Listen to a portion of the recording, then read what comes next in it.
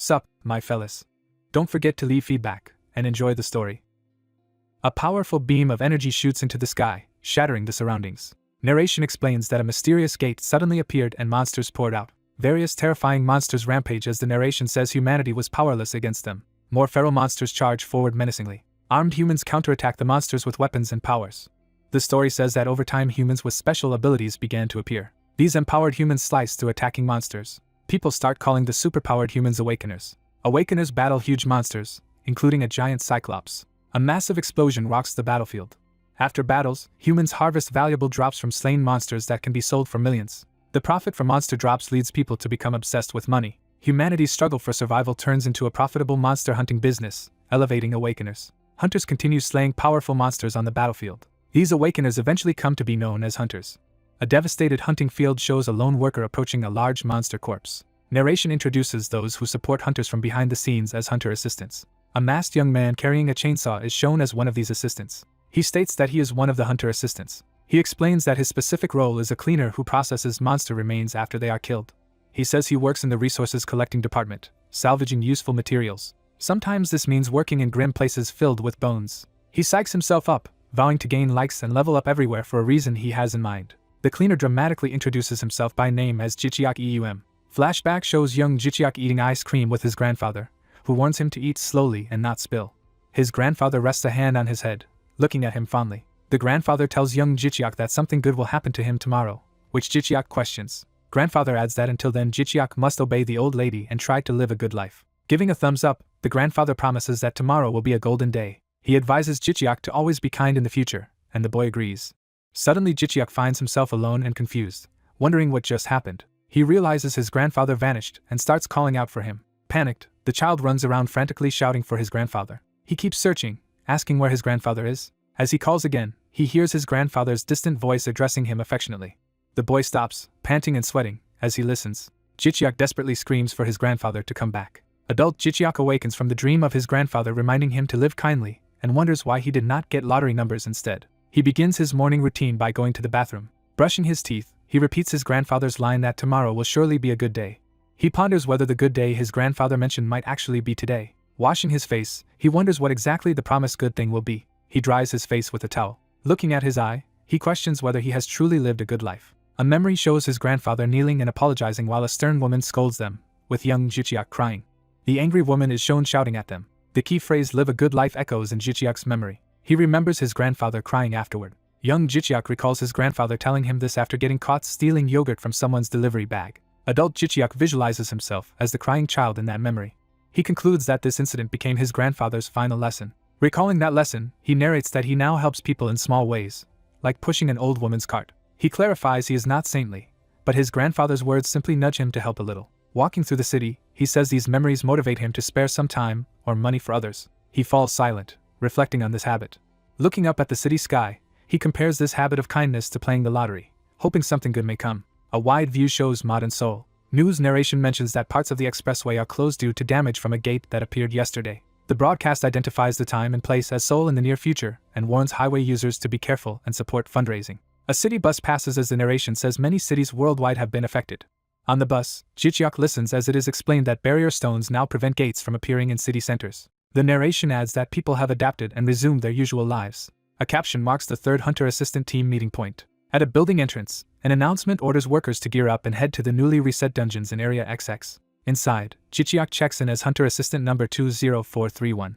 The system confirms his identity and authorizes him to start work. Walking down the hall, he notes that dungeon occurrences seem to be increasing lately and wonders if it is just his mood. At a job site strewn with monster corpses, assistants complain about the hunters and rush to finish so they can go drink. Two suited assistants spot their arriving colleague. Jichiak appears in full cleaner gear, chainsaw on his shoulder.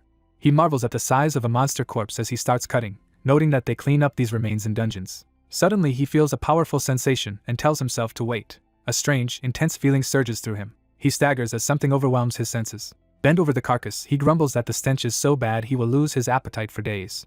He resumes work, cutting through tough, stone-like parts of the corpse. He finds it surreal that he handles monster corpses so routinely now. Nearby monster blood pools on the ground. Other assistants load chopped monster parts into containers and trucks. A senior praises the clean cuts Jichiak made, saying they are textbook examples for new workers. Jichiak laughs that compliments will not change anything, but the senior says he is proud and someone must stand up for workers like them. The man gives Jichiak a thumbs up, calling him courageous and better than the rest lately, which surprises Jichiak. He then rallies everyone to give Jichiak a thumbs up in appreciation. The crew enthusiastically agree, giving Jichiak multiple thumbs ups while he wonders why this gesture feels so familiar. As Jichiak cuts, blue screens appear awarding him points and announcing that a mysterious god has taken interest and awakened his hidden abilities.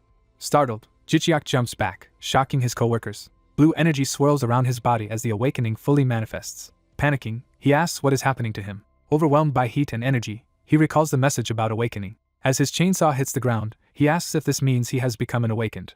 Co-workers rush over asking if he is okay, while he insists it is nothing. He claims only that his feet feel slightly numb. His colleagues joke about how hard he worked and tell him not to overdo it. Jichiak reminds everyone to be careful since accidents have been frequent lately. He scolds himself for overreacting and tries to calm down. He notes that he must stay composed because his chest-mounted body camera is recording. A definition explains that the bodycam monitors assistants in real time to prevent them from stealing monster resources. Looking at his glowing hands, Jichiak muses that actually experiencing awakening feels strange despite hearing so many stories. When called to wrap up work, he responds, still thinking that awakening usually happens to people in their early 20s. He remembers a 31-year-old who gained fame as the oldest awakener and compares it to his own age of 28.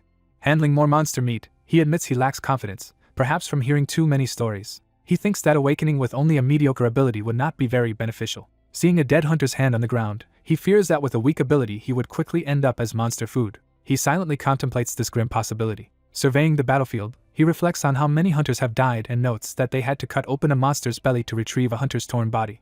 He concludes that it is hard to stay sane doing hunter-related work. While he labors, more blue screens repeatedly urge him to check the status window. The prompt continues to hover as he keeps avoiding it. Annoyed, he wonders what this thing is and why it keeps pestering him. A coworker asks if he is almost finished and urges him to hurry so they can leave, and Jichiak agrees. The status window pops up again, irritating him further. Elsewhere, 3 hunters converse quietly. One suggests they should keep something hidden from the government. Watching from afar, Jichiak thinks about how hunters enjoy privileges like immunity, pensions, and legal weapon ownership. Narration explains that despite these benefits, hunters also carry a duty to rush to gates appearing near their homes. It adds that such benefits are never free in this world. Later, Jichiak opens a locker room door. He thinks that becoming at least a C-rank hunter is necessary to survive, while those below D-rank are in constant danger. After work, his superior praises him for a job well done and Jichiak responds cheerfully. As they leave near a bus stop, coworkers say the team did well thanks to him and remark on needing young strength, while he modestly credits everyone. More blue screens grant him additional points for his sincerity, boosting his total. He sees his current point total displayed as 17 and is shocked. Riding the bus, he wonders what in the world this mysterious system is. At home, a caption identifies Jichiak's apartment as he looks for his medicine. Discovering he is out, he laments that each hunting trip leaves him bedridden for days. Grabbing his aching shoulder, he notes that hunting is dangerous and unpredictable, making regular work hard. A new blue message from the unknown god appears asking him to confirm something, leaving him stunned. He recalls that being directly chosen by a god for awakening is extremely rare and questions why he would be chosen. He remembers news about the world's shock when the first entity identified as a god appeared. He narrates that people struggled to accept the existence of gods, and even more astonishing was that these beings protected and strengthened chosen awakeners.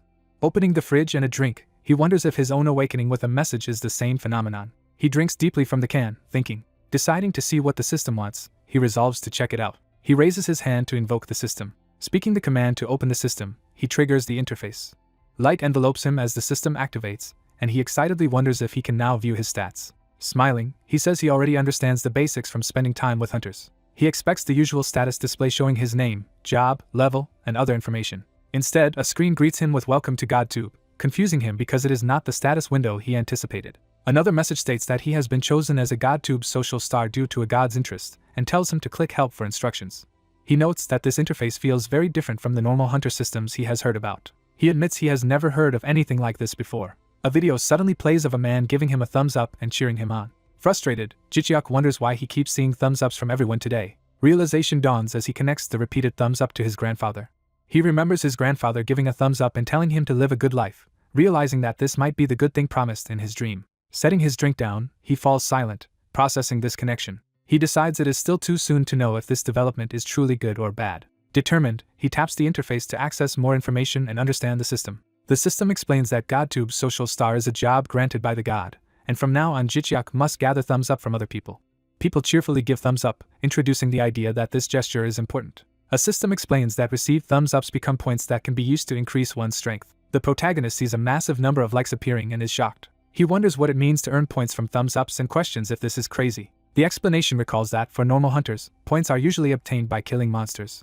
The interface adds that points can also buy rare items or skills and unlock an auction house at higher levels, making him wonder why his case is different. It further says that more points directly grant more power, leaving him speechless. Suspicious about this thumbs up mechanic, he decides to open his status window. His status shows him as a low-ranked GodTube social star whose goal is to gather likes to grow strong and famous. Seeing this evaluation, he panics and exclaims in disbelief. He fixates on being called an undeveloped chick and an unknown GodTuber, feeling insulted. He questions what this strange occupation of GodTuber social star even is. Disappointed, he laments that instead of cool powers like shooting lightning, he only became a GodTube social star. He rubs his face in frustration and wonders what to do next. Remembering his grandfather's advice, he considers simply continuing to do good deeds. The system clarifies that likes can be used to raise his stats. He accepts that he has awakened but is still confused about what this GodTube social star role entails. He complains internally that he expected thunder powers from his hands, not this. Looking at an image of his grandfather's thumbs up, he asks if this path is truly a good one. He hesitates, then prepares to speak his decision. Resolving himself, he decides to give this new system a try since his awakening is already done. He taps the interface to adjust his stats. Reviewing his low attributes, he thinks it is smartest to invest in health and strength. He imagines needing physical power to fight any monster that appears before him. He pauses and reconsiders that plan. Recalling battles he has seen, he realizes that magic seemed to be the decisive factor among hunters. He remembers many hunters losing despite skills because they lacked sufficient magic power. Concluding from this, he decides he should raise his magic stat first. The system asks if he wants to spend 15 likes to upgrade magic from F to F+, leaving him momentarily confused. He questions how the cost is calculated and why that upgrade needs 15 likes. He decides he should not waste points carelessly even though he obtained them easily. He finally confirms the upgrade. The system deducts 15 likes and explains that F+ magic allows him to store and use mana. Mana surges into his body and he reacts in alarm. He senses swirling energy and marvels that this must be mana. The mana spirals violently within him. His chest burns as if mana is concentrating in his heart, and he wonders what he should do. He steels his resolve to control this power. He experiments by focusing mana into his fingertips and is excited to feel energy gathering there. The system states that his understanding of magic has deepened. A description appears explaining that magic can temporarily enhance the body or be used more effectively with skills, and he concludes his awakening is real. Noticing he still lacks any skills, he wonders if he should collect more likes to purchase one. After seeing he has only 2 likes left, the system asks if he wants a skill and begins opening a skills shop. Panels of options slide by in front of him. Surrounded by countless skill windows, he asks if all of these are skill choices. Excited, he exclaims that there are an enormous number of skills available. He reads an advanced sword skill capable of dimensional slashes but requiring extremely high swordsmanship, admiring how cool the options look. He then sees a legendary healing song skill said to cure all ailments, and even revive the dead, startling him. Shocked by this resurrection possibility, he reacts intensely. He checks the cost and realizes it demands an absurd price of essentially endless nines in likes. Frustrated, he complains that the number of required likes for that skill is practically infinite and unobtainable. Feeling exhausted, he mutters that he is tired. He dismisses those impossible skills as pipe dreams and instead asks the system to show skills purchasable with just 2 likes. The system searches and reports hundreds of cheap skills available for 1 or 2 likes. Seeing the large list, he is impressed and surprised. He reads a basic breathing skill that simply improves health by proper breathing. Another cheap skill promises painless long walks. A third skill makes overeating easier by preventing stomach upsets, and he notes that only mundane skills appear because of his low points. He laughs at a pooping skill that ensures smooth bowel movements in any situation, finding the list entertaining. Moving to the 2-like category, he discovers a massage skill that enhances blood circulation and health, usable on both himself and others. He imagines using this massage on coworkers to earn their thumbs ups and concludes it is a good like farming ability.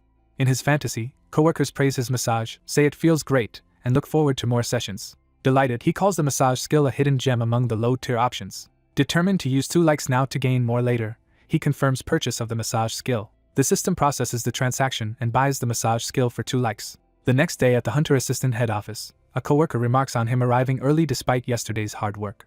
Another colleague points out how diligent a certain Mr. Kim is for coming early as well. They chat about Mr. Kim commuting daily from far away instead of using the dorm, and he modestly says he is used to it though he seemed tired yesterday. Mr. Kim explains he keeps working because he is broke and must earn money rather than rest. Jicheok cautions him about their dangerous job while his own uniform ID confirms his worker number. He falls silent as he fastens his uniform, thinking.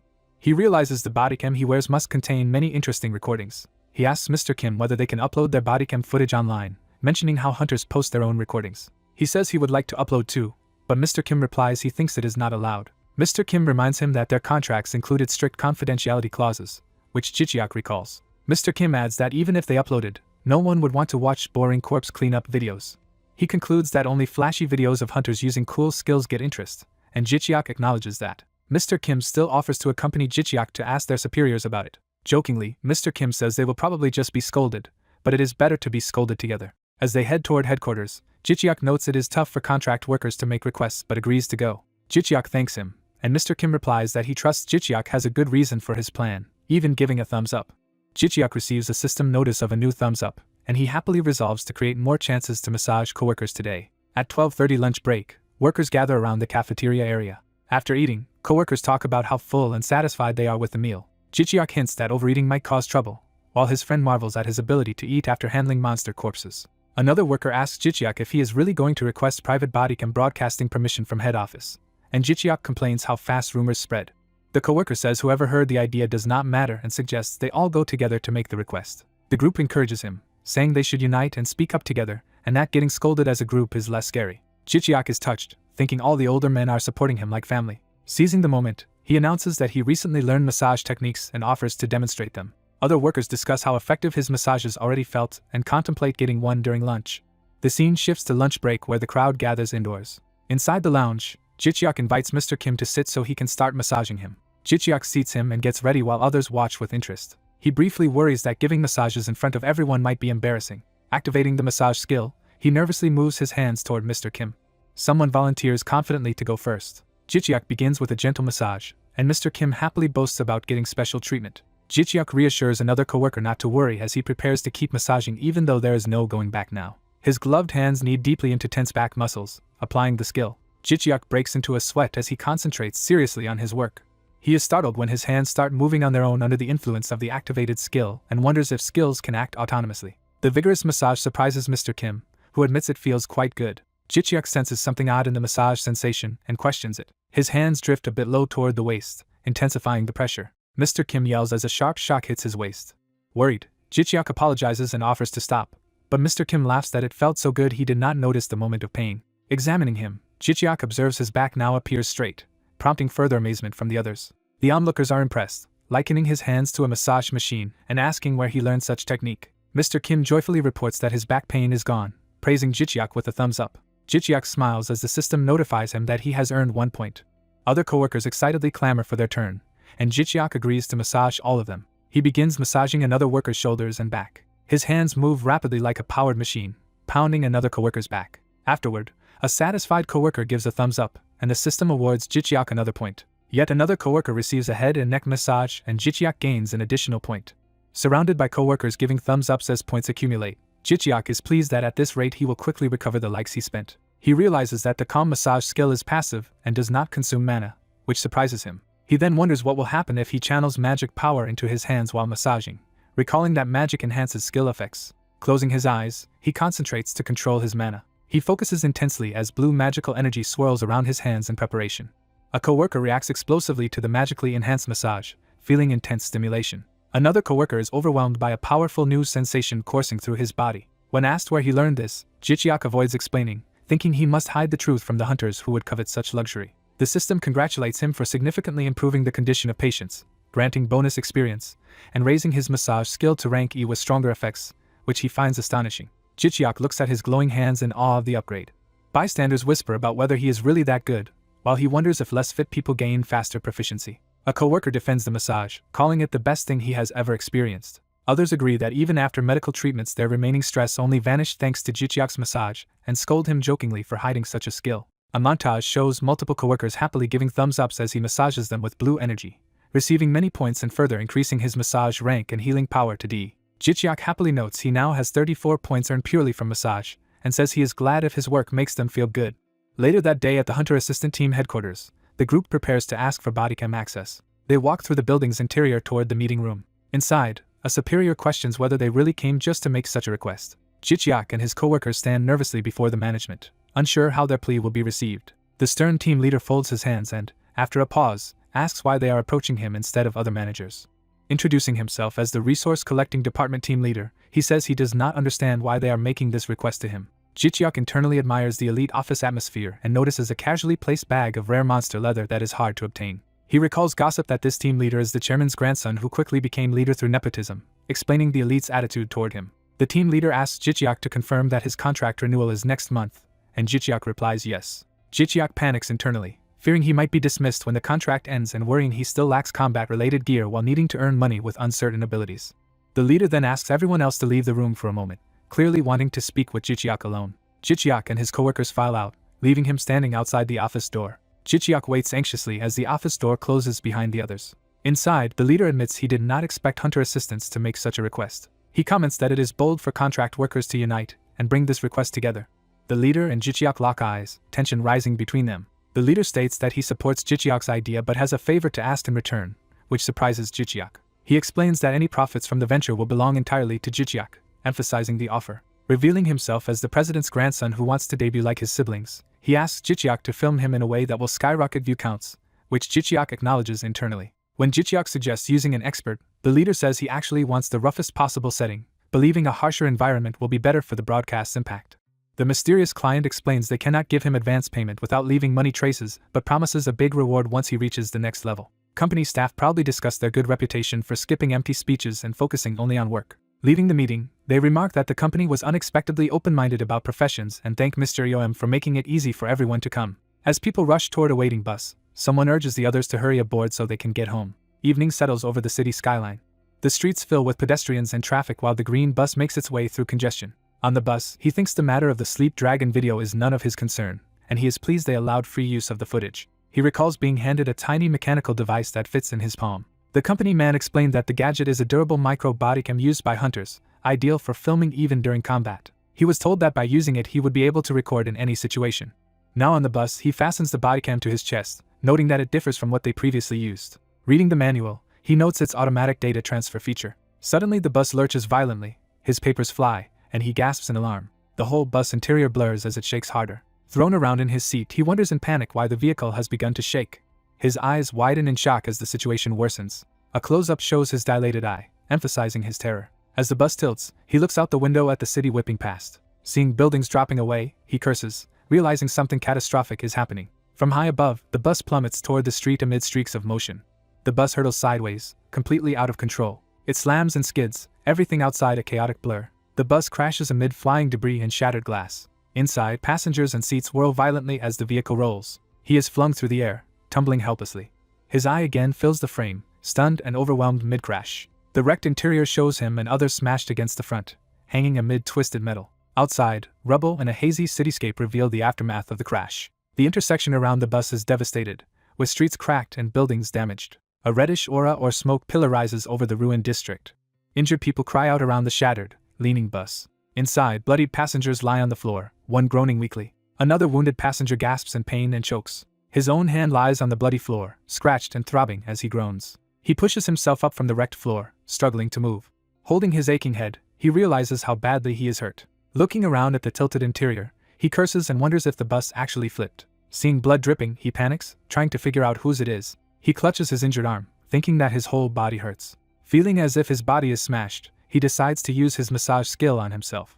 As healing light surrounds his arm, a god tube prompt confirms the massage skill is being used on himself. A wounded man points weakly, saying someone over there seems seriously injured. Shocked, the protagonist turns in the indicated direction. He finds a man on the floor, badly hurt and groaning. Kneeling beside him, he tells the man to calm down. Pulling back the man's shirt, he sees a severe wound and realizes it is worse than expected. He presses glowing hands to the injury, activating his healing massage. He notes with relief that the wound is starting to close. While healing, he urges the man to hold on and thinks he can probably give first aid to everyone. Sweating with effort, he continues channeling energy into the patient. System messages report that the subject's wounds and abnormal conditions are healing. His massage proficiency is soaring, and he has gained the core trait first aid. Exhausted but focused, he keeps healing as another god tube window appears. Afterward, coughing passengers confirm they are alive as he asks if they are alright. A frightened boy asks why this happened, and the protagonist guesses that some kind of explosion occurred. Another man suggests they should try going outside first. The protagonist stops them, insisting that no one should leave the bus yet. Confused, someone argues they ought to go out and seek help. He explains that if this disaster is a gate manifestation, monsters may be outside, so staying put could be safer than rushing out. Trusting his status as an awakener, they nervously accept his advice. He tells them to endure a bit longer, and says he will go outside after finishing everyone's first aid. As he walks away glowing with healing power, bystanders remark how fortunate it is to have an awakener with him. GodTube notifies that his massage rank has risen and now automatically earns likes whenever used, as he continues healing another passenger. Notifications show he is receiving likes in real time while his glowing hands treat injuries. Colorful phantom thumbs swarm around him, and he realizes he is gaining likes just by massaging. Grateful passengers smile and thank him sincerely. Someone comments how lucky they are that a healer-type awakener happened to be riding the bus. He modestly says it was only basic first aid, while more likes accumulate. Watching the like counter skyrocket past tens of thousands, he wonders what kind of system this is but admits that having many thumbs up is beneficial. His bespectacled acquaintance reasons that the huge response is because he is saving lives rather than just giving ordinary massages. Nearby, a crying child clings to an adult, showing the lingering fear. Other rescued passengers give enthusiastic thumbs up, visibly relieved and supportive of him. Wiping sweat from his brow, he wonders if he has finally finished administering first aid. He reflects that he was so focused on suddenly using his skill that he almost forgot other details. Realizing something, he touches the device on his chest and wonders if the body camera has been recording everything. Remembering that the cam auto-activates from strong shocks or nearby monsters, he suspects that monsters must be around. He asks if anyone still feels unwell, but people answer that they feel fine. A passenger thanks him, saying the pain is gone, while he tells everyone to remain in the bus while he checks outside. He reminds them that what he did was only first aid and they should go to a hospital later, and they urge the awakener to be careful. He reassures them to wait a bit longer while he steps out. He climbs through the damaged bus doorway to survey the situation. Stealing his expression, he prepares himself mentally for what he might face. Outside he sees the city center in ruins, streets split and buildings leaning, confirming the scale of the disaster. In the distance, blue lightning and levitating debris herald a gate's energy while a terrified child cries in the street. Watching panicked civilians and wreckage, he thinks the whole area has descended into complete chaos. Stepping over rubble, he notes the pervasive stench of burnt flesh and blood.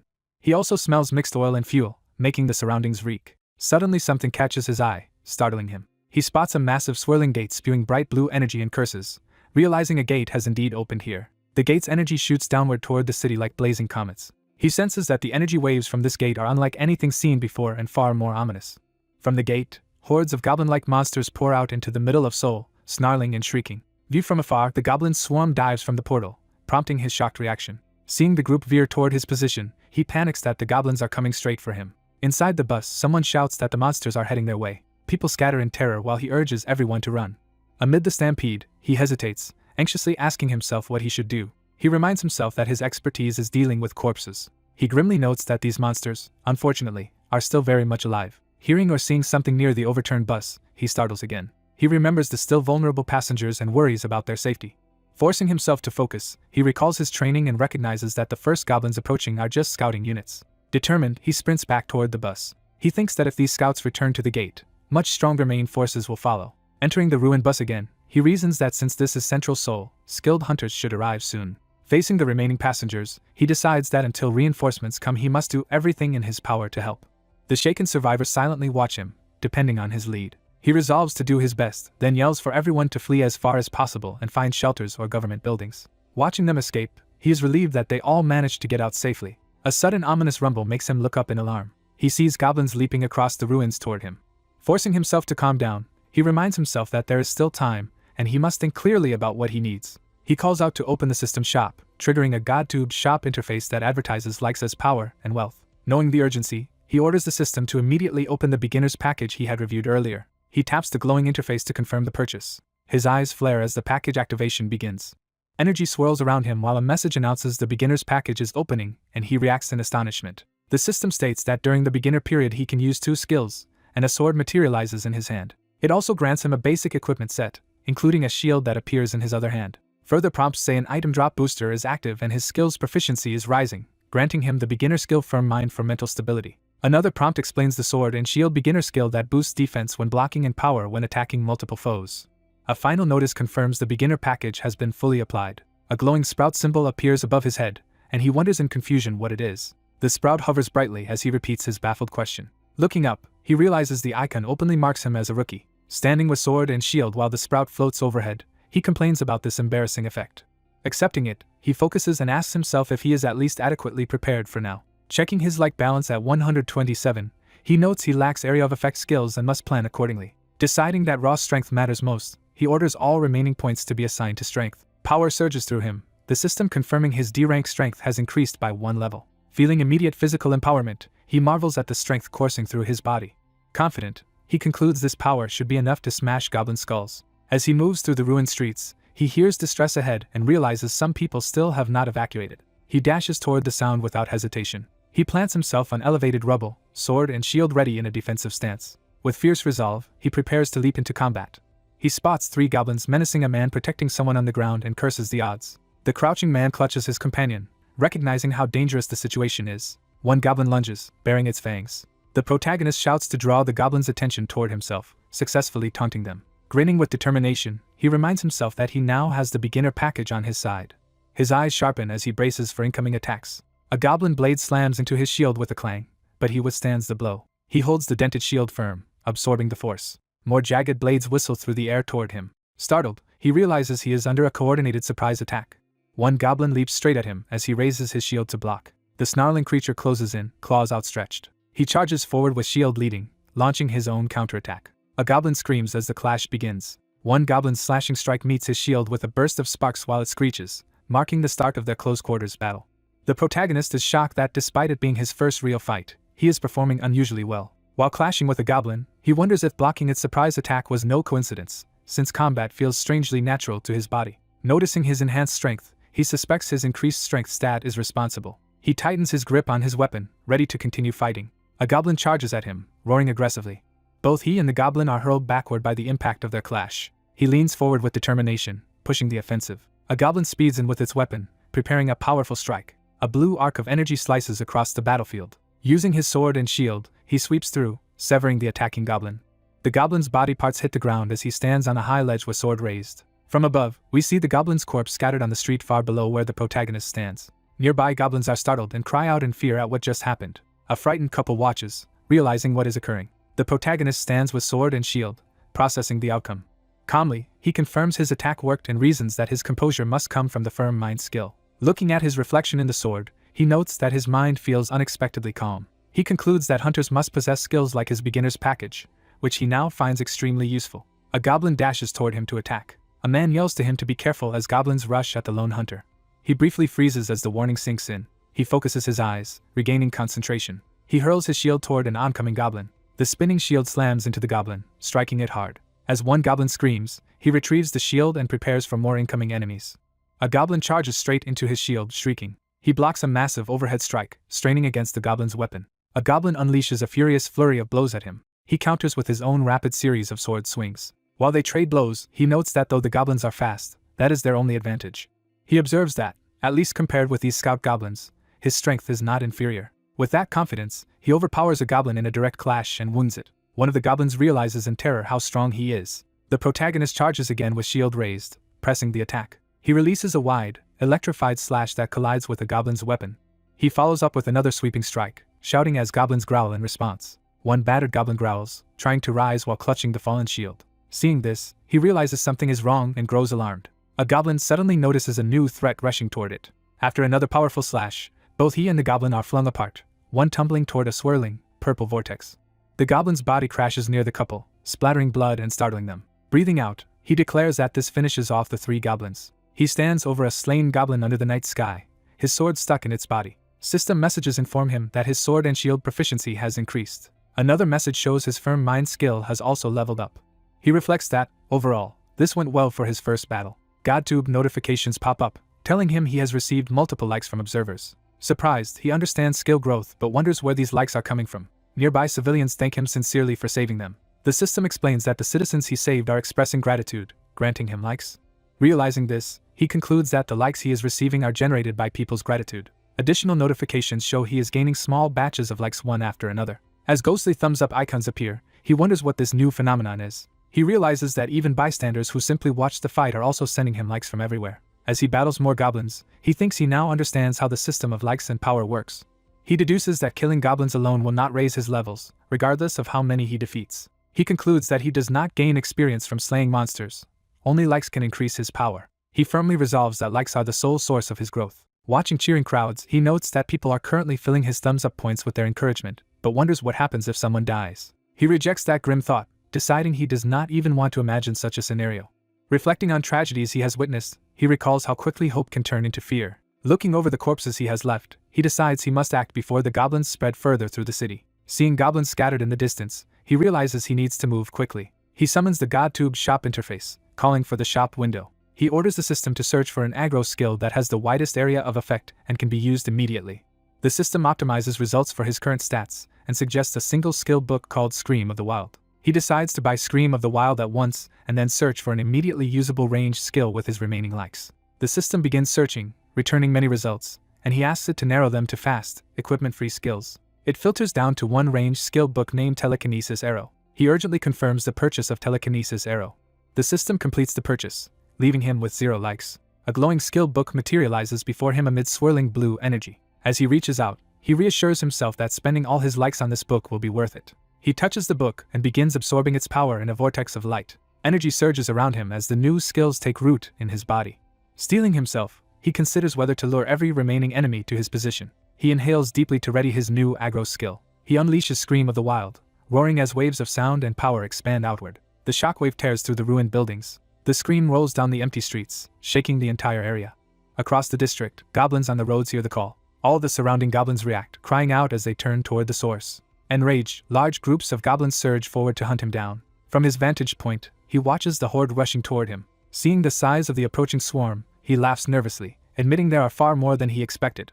Bracing his shield, he decides it is time to test his next newly acquired skill. He closes his eyes, concentrating his remaining mana. He invokes Telekinesis Arrow, summoning numerous glowing arrows of light. He swings his arms to direct the volley toward the oncoming foes. The energy arrows stream past his hands like a rain of projectiles. The barrage streaks through the sky toward the charging goblins. The goblins keep advancing, unaware of the impending attack overhead. One goblin finally notices an alarm as the arrows descend. The rain of glowing arrows engulfs the goblin ranks, piercing them from above. Goblins are struck mid-air and begin falling under the storm of arrows.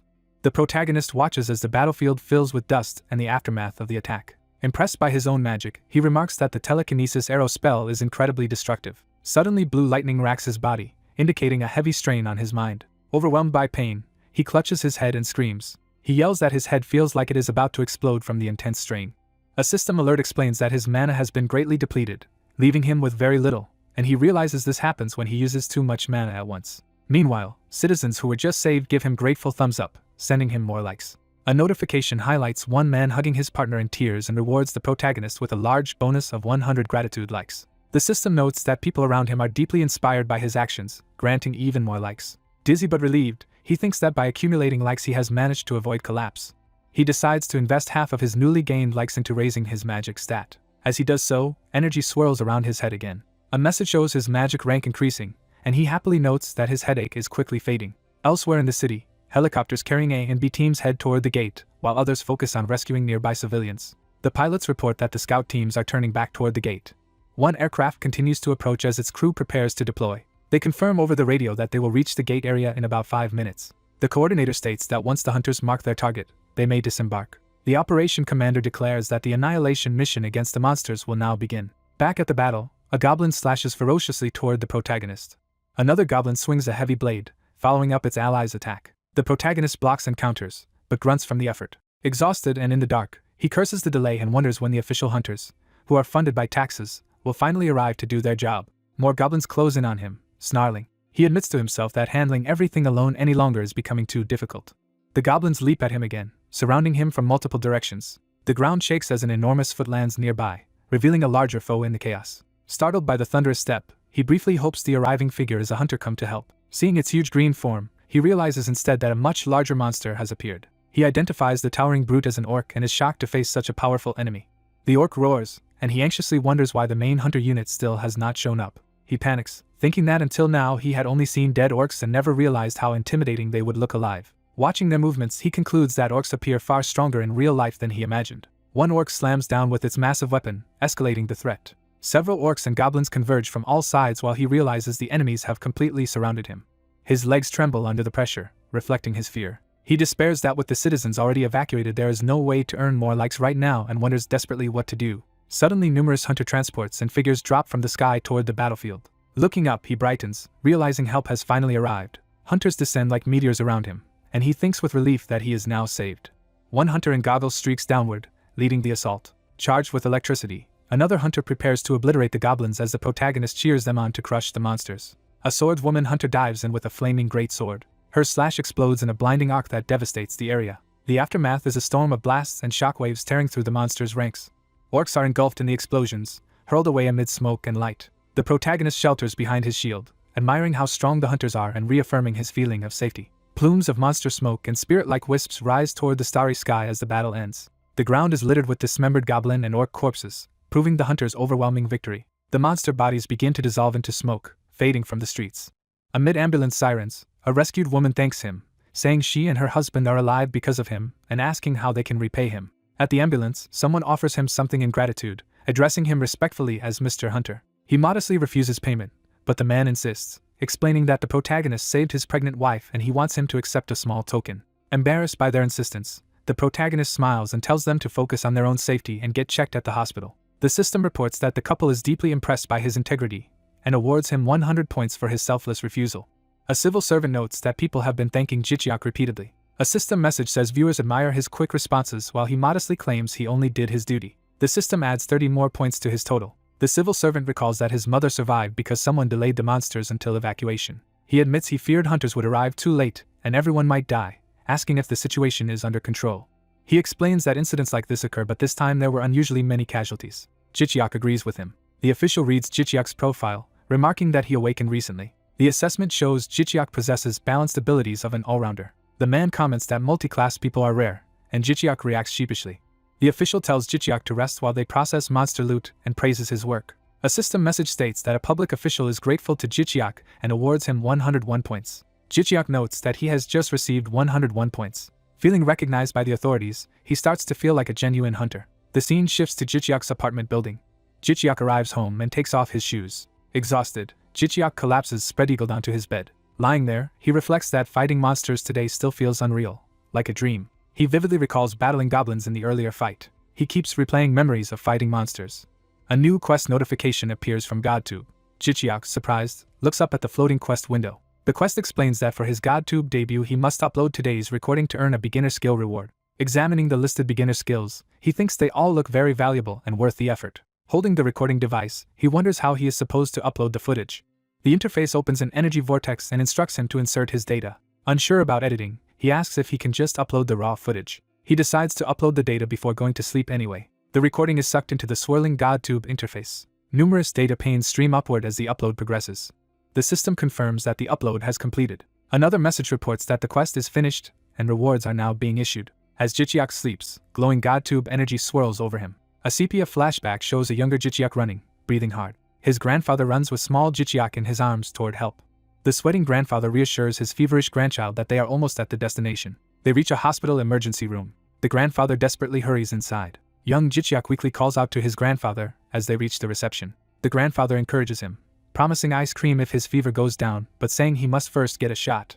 The child trembles and tears up at the thought of the injection. A nurse injects the shot into the child's thigh. Jichiak cries loudly in his grandfather's lap after the painful injection. Later the grandfather buys him the promised ice cream. The child happily reaches out for the ice cream.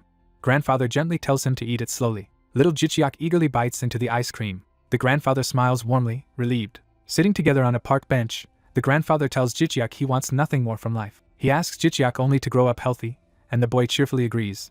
Back in the present, music plays as half-asleep Jichiak murmurs about his grandpa. Still groggy, he reaches to answer his ringing phone. He picks up the call. Lying on his bed, he answers hello, while the caller urgently asks what happened. Realizing who it is, he drowsily recognizes Mr. Kim.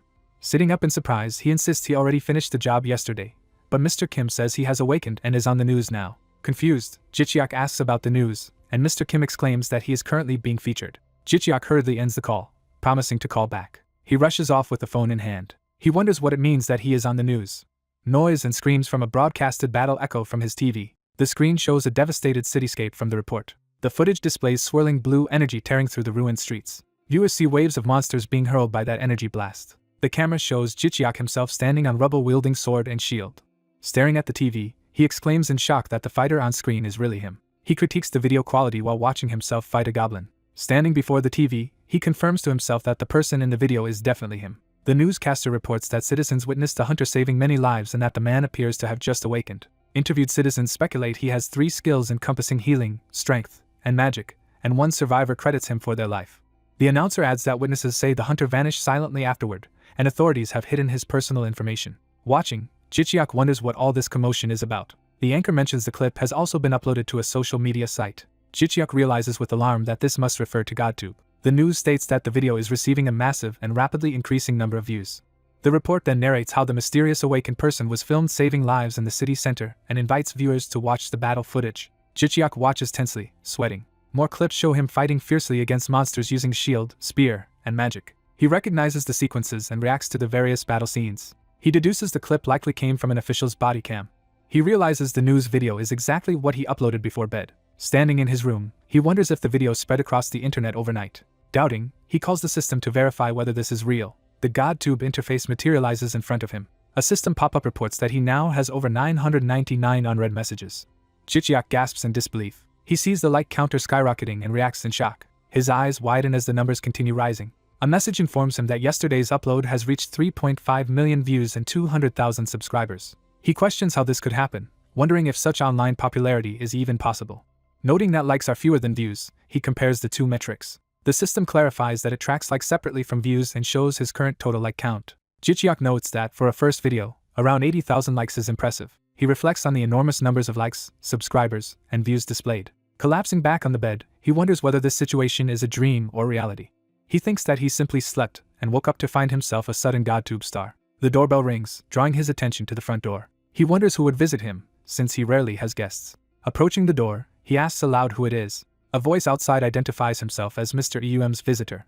Jichiak reacts with surprise as he reaches for the door. The visitor introduces himself as Junji Han, which Jichiak recognizes as the chief of staff. Jichiak opens the door. A well-dressed man with glasses greets him politely by name. A narrated recap explains that barrier stones were installed in big cities to prevent gates from opening.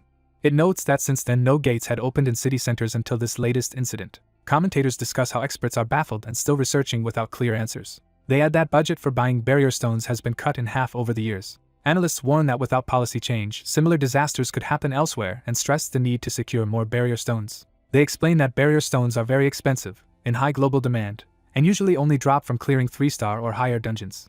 Another panel notes that higher dungeon levels increase the chance of obtaining such stones. The experts point out that only about 30 guilds can clear 3-star dungeons and fewer than 5 can handle 4-star ones. The broadcaster concludes that 5-star dungeons are currently impossible domestically, making barrier stones vital for survival and requiring government support. Back at Jichiak's apartment, the doorbell rings again and he asks who is there. He opens the door to find his team leader Junji standing there, surprised and asking how he came. Flustered, Jichiak asks him to wait a moment. He hurriedly grabs a towel to tidy up. He kicks his laundry basket into place while straightening the room. Embarrassed by the mess, he apologizes for his bachelor pad, while Junji says it was rude to arrive unannounced. Junji hands over a small gift bag, saying he bought it in a rush. Jichiak accepts it, remarking that it seems too generous. Junji surveys Jichiak's neat room. He comments that he already knew Jichiak was tidy but is still impressed, and a system notification says Junji is astonished by Jichiak's character, granting a like. The interface records that Jichiak has gained 1 additional like. Jichiak laughs, surprised that even something like cleanliness can earn likes. He nervously offers Junji a seat on the sofa. As Junji sits, Jichiak heads off to get him a drink. Junji takes a seat on the couch, feeling more nervous than during previous TV mentions as Citizen 1 or 2. Jichiak now realizes he is meeting a known awakener. Outside, reporters question an awakener about clearing the dangerous dungeon. Junji, now in combat gear, tells the press it was a very challenging dungeon and a rare experience. He adds that if the main forces of monsters had emerged, the outcome would have been far worse, and credits a subordinate for buying crucial time. Junji admits he dislikes calling Jichiak merely a subordinate. Another coworker praises Jichiak's talent and everyday work ethic. The press conference continues with Junji speaking at length to the cameras. Back at home, Jichiak silently watches this broadcast of his team leader. A narration bubble explains that Junji only learned of Jichiak's awakening from this broadcast. Jichiak confirms that his own awakening was kept secret outside the company. Handing Junji water, he responds as Junji continues the discussion. Junji admits he had not known Jichiak was an awakener and says yesterday's dedication inspired him. Jichiak downplays it, saying he only survived because the hunters arrived. Junji hesitates, then says he came suddenly because he has a proposal for Jichiak. Jichiak, seated opposite, asks what kind of offer it is. Junji points out that Jichiak is only a non-regular hunter assistant and suggests that, as an awakener, he should actually be working as a hunter. Jichiak repeats the idea of becoming a hunter, startled.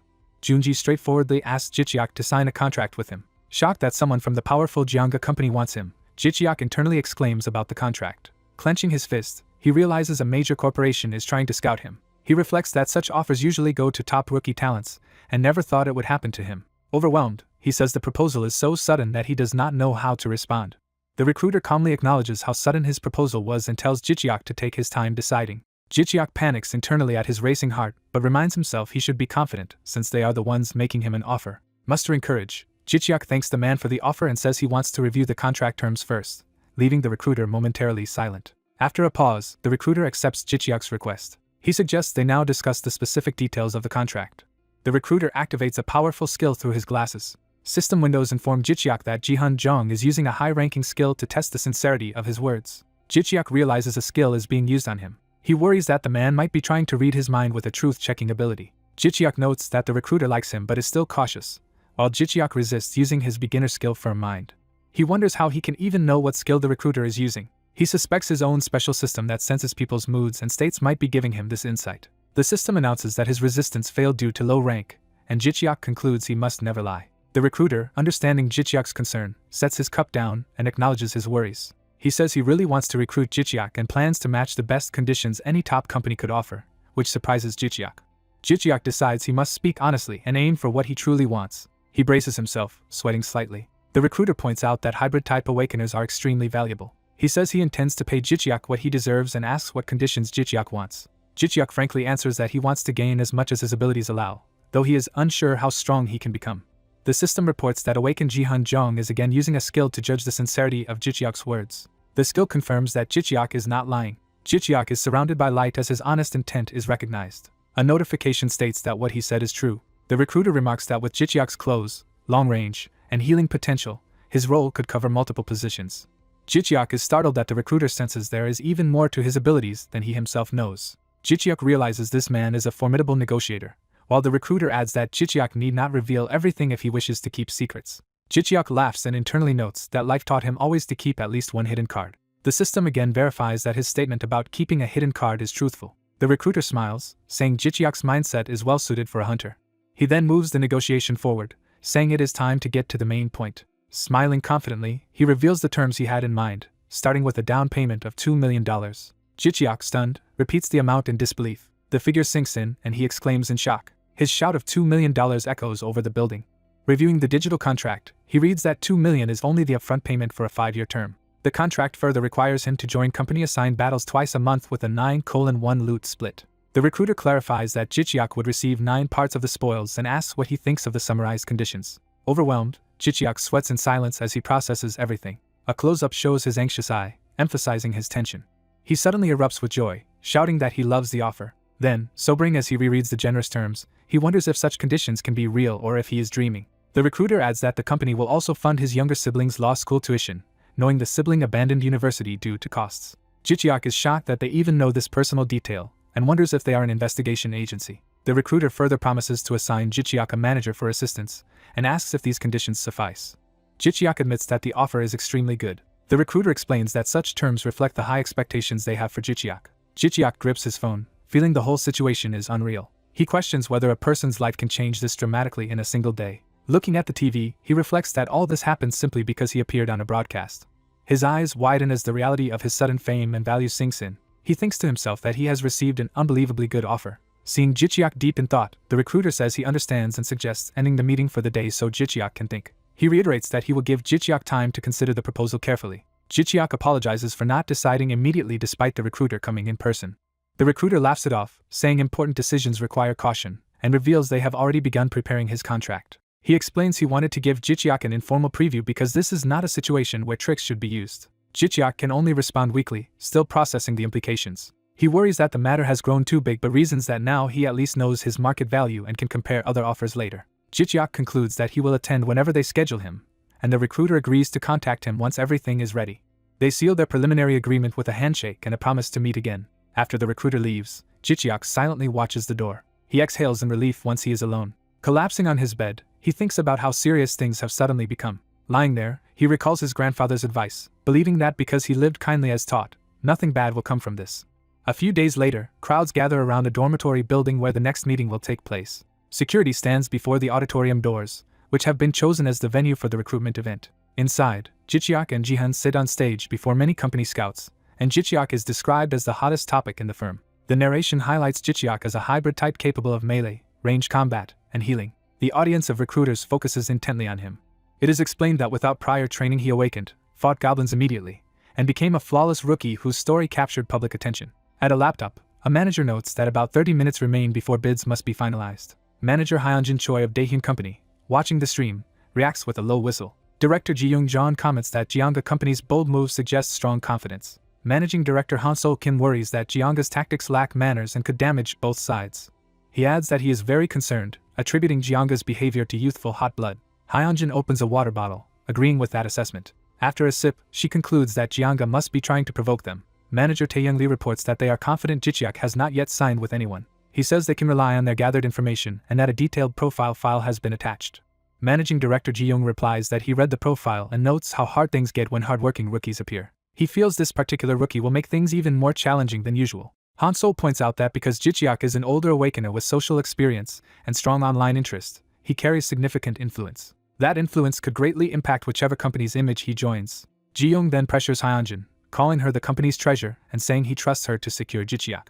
Annoyed, Hyunjin mutters that they are basically telling her to die if she fails to recruit him. She steels herself, resolving not to be intimidated by an auction-like negotiation and determined not to lose. Jihyun, at the podium, reflects that he has a decade of experience and internally asserts that here he is the boss, not the other recruiters. He announces there are only 10 minutes left and asks the headhunters to finalize their offers. Among the scouts, 2 employees discuss that their director ordered them to secure Jicheok at any cost. One of them nervously wonders if the managing director's prepared offer will be sufficient. Hyunjin sits silently among the others, thinking. She begins to organize her thoughts on how to structure Daehyun's proposal. Reviewing Jicheok's profile, she notes he has no parents, supports a younger brother in law school, and has excellent grades and certificates while working as a hunter assistant. She concludes that in such circumstances the brothers must value each other deeply. Seeing that the brother attends a law school connected to Daehyun, she decides this can be leveraged and chooses that proposal. Reading that Jicheok has never dated and only focused on his brother, she reacts with surprise. She laments that his good looks were never used for dating and wonders if she should improve the revenue share instead of increasing the upfront payment. Jihyun declares that the 30-minute deadline is over and assumes all companies have finalized their offers. He says they will begin by hearing Daehyun Company's proposal. He repeats that the order will start with the Daehyun Group.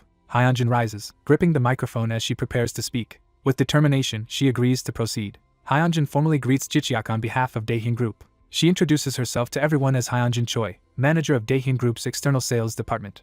She explains they had little time to prepare but still tried to create conditions that would satisfy Jicheok. She asks Jicheok if he wants terms comparable to Jeonga's offer. Jihyun watches her in tense silence from the podium. Hyunjin dramatically announces that Daehyun proposes a 4 billion won down payment with a 5-year contract and an 85:15 revenue split in Jicheok's favor. The room erupts in shock at the magnitude of her offer.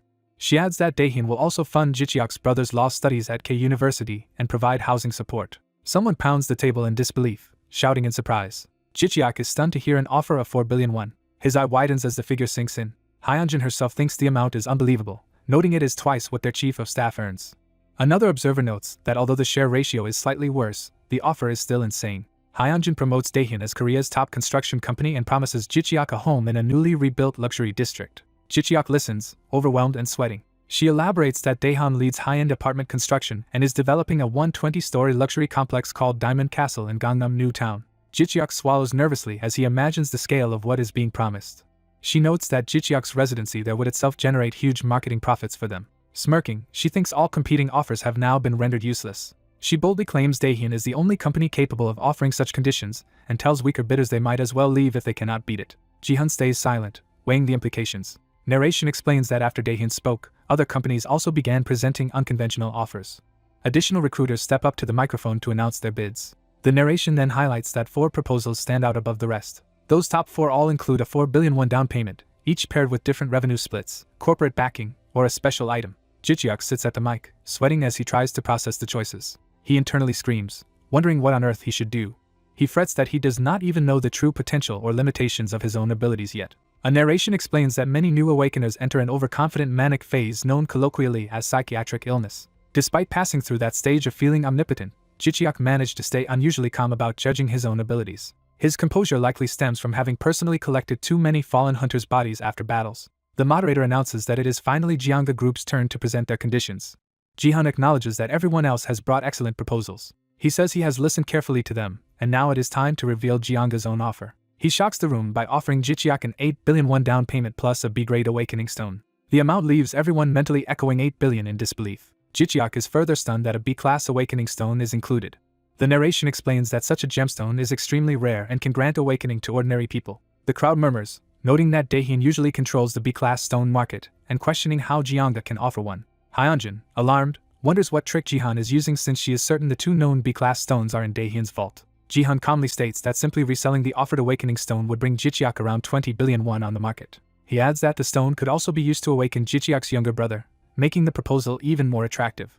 Faced with such stakes, Jichiak blurts that the situation is terrifying. He admits internally that the escalating offers are becoming impossible for him to handle. He agonizes over what to do with such massive proposals, finding it too hard to decide which is best. Jichiak feels utterly at his wit's end. He concludes that this decision is far too big for him to make alone.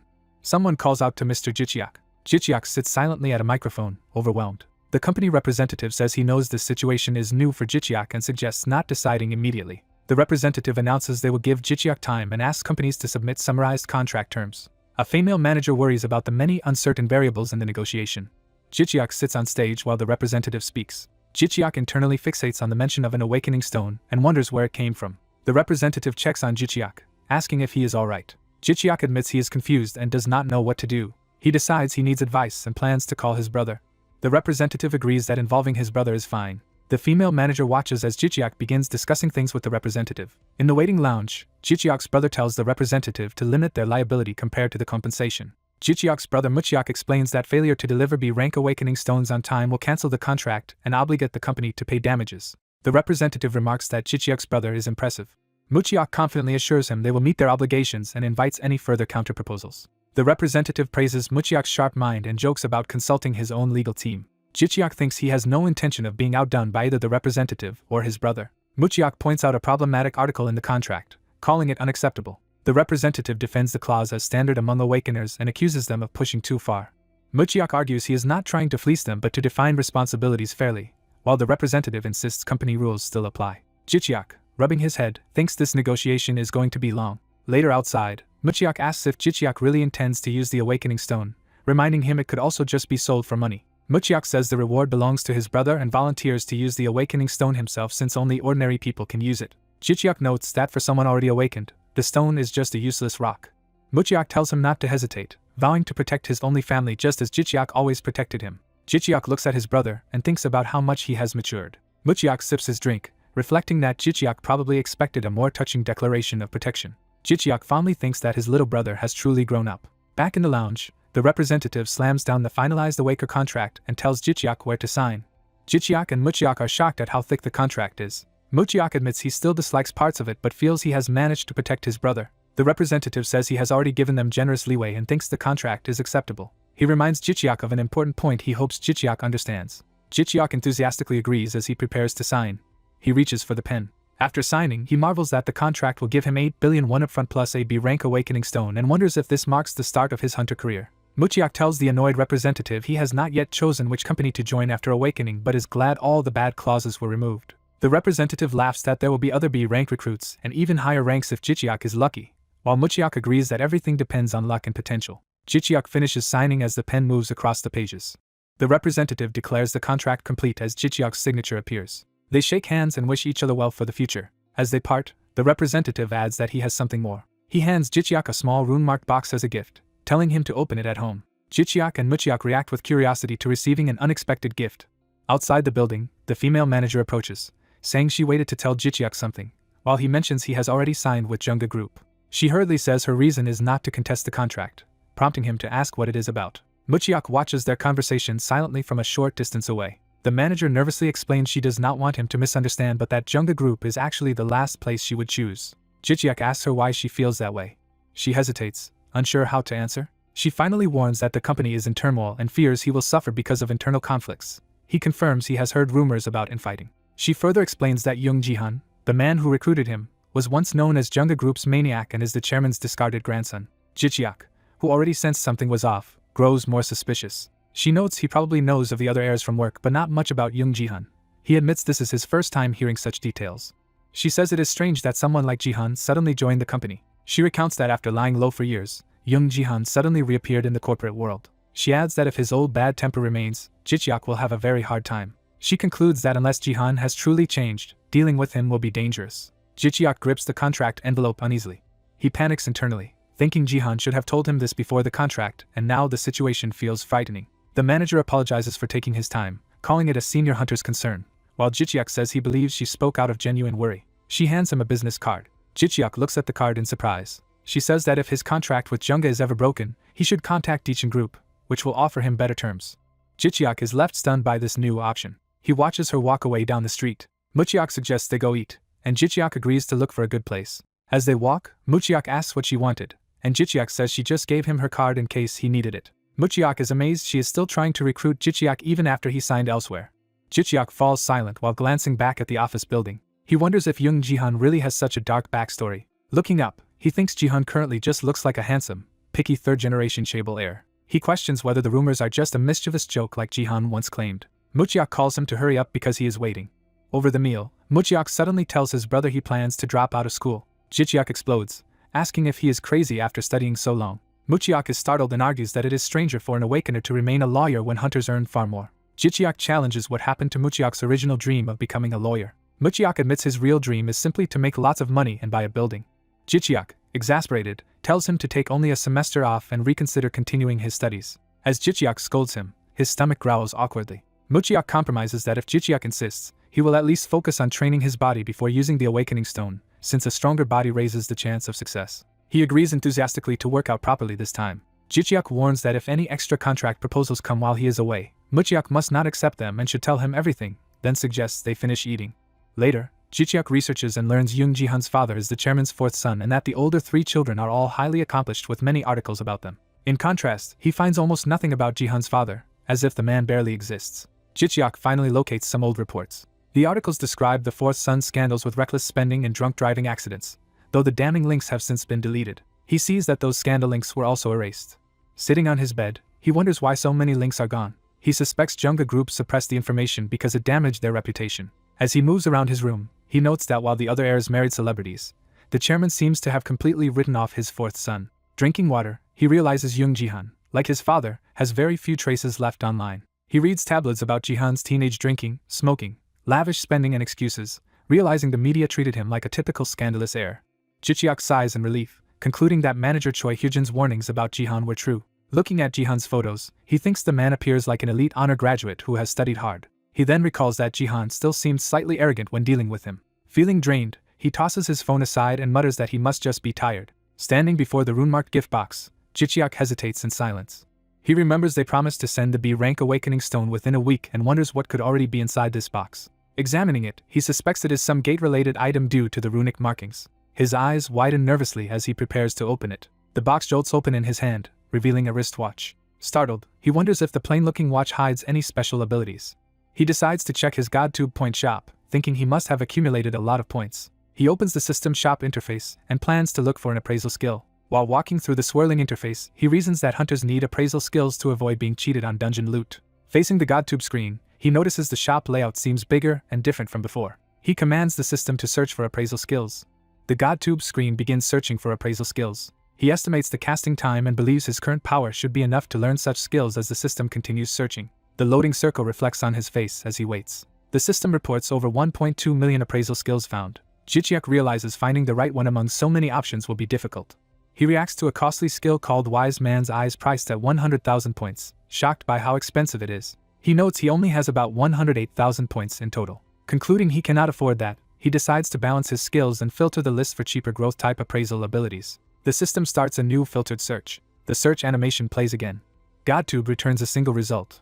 The growth-type F-rank skill Eye of Observation, which can evolve to Eye of Insight and costs 1,580 points. Excited, Jicheok says this inexpensive evolving skill is exactly what he needs. He purchases Eye of Observation and watches the glowing skill book materialize, wondering how to activate it. The purchased skill manifests as a radiant book in the swirling space. The book bursts into light, signaling the skill's activation.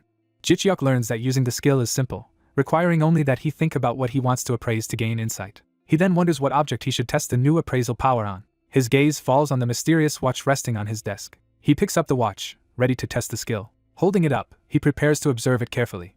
He focuses his new ability on the watch. A status window reveals it as an artifact called an accurate watch, a durable extra-dimensional timepiece with no combat rank that is perfectly waterproof and reliable. Jicheok exclaims that he can see its information but is disappointed there are no attack or defense stats like in games. He sighs, feeling let down. He concludes the watch only tells time but decides to wear it anyway since it is still an artifact. Looking at it on his wrist, he thinks it is still a decent interdimensional gift. Suddenly a blue rabbit-like symbol flickers on the watch face, making him wonder what it is. Tired, he stretches and decides to open his status window to test a hypothesis about his skills. When he checks the Eye of Observation, the system grants him extra mastery and a beginner bonus, which delights him. As the glowing eye icon appears, he notes the skill's effect was small at first but should evolve significantly with continuous use. He notices that even when experience and discounts apply, his character level remains fixed. He realizes only the skill experience itself is progressing. Imagining himself fighting at level 1 forever but endlessly upgrading his skills with the novice bonuses, he sees huge long-term potential. He opens the point shop menu again. Narration explains that this point shop, fueled by likes, works very differently from ordinary stores. Items labeled exclusive cannot normally be bought, so he understands he cannot grow stronger just by monster hunting. He concludes he needs people's attention and likes in order to power up. Encouraged, he thinks it may take time but believes he can succeed with the right array of skills. He starts purchasing abilities that top GodTube hunters are known to have. The display shows his remaining likes dropping to 80,000 after these purchases. A glowing book and cube appear amid swirling magical energy. Jichiak gains the Mana Heart of Archdragon, using a dragon heart to absorb mana. He learns an arcane circle that greatly boosts mana recovery when he stands inside it. He receives Sylph's blessing to raise his attack and agility, and repeatedly practices his new skills. The scene shifts to Jichiak's apartment building.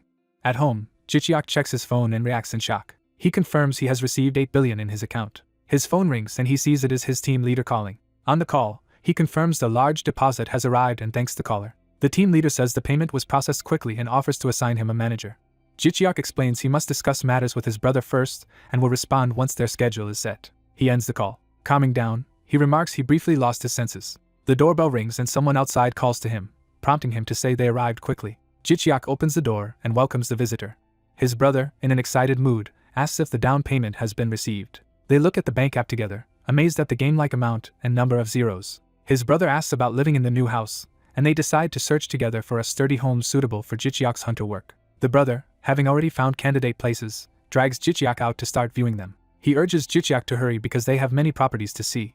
Jichiak notes internally how overly excited his brother is. They begin touring various buildings. They continue examining different properties as potential homes. They enter a modern lobby while discussing options. Outside another building, Jichiak takes a call and hears about a special hunter-related subsidiary being formed. The caller says Jichiak will be included among its elite members, which Jichiak acknowledges. Jichiak says he will look forward to it and asks to continue the conversation later. The caller agrees and informs him that his written hunter examination process has already been completed. Jichiak is surprised the hunter exam processing was so fast. He is told that as a former hunter assistant he was exempted from the written portion and can proceed directly to the practical exam. Thanking them, he internally celebrates that it is now time for the hunter exam. A montage depicts combat-ready figures and swirling energy, emphasizing the looming hunter exam. The hunter exam is explained as the test required to register officially as an awakener. It consists of both written and practical parts that must be passed for registration. Passing allows hunters to operate under government management with many benefits, but also high danger and responsibility.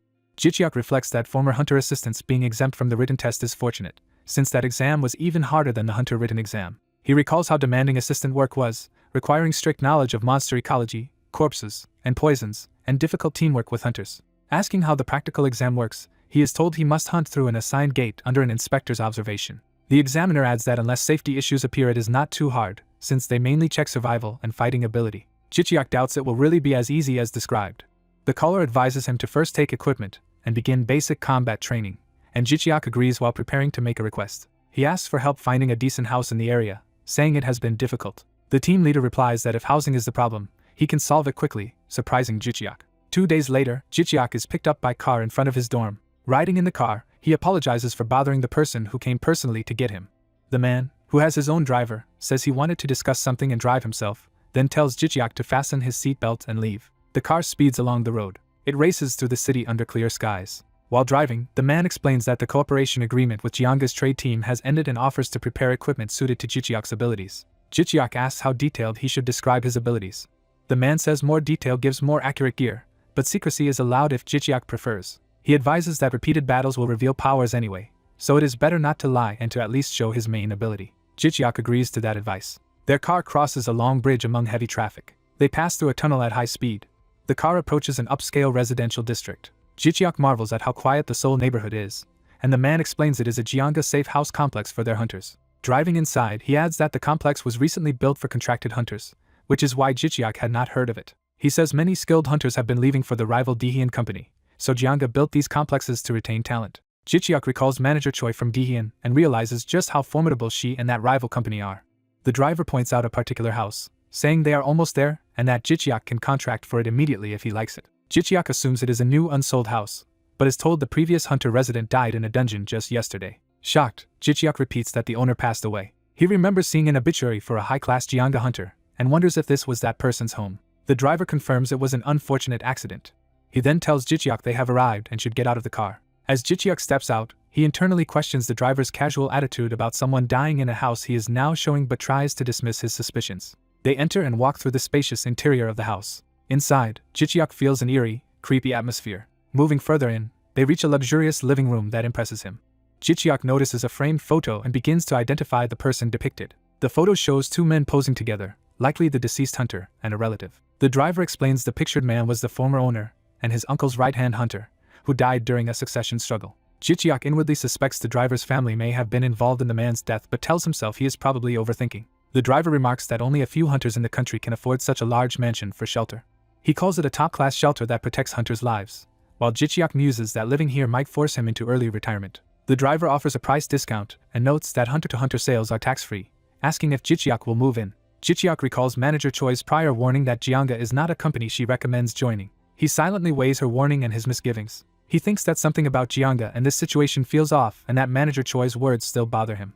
Yet he reasons that with many hunters living here the place should be safe and that such housing is rare. The driver hands over the house contract and says Jichiak can head to the training center afterward, where many hunters are already waiting for him. Jichiak is surprised to hear that those hunters are waiting specifically for him. The driver smiles and calls him this year's rookie. Jichiak again rationalizes that a hunter-dense complex guarantees safety and that this kind of house is hard to find.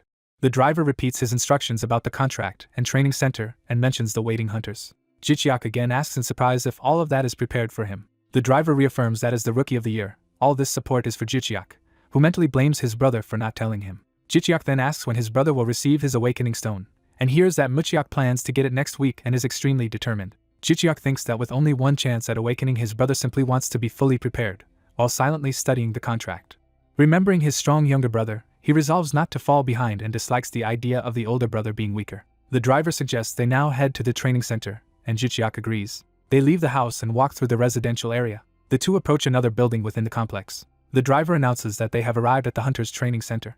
Jichiak looks up with curiosity. They stand before a heavy door that begins to open. Walking down a corridor inside, the driver explains the facility is hidden from outside view to protect hunters' ability information. Jichiak comments that the hidden facility is impressive. The driver leads him further in, asking Jichiak to follow. Jichiak looks around, confused by what he is about to see. They pass other muscular hunters in training attire in the hallway. Two people nearby observe them. Jichiak notices hunters wearing colorful sportswear, learning that uniform colors and marks distinguish different teams. At an elevator, the driver notes the hunter teams are well classified, likening it jokingly to organized gang rivalry. Jichiak laughs awkwardly and notes to himself how much internal division the company has. He reflects on the severity of Jianga's succession conflicts, realizing they are more serious than he imagined. The elevator arrives at another floor. The doors open with Jichiak and the driver inside. Jichiak stares ahead in surprise at what the new floor reveals. He sees a huge gym where numerous hunters are vigorously training. Impressed, he exclaims that the facility is great. He adds that the training area is incredibly large. A caption explains the center offers optimal conditions for hunters and trainers. The view shifts to the weight training area of the facility.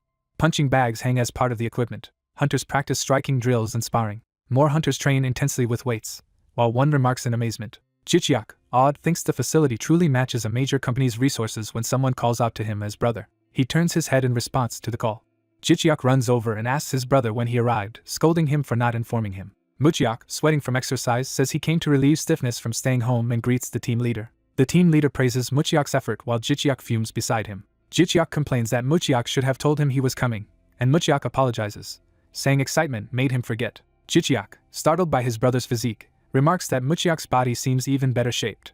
Muchiak credits the skilled trainers, and Jichiak thinks his brother's body now looks tough enough for a hunter. A trainer reminds Muchiak he cannot leave mid-session, so Muchiak tells his brother to watch while he quickly finishes. Jichiak and the team leader step back as Muchiak returns to training. Jichiak watches intently, focused on his brother. A trainer comments that Muchiak has not awakened yet but already looks like a hunter. The team leader tells Jichiak that Muchiak will soon be sparring with a real hunter, surprising him. Jichiak objects that his younger brother is still an ordinary, non-awakened person. The team leader assures him no awakened abilities will be used, only pure hand-to-hand skills, and that they will keep it safe. Jichiak still feels it is risky for a normal person to fight a hunter. He double-checks that no abilities will be used, and is told to trust the hunters since Muchiak himself accepted the match. In the ring, Muchiak and a muscular opponent prepare to box while other hunters gather to watch. Jichiak and the team leader stand ringside with puzzled expressions. The foreign hunter tightens his blue glove, readying his fist. That hunter launches a powerful punch, showcasing his strength. Jichiak notices in alarm that Muchiak's opponent is a foreign mercenary. The team leader explains the man recently joined as a mercenary and was chosen because Muchiak's physical abilities require a strong opponent. Watching the two in the ring, Jichiak still feels the arrangement looks dangerous. Muchiak happily bounces in place with his red gloves, while Jichiak wonders why his brother looks so cheerful. The two fighters touch gloves as the match formally begins. Close-up faces show both Muchiak and the mercenary focusing intensely on each other. Jichiak calls out for Muchiak to be careful and not get hurt. The mercenary quickly steps in with sharp movements as the bout starts. He swings a heavy punch at Muchiak. Muchiak raises his guard, reacting to the incoming attack. The mercenary's extended punch slams into Muchiak's defense, signaling the fight is fully underway. Muchiak charges in, breathing hard as the spar begins. Spectators remark in fear that the pro hunter's punch is so strong they can feel the wind from it. The mercenary throws a powerful punch while onlookers worry Muchiak might be badly hurt. Someone anxiously notes that even without using abilities, the opponent is still a professional hunter. Muchiak's feet shift quickly as he moves in the ring. The mercenary advances with a flurry of blows while Muchiak rushes toward him. Muchiak shouts as he steels himself to attack. He launches a high-speed kick or strike at the mercenary's body. The mercenary reacts in surprise, narrowly avoiding or blocking the attack. Muchiak smiles confidently, and observers are shocked that this supposedly ordinary kid fights well and shows no fear against the mercenary. The mercenary, facing a dark silhouette of his opponent, speaks warily. A coach or staff member praises Muchiak's performance, and says even the opponent must be surprised. Buoyed by the praise, Muchiak thinks he can actually win this fight. He plants his foot decisively, preparing another charge. The mercenary dashes in while Muchiak holds his ground in a ready stance. The mercenary grows frustrated as Muchiak keeps slipping past his attacks. Muchiak watches the incoming blows above, tracking their motion. From above, their movements cross as the mercenary presses the attack and Muchiak evades. The mercenary's punch stops against Muchiak's guard, drawing shocked exclamations. Muchiak clenches his teeth, bracing against the impact. They trade heavy blows at close range, each trying to land a decisive hit. Muchiak fires a fast red-gloved punch toward the mercenary. The mercenary's face reddens in alarm as he realizes he has been hit hard. Muchiak's counterpunch smashes into the mercenary's head, stunning him. Muchiak, pleased, notes that his punch landed cleanly. The mercenary staggers and drops toward the mat while Muchiak stands ready. The mercenary looks dazed and shaken by the blow. Muchiak smiles calmly, maintaining his composure after knocking the man down. Spectators gape in astonishment at what just happened. Muchiak's friend exclaims in disbelief that the pro hunter is actually down. The analyst comments that Muchiak's punch connected squarely with the mercenary's jaw. He further evaluates that Muchiak is far more capable than expected, holding his own against an experienced hunter. Another observer agrees, surprised that the boy they thought only studied is fighting like this. The analyst highlights that Muchiak's eyesight and reaction are especially impressive, noting he has not yet taken a proper hit. A sequence shows how Muchiak has been repeatedly dodging the mercenary's attacks. His friend reflects that Muchiak has avoided every strike, revealing unexpected talent that eases his earlier worries. The mercenary, angry, mutters and resets his stance. He charges with a barrage of punches while speaking, but Muchiak continues to evade at close range. Frustrated, the mercenary thinks he cannot even land a single successful attack. He recalls being told Muchiak was just an ordinary beginner, and wonders why he is struggling so much.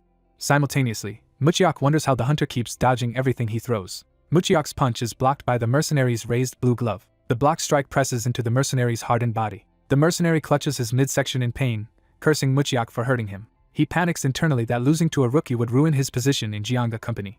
Determined not to lose, he activates his ability, power flaring around his blue-gloved fist. The spectators recognize this surge of power and react in alarm. The mercenary launches a glowing, buff punch toward Muchiak. Muchiak's friend shouts for him to wait and stop, sensing danger. The mercenary's empowered fist races toward Muchiak's unprotected body.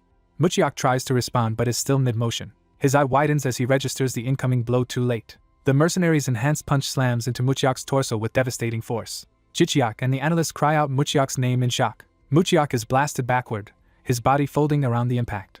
His feet skid violently across the ring as he is thrown. The impact sends a shockwave through the ring, hurling Muchiak away. Muchiak's body goes limp, arms flung wide as he begins to lose consciousness. He falls backward, eyes rolling up as he blacks out. Muchiak crashes hard onto the mat. Lying there dazed, Muchiak barely clings to awareness. The mercenary looks on with a cold, satisfied expression. Bystanders gasp in dismay at the brutal outcome. The analyst also reacts with shock at what has happened. Jichiak rushes toward Muchiak, furious, demanding to know what the mercenary has done. He kneels by his fallen brother, shouting for Muchiak to wake up. Muchiak coughs blood violently as his injuries show their severity. Trainers and others run over, calling out to Muchiak and asking if he is all right. Jichiak orders someone to call medics, accusing the mercenary of using his forbidden ability. An official excuses it as an accidental use of skill in the heat of intense sparring. Jichiak angrily questions how such an expression could belong to someone who supposedly made a mistake. He concludes the mercenary cheated by using his powers because he was losing. Muchiak, barely conscious, insists to his brother that he will be fine, while Jichiak tells him not to move and a system message announces a massaging skill being applied. Jichiak's healing touch glows as the system notes first aid has been used, granting bonus proficiency. Jichiak realizes Muchiak's injuries are too serious for his skill alone to handle. He urgently thinks that they need a true expert healer. Muchiak lies sweating and pale, still in critical condition despite the healing. An organizer explains they will warn the mercenary for misusing his ability against an ordinary person, apologizing for the situation. Medics arrive, asking everyone to move so they can transport the patient. They carefully lift Muchiak onto a stretcher. Muchiak is carried away with an ice pack on his chest while Jichiak walks alongside, distraught. The analyst watches soberly, taking responsibility in his expression. Jichiak comforts Muchiak, promising he will recover and vowing to make the mercenary kneel. Muchiak stirs slightly on the stretcher, reacting to his brother's words. Someone squeezes Muchiak's gloved hand supportively as he is taken away. The medics carry him out of the room while others look on. A voice calls out to Jichiak, getting his attention. Jichiak and the analyst turn with grim faces toward the speaker. The analyst apologizes, admitting their mismanagement, while Jichiak angrily asks what they will do if Muchiak is seriously harmed after being told it would be safe. The analyst again accepts fault, promising the company will take responsibility for Muchiak's care and seek compensation from the mercenary. Jichiak, burning with anger, demands a chance to spar with the mercenary himself. The analyst is startled by this request. He warns Jichiak that fighting the mercenary is too dangerous, but Jichiak insists he wants to earn a personal apology. The two lock eyes silently as the analyst gauges Jichiak's resolve. Seeing Jichiak's determination, the analyst concedes that he has already made up his mind and agrees if Jichiak is sure. Jichiak, face dark with resolve, commits inwardly to the decision. The analyst goes to speak with the mercenary, explaining the new arrangement. The mercenary responds uncertainly to the proposal. The analyst continues outlining the terms while the mercenary listens. Jichiak declares that they should fight properly as awakeners and vows to force the mercenary to kneel before Muchiak. The mercenary listens, his expression unreadable. He faces Jichiak and the analyst in the ring, preparing for the new match. The mercenary gives a crooked smile, amused or confident about the challenge. The analyst relays that Shelton has accepted and promises to kneel and apologize to Muchiak if he loses. Jichiak thinks to himself that this opponent clearly does not intend to apologize easily. Watching the mercenary smirk, Jichiak assumes he is overconfident and vows to defeat him with his skills. An official notes that because Jichiak is a rookie awakener, they will grant him a handicap. The analyst explains that Shelton will allow Jichiak to attack first for up to 3 combos. Jichiak asks what exactly 3 combos means, recalling a term from history, and the analyst clarifies it refers to weapons clashing with each other. Jichiak confirms that if their weapons do not touch, it does not count as one combo. The analyst agrees but warns him not to drop his guard, explaining that Shelton is a defensive awakener who can harden his body like metal. He adds that Shelton only promised to let Jichiak initiate the first 3 exchanges, not that he would refrain from blocking. The analyst checks again if Jichiak truly wants to proceed under these conditions. Jichiak, resolute, answers that he does. Jichiak enters the ring armed with 2 wooden swords while Shelton faces him with only his gloves. Jichiak notes that with swords against empty hands, the mercenary must rely on close-range fighting. The referee explains the simple rules: surrender, incapacity, or leaving the ring counts as a loss, and since both sides agreed on the 3-combo handicap, Jichiak will attack first. Shelton looks slightly tense as the match is about to start. The referee signals for both fighters to get ready. Jichiak and Shelton take their positions in the ring with the referee between them. The analyst watches intently from outside the ring. Shelton crosses his arms confidently, appearing unconcerned as the wooden swords point his way. He thinks Jichiak is just a newly awakened rookie and decides to observe him carefully at first. Shelton activates his defensive skill, energy swirling as his body begins to transform. His limb darkens and hardens as the iron-like change spreads. Fully turned to an iron body, he stands like a living metal statue. Jichiak dashes forward, saying he expected this and is ready. He prepares to activate his own abilities in response. Jichiak calls upon a buff called Blessings of Sylph, summoning wind spirits. A system message states that spirits bless him, boosting his agility and strength as blue energy surrounds him. The wind swirls around Jichiak, his hair and clothes lifting as his power rises. Spectators realize he is a spirit user, likely commanding wind spirits, and watch in surprise as he runs. The analyst wonders when Jichiak learned such a skill. Empowered by wind, Jichiak advances on the metal-bodied Shelton. Shelton, confident, thinks that even with 3 free attacks Jichiak will not be able to scratch his hardened body. Jichiak, wrapped in swirling wind, promises to make the mercenary even dizzier with what comes next. He activates another skill, Wind Cloud Walk, and a system message notes wind and cloud energy infusing his steps. Jicheok surges forward even faster, carried by the wind. He leaps high, spinning with both wooden swords as the wind propels him toward Shelton. Observers, including the analyst, are astonished by the sudden burst of speed and movement. Jicheok circles Shelton at high speed, creating a vortex of wind as he maneuvers around the ironclad fighter. Shelton, confused, wonders why Jicheok is moving around instead of attacking directly. Jicheok closes in, thinking triumphantly that he has caught him. He triggers yet another ability, announcing the use of the skill Shadow Stealing. Jicheok steps precisely on Shelton's shadow as part of the technique. A system message explains that by stepping on the opponent's shadow, he steals some of their speed and defense attributes. Another message says the stolen stats will last 10 minutes, and Jicheok happily notes that siphoning even a fraction of Shelton's high defense is worthwhile. Shelton believes Jicheok is only trying to confuse him with flashy but useless skills and thinks such tricks cannot bring him down. Onlookers murmur in awe, wondering who Jicheok really is to use such powers. The system informs Jicheok that an impressed official has given him likes for his fancy skill as he continues to move, empowered by wind and stolen defense. While swinging his staff, he thinks he must end the fight quickly because his stamina and mana are inferior. He unleashes his skill Telekinesis Arrow, sending multiple energy bolts forward. The telekinetic arrows streak rapidly through the air. The bolts arc down toward the muscular opponent standing on the arena floor. The big fighter notices the incoming attack mid-motion. His eyes widen as he locks onto the approaching arrows. The staff user vows to make Shelton regret giving him a handicap as the arrows explode on impact. A blinding shockwave from the explosion fills the arena. Spectators watch the massive blast roil around the stage. Smoke from the explosion swirls and begins to clear. Through the fading smoke, a foot steps forward from within the blast zone.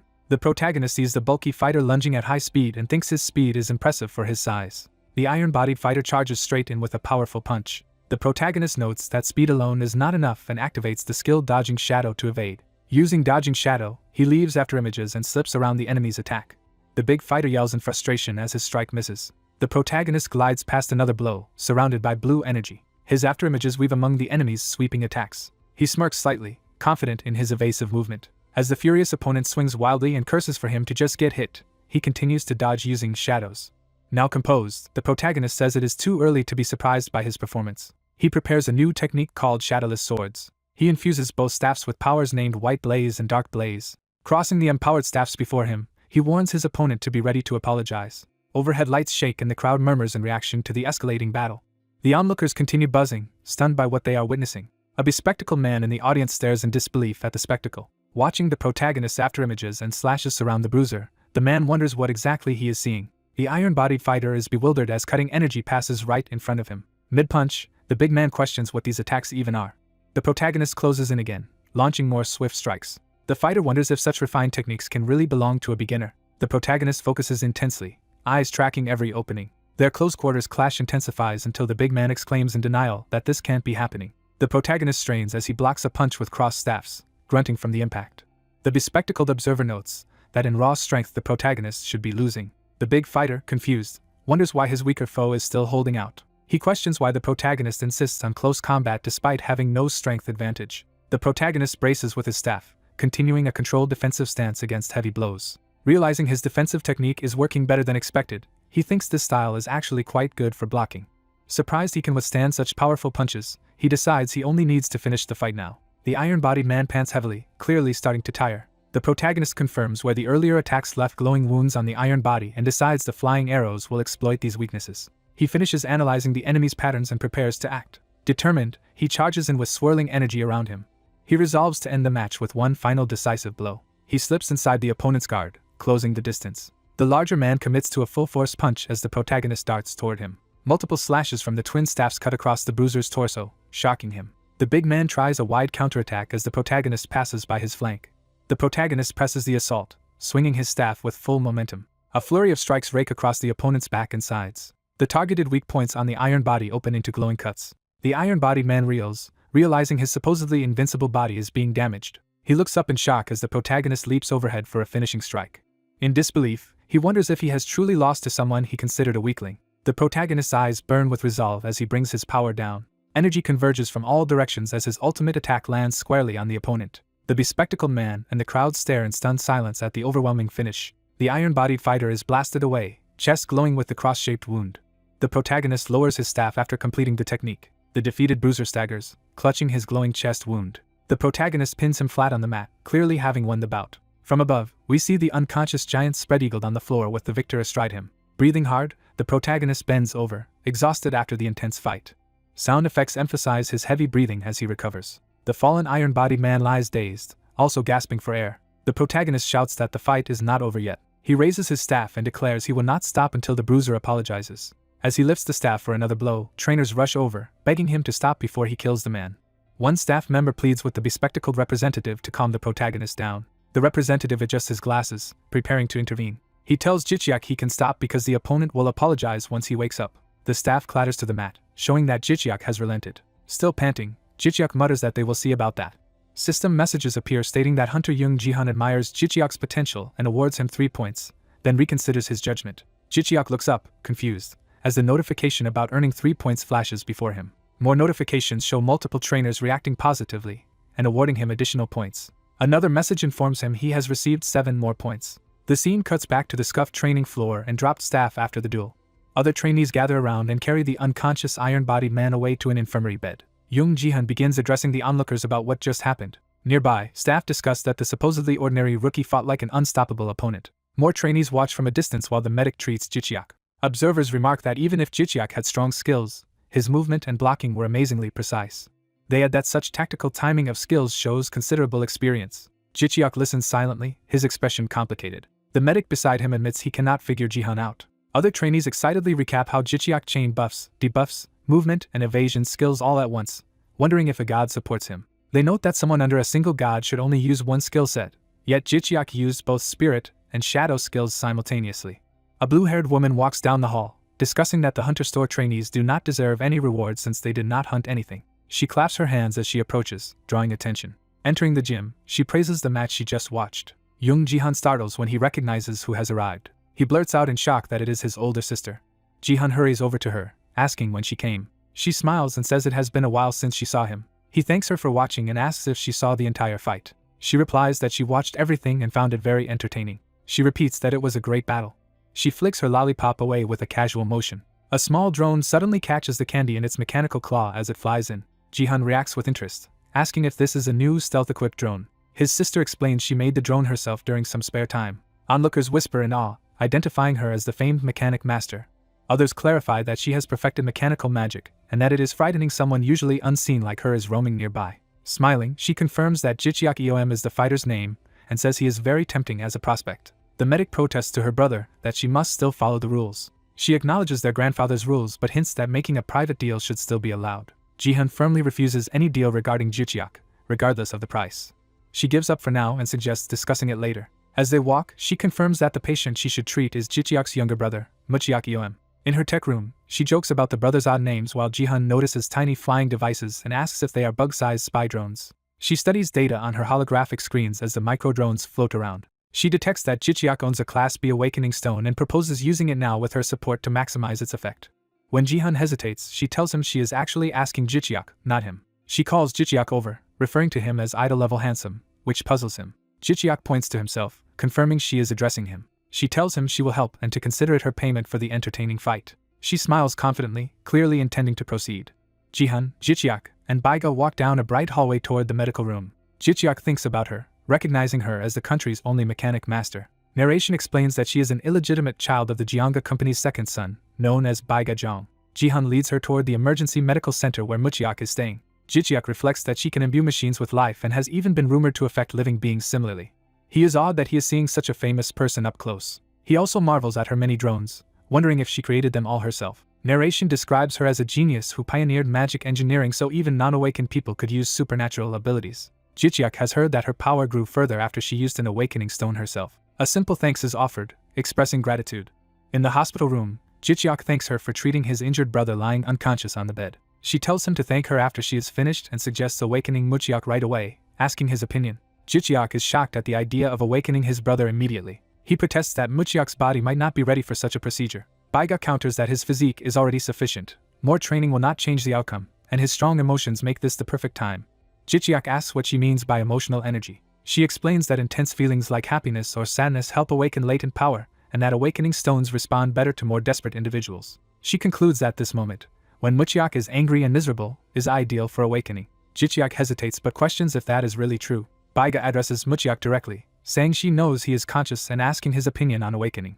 Muchiak lies still on the pillow, eyes half closed. He finally opens one eye and admits she noticed his consciousness. Baiga and Jichiak react, with Baiga noting he can already talk. She taunts him about how humiliating it must feel to lose badly in front of his brother and now lie helpless. Muchiak remains silent but clearly sees inside. Baiga comments that his facial expression shows strong emotion and remarks that both brothers are quite handsome, making Jichiak awkwardly laugh. Jichiak leans in, asking if his brother is truly okay and insisting he does not need to push himself yet. Muchiak tilts his head slightly, signaling his decision.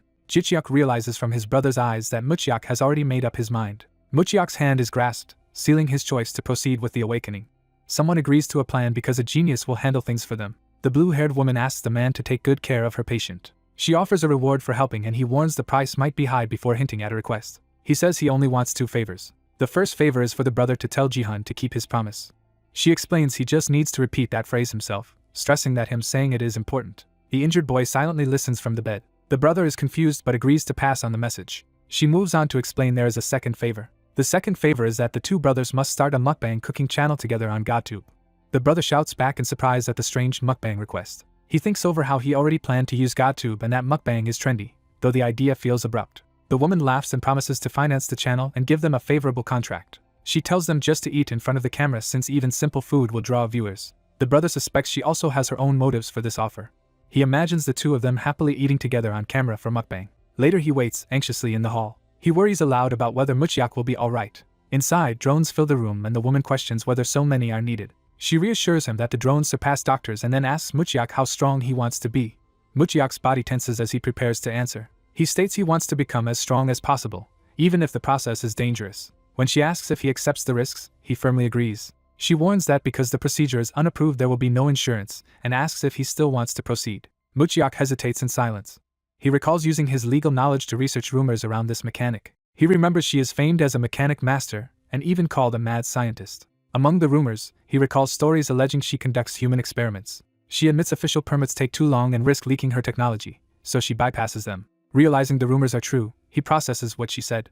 He asks what will actually happen to him once he becomes a human experiment. She answers that she will monitor him regularly and collect data samples. She adds that, compared with other professionals, she considers herself more ethical. Muchiak convinces himself she is not trying to harm him and that her vast experience makes her reliable. Resolving himself, he says they should proceed exactly as first planned. He then gives full consent to be her human test subject. She smiles, pleased at how easy it is to work with someone smart. Activating the drones, she casually asks if they should begin and pops a lollipop into her mouth. Just before starting, she notes she never mentioned how painful the procedure would be, shocking him. Even so, Muchiak steels himself and says he is ready. He remembers his little brother once happily asking him for ham. Young Muchiak turns toward him, repeating the request. The older brother proudly reveals a can of ham for them to eat. The 2 boys excitedly decide the ham looks delicious and plan to share it. The younger brother suddenly realizes he can no longer hear his own voice while his brother prepares the food. The older boy cuts the ham on a board in the kitchen. The younger calls impatiently for his brother to hurry. The elder feeds him a bite and the boy enjoys the taste. Then his eyes widen as something feels terribly wrong. He becomes aware of strange distortions as he wonders what is happening and where his brother went. He panics as the ham itself warps into something bizarre. Calling for his brother, he runs toward the disturbance. The world tilts and he falls, screaming for his young. Darkness coils around him as he tries to shout again. Black swirling shapes close in while he lies terrified on the ground. His face fills with fear at the overwhelming phenomenon. He sprints outside begging someone to help him. Still running, he yells that some weird thing is chasing him. He looks back in shock while his bare foot hammers the floor. He suddenly faces a massive, writhing mass of dark patterns. The ground and surroundings transform completely into black script-like waves. He finds himself standing atop the living pattern, stunned. Noticing the shapes resemble letters, he exclaims that everything is turning into characters. The boy stares around in horror as the characters surround him. Overwhelmed, he admits he is terrified. The strange flowing letters continue to spread everywhere. He calls out desperately, asking where his brother is. A robed figure appears, praising the child's ability to enter the Akashic records. The boy looks at the stranger, bewildered. The hooded man muses that the child is useful to them. The 2 stand facing each other amid towering characters. Hearing the figure's voice, the boy suddenly recognizes it from somewhere. The robed man confirms that the power the boy sensed indeed comes from him. He describes Muchiak as the child who kept trying to cross the river of rightness, and notes they have been observing him. The man grows annoyed, saying the tower is becoming troublesome. He praises the boy's awareness of language's power and his great potential. The boy complains internally that the man is ignoring his questions. The robed figure explains that anyone reaching this land of rightness is entitled to a gift and asks what he wants. Muchiak clenches his fist, thinking about what he most needs. He decides he wants anything that will help him find his missing brother. The man asks if he intends to protect his family. Calling the wish simple but admirable, he notes helping an ink-born child with the singularity will be difficult. Muchiak is startled and repeats the unfamiliar term singularity. The man gathers light in his hand, preparing to bestow something. He tells the boy to accept this and leave, while Muchiak wonders about the promised gift. The robed figure explains that this place is the world's end, the sea of deep meditation, and warns that staying longer would cause chaos as he tries to send the child back. Light washes over the man as the transition begins. Muchiak is engulfed by the light, reaching toward him. The man bids farewell to the child from the perished world. Muchiak tumbles away through the void. Falling through emptiness, he repeats the phrase world that perished in confusion. He continues to drop in a blank white space. Still falling, he questions what that expression truly means. Muchiak jolts awake on the hospital bed. He sits up, gasping and disoriented. His brother and the mechanic rush over, with the brother calling out Muchiak's name. His shout echoes outside the building. Time shifts to him later walking solemnly through the hall. The mechanic watches him with a calm, knowing smile. His brother grips his arm and asks if he is all right now. Muchiak smiles and says he is fine, and his brother expresses relief at what he endured. The mechanic confirms the procedure worked, welcomes him back safely, and asks if he met the old man. The brother, confused, repeats the phrase old man. Remembering, Muchiak realizes his encounter in the Akashic records was real. Visual memories of the robed elder and that strange place confirm it was not a dream. A drone hovers and begins scanning Muchiak. It projects a blue beam over his chest as he lies still. The drone announces the scan's completion, and the mechanic asks for the result. She studies the holographic display projected before her. A glowing panel shows an A grade, impressing everyone. She congratulates Muchiak for achieving an A grade awakening. Both brothers exclaim in disbelief at hearing he is a grade. The mechanic closes her eyes, satisfied. Onlookers murmur among themselves about the result. She laughs excitedly, repeating that he truly obtained an A grade and congratulating him again. Later in the training chamber, someone brings up the word records. The instructor explains that from Akashic records they can draw scripts through the Abyss library. He says these scripts can be used offensively or supportively in battle. Muchiak admits that despite being a grade he has never actually used the skill and is unsure how good it is. The instructor offers to demonstrate how his own ability works, and the others ask to see it. The brother eagerly thanks him and asks for a demonstration. In the chamber, the instructor warns he is a bit nervous since it is his first live use. The brother and instructor watch Muchiak seriously as he prepares. Muchiak closes his eyes to focus. He tells himself he only needs to write whatever words come to his mind. He concentrates harder, maintaining that focus. In his perception, swirling patterns of script begin forming. He gradually deciphers them and recognizes the phrase iron body. He snaps his eyes open, understanding what to invoke. Energy and script-like aura rise around his body as his brother looks on.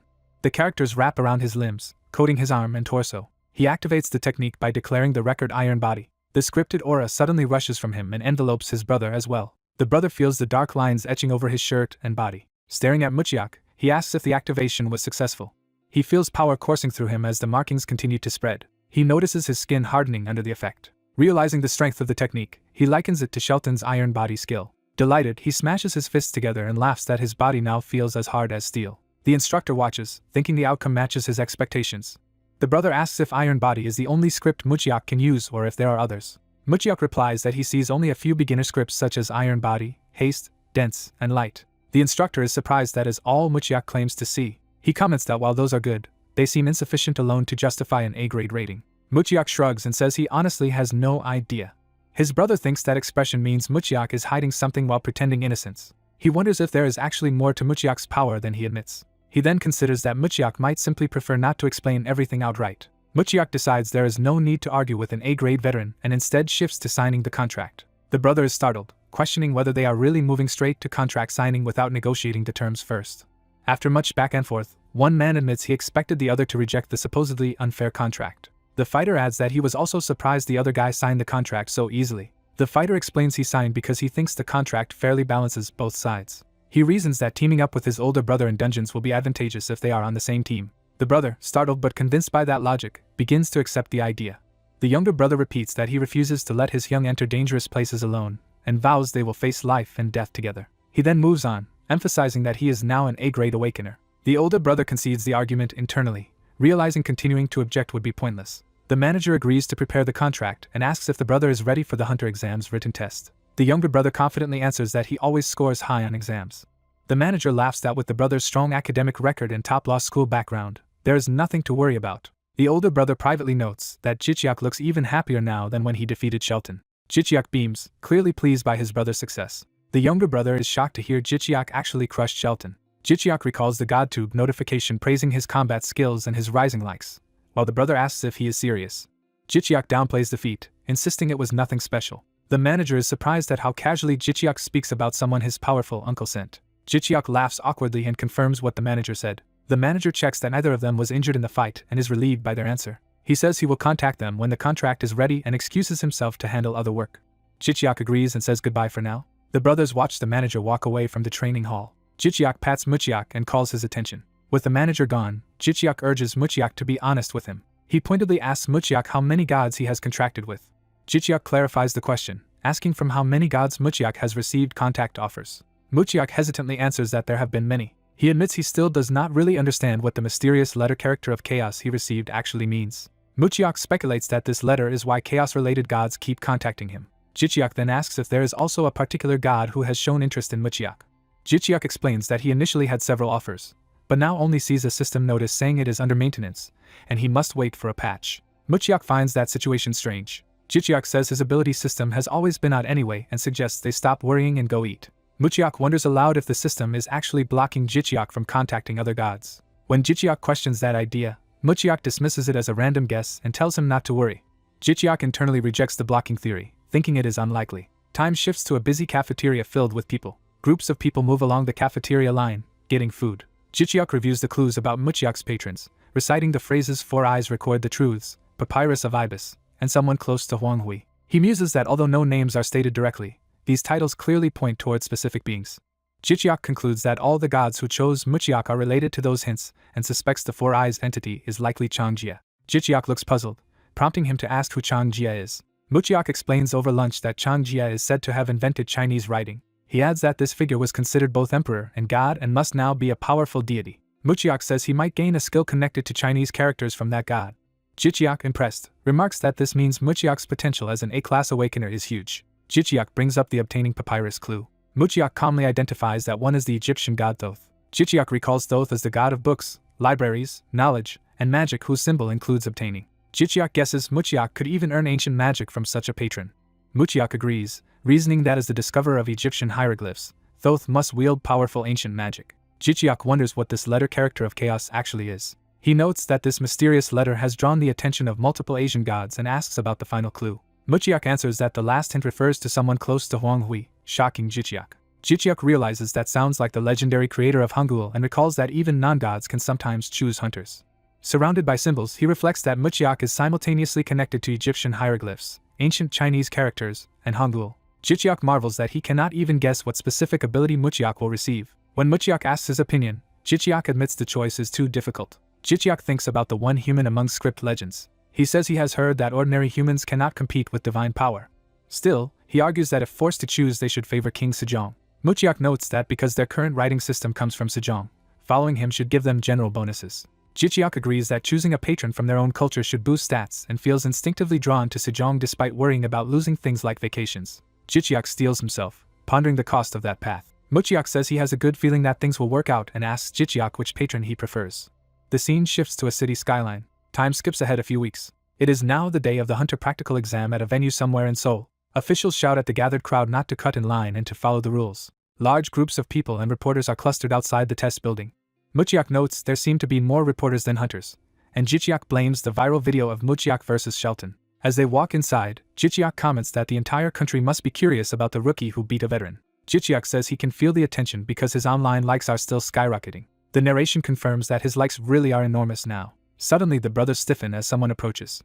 Their CEO appears, saying of course he would come to such an important day. He tells Jichiak he was shocked to see him ranked number 1 in recommended videos and that the whole nation obsesses over his every move. Jichiak admits he never expected things to blow up this much, and worries aloud that a peaceful life is now impossible. The CEO adds that the incident gave him a good excuse to remove troublemaker Shelton from their side. He explains Shelton was mediocre yet constantly problematic, so even his uncle thinks dismissing him was for the best. Muchiak awkwardly says he feels a little sorry for Shelton. The CEO mentions he saw many Jichiak fans outside calling themselves Index Finger, and that he even took photos with them. He thanks the Shelton affair for drawing public focus to Jichiak and asks if he can raise his expectations. Jichiak nervously agrees. An examiner announces that candidates should proceed to the exam rooms and verify their identities at the entrance. As Jichiak gets ready to go in, Muchiak wishes him luck and the CEO calls Jichiak back for a moment. The CEO says he recruited someone from Zhongjin to assist Jichiak. Muchiak clarifies that Zhongjin is a subsidiary of Jianga Company run by CEO Jihun Zhang. A woman hurries over, greeting Jichiak enthusiastically as the staff member assigned to support him during the exam. Jichiak and Muchiak politely return her greeting.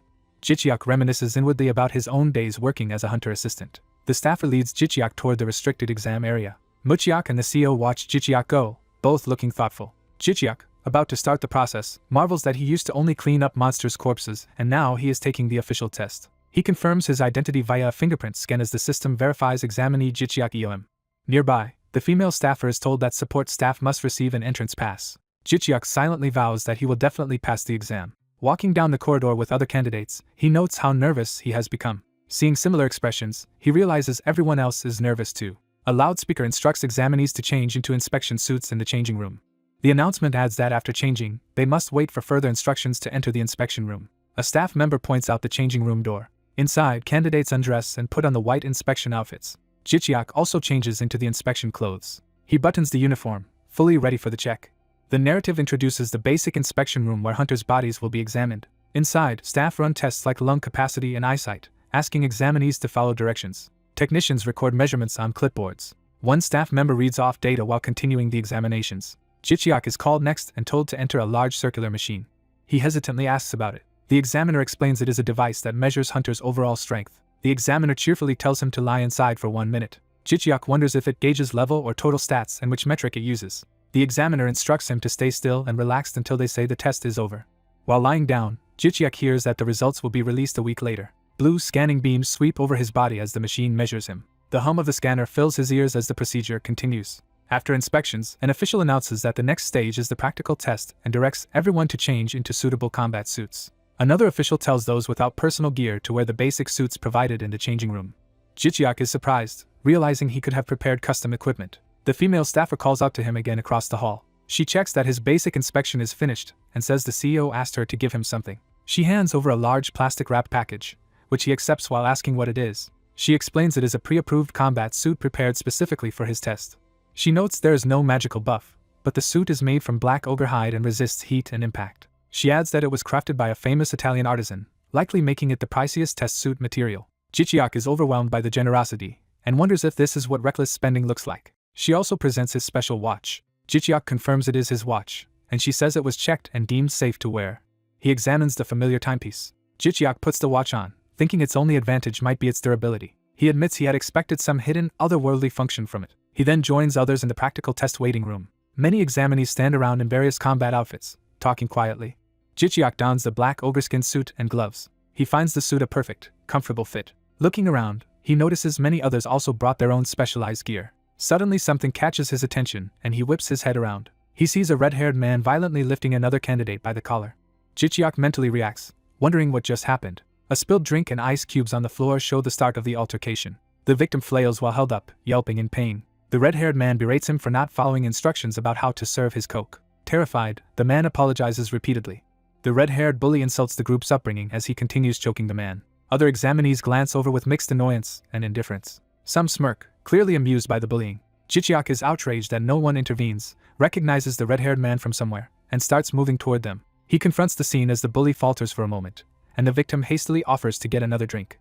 The black-haired youth yells for the attacker to stop before he kills the man he is holding. Facing the red-haired hunter strangling a staff member, the youth demands he release the man instead of asking about his identity. Annoyed at being ordered, the red-haired hunter grumbles that everyone seems to be trying to start a fight with him today. Still gripping the victim, the red-haired man incredulously asks if the newcomer really does not recognize who he is. The youth calmly answers that he does not know him, leaving the red-haired man offended that he is unrecognized. The youth ignores the posturing and orders him again to lower his arm and let the staffer go. Realizing his arm is being forced down, the red-haired man is shocked by the unexpected resistance. The scene reveals the youth effortlessly overpowering the red-haired hunter's grip as both men and the staffer hang in a tense standoff. The red-haired hunter curses and prepares to fight, accusing the youth of challenging him with sheer strength stats. The youth focuses intently, his eyes showing he is ready to act decisively. Using crushing strength, the youth makes the red-haired attacker groan in pain and scream while still holding the staffer. The red-haired hunter staggers in fury and frustration, cursing the youth as he tries to recover his footing. Nearby examinees look on in stunned silence at the sudden conflict between hunters. Humiliated but seething, the red-haired man growls that he has heard of the youth's high basic stats and prepares to take things further. The youth asks the onlooking staffer if he actually knows who he is. The staffer answers that he recognizes the youth from the widely seen Shelton video. Flames suddenly erupt from the red-haired hunter's hand as he prepares a fiery attack while still holding the staffer and facing the youth. The fire user blasts the helpless staffer with flames, making the man scream in agony. The youth, now also engulfed by the spreading flames, panics and demands to know what the red-haired man is doing. From a distance we see the staffer writhing in fire as the red-haired hunter unleashes his power despite the youth's protests. The youth, burning but still conscious, cries out that the attacker is insane and is doing this only because his pride was wounded. He angrily reminds the fire user that hunters are forbidden from using their skills to harm ordinary civilians. The red-haired hunter dismisses the warning, boasting that as a protected member of the Society of Flame and under the Hunter Protection Treaty he has nothing to fear. The youth internally fumes that hunters are abusing the legal immunity meant to safeguard their lives. Deciding he cannot just scold and let this go, the youth grabs the attacker's flaming arm, vowing not to allow a person like him to walk away freely. The red-haired man screams as his burning arm is restrained, shocked by the unexpected counter. The youth notes that his auger gloves are holding up well against the flames. He thinks Young Ji-han was right that investing in quality gear was worth it, then activates his shadow stepping ability. The burned staffer gasps for breath as the healing energies begin to work, and the youth reflects that there are more lunatics here than he expected. The enraged fire user suspects the youth is using the same curse skill from the viral clip and accuses him of it. The youth confirms he is also using a healing skill so the burns will recover quickly even if he cannot stop the flames at once. Surrounded by blue healing light and red fire, he orders the attacker to calm down, suggesting his rudeness is due to his recent awakening. He lectures the red-haired hunter that flaunting strength here is foolish because everyone present is dangerous. He calmly warns that if the man keeps escalating, he will only embarrass himself and might even be expelled from the test, prompting the attacker to hesitate. Other powerful-looking examinees glare toward the confrontation, clearly displeased. More candidates watch tensely, measuring the trouble being caused. The youth releases the flames upward, sending them toward the ceiling instead of the people. The injured staffer is now covered predominantly in blue healing light, realizing his burns are rapidly fading. The red-haired hunter retreats with a threat to get revenge later, while the youth answers that he is ready any time. The youth finishes healing the staffer, who gratefully says he is fine, and the system informs the youth that Staff 2 is thanking him sincerely. A system message pops up saying he has received 10 thumbs up, and onlookers wonder who this youth really is. The recovered staffer explains that the attacker is Yom Radu, an awakened from the Society of Flame who awakened not long after the youth did. Hearing the surname Yom, the youth realizes why the man looked familiar. Other members of the Society of Flame laugh with Yom Radu, remarking that such backing explains his boldness. Yom Radu smirks, recalling that as a support hunter he has seen many overconfident rookies with so-called hunter disease. He thinks that such arrogant newbies need a ruthless beating once to wake them up. Footsteps signal the approach of officials, interrupting the standoff. An official announces the arrival of the examiner and orders everyone to line up. The examinees, including mannequin silhouettes, quickly form orderly rows. More rows of candidates in different outfits line up, showing the large turnout. A short woman in a suit, flanked by staff, greets the energetic rookies and notes how lively this group is. She introduces herself as Yoon Rumi from the Politics and Military Division, explaining most of them would not know her. Her escorts move with her as she steps among the gathered hunters. The youth realizes that someone from the Politics and Military Division is usually part of the president's personal force, notorious for killing or torturing Rogue Awakened. Yoon Rumi states that even her name and face are aliases and hints that today's exam is special compared to the usual ones. She complains that acting like a servant for rookies is tiring but implies she is here because of orders from above. She adds that the higher-ups are very interested because 2 super rookies are participating in this test. Both the youth and Yom Radu realize with surprise that she must be referring to them. Another official instructs everyone to sign the documents being distributed. The paperwork states that the government will bear no responsibility if they die during the test. Yoon Rumi explains that signing means they stop being regular citizens and are instead treated as soldiers, giving this as their last chance to turn back. The youth looks at the form with a nervous expression. While thinking the warning sounds terrifying, he signs the waiver anyway. Others sign as well, internally remarking that such grim terms are not something one normally declares with a smile. Staff circulate to collect the completed documents from each examinee. When all forms are gathered, Yoon Rumi and her assistants stand before the door to proceed. She notes that everyone agreed and that it would be strange to quit after coming so far, then says she will explain the basic rules. She orders them to listen carefully and remember what she is about to say. She outlines the exam. They will enter a dungeon, hunt, be graded according to rules, and everything they do will be recorded. She adds that they may still use their own recording devices if they have them. She clarifies that communication to the outside is blocked, so social media or similar networks will not work. Lastly, she stresses that this examiner from Politics and Military is infamous for viciousness, setting a grim tone. She coldly states she does not care whether they live or die and that they must protect their own lives. She gives one final chance to withdraw, asking if anyone truly wishes to turn back. Several examinees gulp nervously but no one steps out. Taking their silence as consent, she moves to the next phase and orders everyone to put on blindfolds. The examinees don blindfolds that dull their senses and are arranged into lines of 5. After picking weapons they prefer, they ready themselves for the trial ahead. Still blindfolded, each group is led through a glowing gate into the dungeon. Outside the portal, we see them stepping from a rocky canyon toward the swirling blue entrance. Narrative explains that inside the dungeon, examinees will be separated into small stone chambers all around the map in random groups of 5. The final objective is to fight monsters on their way to a central crystal ball. The test concludes the moment that crystal ball is destroyed. Inside one such chamber, blindfolded candidates are told to remove their coverings as the exam officially begins. As the blindfolds come off, they see a massive ornate door before them. The youth removes his blindfold calmly, taking in the surroundings. Outside the dungeon, alarms blare as operators panic, saying the supposedly safe dungeon is behaving abnormally. Monitors report that the gate is turning into an irregular dungeon and that it has now been sealed. Back inside, the youth sits in his chamber, oblivious to the growing outside crisis. He wonders aloud if modern exams always feature such elaborate dungeon scenarios.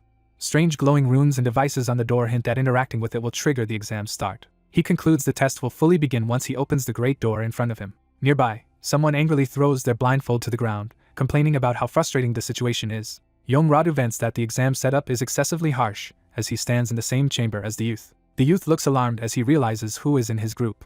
Yom Radu also recognizes the youth and curses his luck at being grouped with him. He stammers in shock that he has to be in the same party as the youth he despises. The youth retorts that he feels the same and internally thinks he is doomed to be with a lunatic. Another teammate nervously steps forward, apologizing while asking a question he does not understand. The ponytailed woman asks if the emergency announcement about an irregular dungeon means this apparent dungeon explosion is part of the exam. Yom Radu speculates that it might be, saying he heard of a similar twist in previous tests. He convinces himself that the higher-ups arranged this special exam because of his own strength. The youth notes that Yom Radu is wearing heavy metal gloves and internally scoffs at his bragging. Two blue-clad siblings introduce themselves as Bang Jin-ah and Bang Jin-woo, explaining they are twins. The youth starts to ask about the silent man in the back of their group.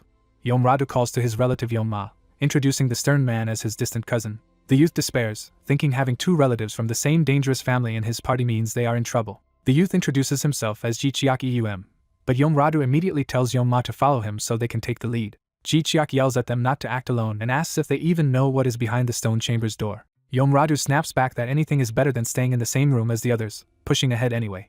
Ji Chiak sighs that they were doomed from the outset with teammates like this. Yom Ma presses his gloved hand against the huge stone door to push it open. He strains as the door slowly begins to separate, revealing a dark gap. The creaking of the door continues ominously as it opens wider. Suddenly there is a jarring impact as something on the other side slams against the widening entrance, startling Yom Ma.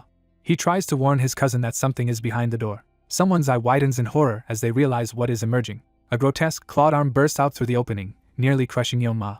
Yom Radu yanks his cousin away from the gap just in time as the monstrous limb lashes out. The creature steps fully into view, revealed as a towering lizard man. Ji Chiak and the twins panic, explaining that lizard men are foes even veteran hunters struggle with, being far stronger and faster than goblins. Ji Chiak adds that because lizard men sense with their skin, they are even deadlier in dark caves, and he curses the government for throwing such monsters at rookies. Yom Radu, however, laughs confidently that it is only a lizard man and invites the monster to come at him. He and Yom Ma ignite their fists with flame and charge, vowing to roast the creature. Yom Radu calls out a coordinated attack with his cousin as they advance with blazing fists. He powers up further, screaming as his flames surge around him for a full-force strike. Ji Chiak realizes in alarm that the madman intends to unleash a big skill at close range in the cramped stone room. Ji Chiak draws his sword, incredulous that anyone would use such a wide area skill in such a narrow space. He orders everyone to hit the ground and shouts the activation of Sylph's blessing and wild roar as blue wind power swirls around him. He then calls out another ability, telekinesis arrow, channeling additional power into his sword. Ji Chiak's eyes glow with concentration as his skills activate simultaneously. Yom Radu's face is wreathed in raging flames as he prepares to collide with the lizard man. Outside and within the dungeon, magical energies and projectiles streak through the dark blue space as the clash begins. At the monitoring station outside the dungeon, the screens glitch and static appears as the situation deteriorates. An operator realizes the dungeon is undergoing uncontrolled growth and expanding faster than expected.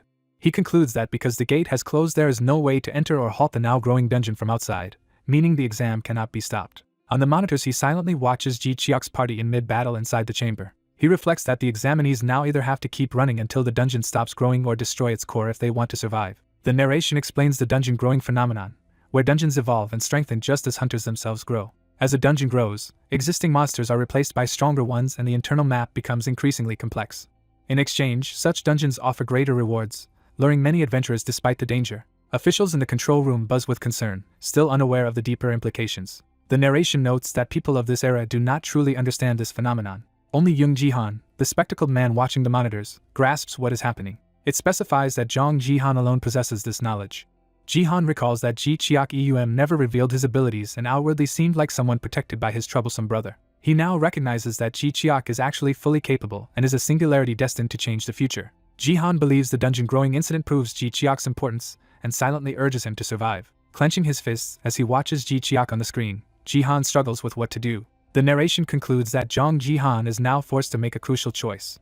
A man clenches his lips in tense silence, sweating as he steels his resolve. Narration likens his situation to watching a distant chaotic game, questioning whether he should see it through or retreat. It explains that until he finds the answer he seeks, he will remain stuck in place, frozen despite the world moving on. He endures all this in pursuit of the sole path where humanity survives. In the dungeon, a massive fire blast erupts ahead, shocking the team.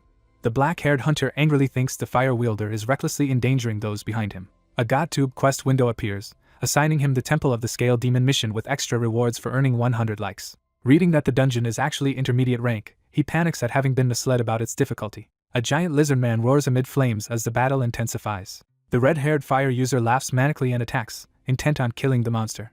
He dashes and cloaked in flames, preparing another powerful strike. His blazing fist smashes into the lizard man with explosive force. The fiery blow tears through the creature, sending flames and debris flying. He and his ally continue pummeling the monster together, reveling in the fight. One of his subordinates yells that more lizard men keep pouring in. Yomradu belligerently shouts back to let them all come. The horde of lizard men charges while the fire users cut them down. Watching from behind, Yoem Jichiak and a teammate grumble at the pair's disruptive explosions. The twins criticize Yomradu's group for ignoring teamwork and recall disliking them from the start. Jichiak silently observes, thinking instead of something more pressing.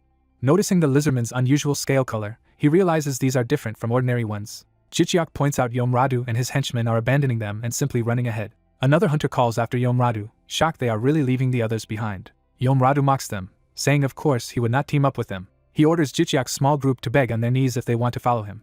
The twins scoff at his arrogance, saying he just spouts whatever he wants. Jichiak remarks that flame skills should be used on monsters, not humans. He reasons that Yomradu knows this too, yet still acted that way, and notes that even all of them together may struggle here. Jichiak advises the twins that Yomradu's power could make passing easier and suggests they join him if survival matters more than pride. The twins exchange a conflicted, wordless look. Jichiak waits calmly for their decision while they stand on either side of him. The twins ultimately choose to stay with Jichiak, distrusting Yomradu who they fear would sacrifice them. Jichiak smiles, accepting them as comrades while recalling Yomradu is still just a human opponent. A quick flashback shows Yomradu nearly burning someone earlier, underscoring why the twins trust Jichiak more. The twins insist they already know how skilled Jichiak is and excitedly offer to show their own abilities. Jichiak is surprised as they prepare to demonstrate. The sister reveals she is a blacksmith-type fighter who wields a huge hammer in combat. She explains her brother uses threads with a sewing ability to set traps and attack. They admit their skills are not very strong but promise to do their best while Jichiak encourages them to work together. Jichiak notes that Yomradu's pair has already vanished deeper into the dungeon.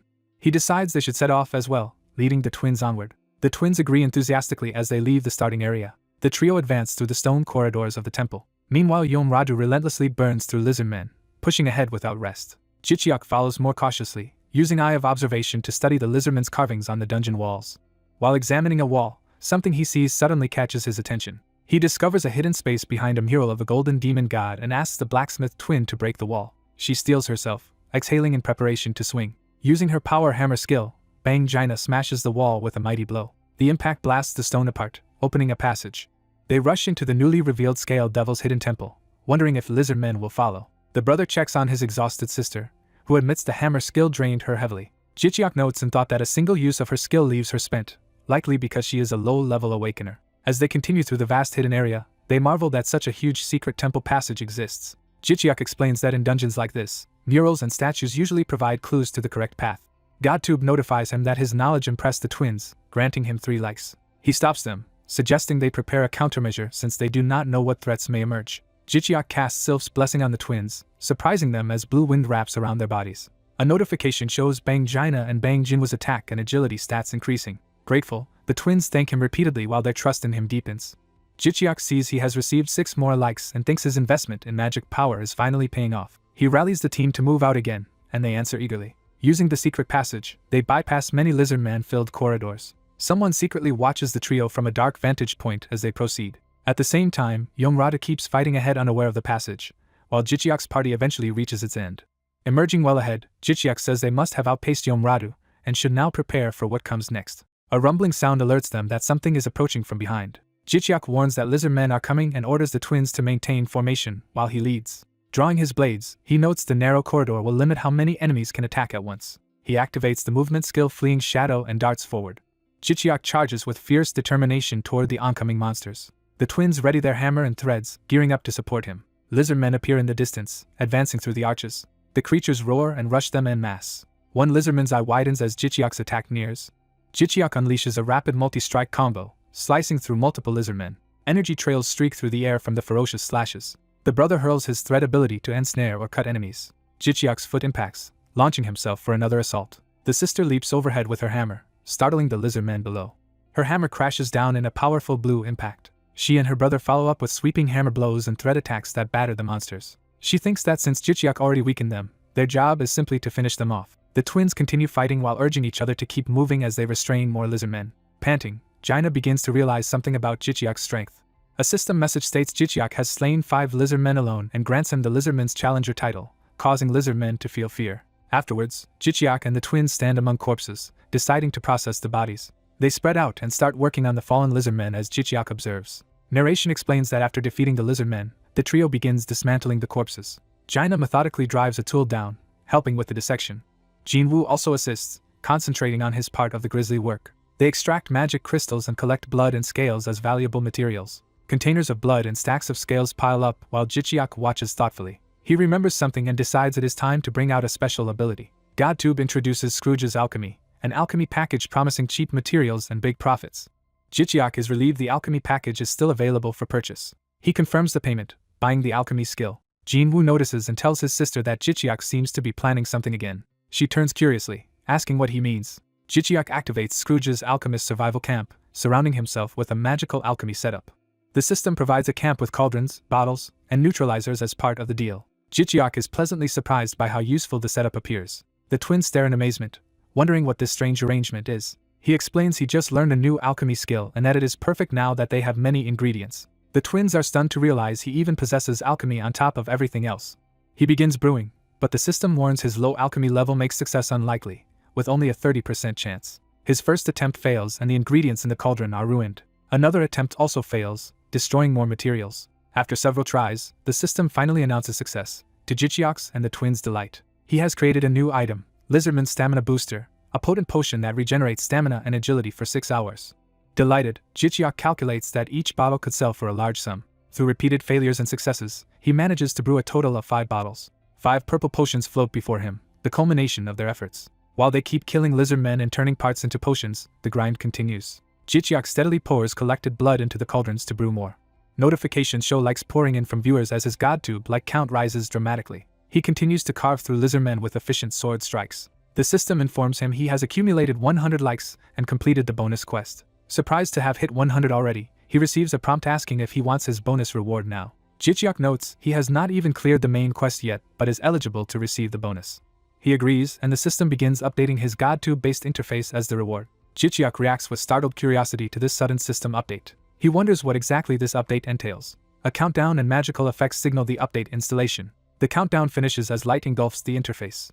The system declares the update successful. Jichiak exclaims in awe as the new interface appears in front of him. The updated system reveals that from now on he can earn likes from his enemies too. He is baffled by the idea and questions how enemies could possibly like him. Before he can ponder further, another group of lizardmen charges at him.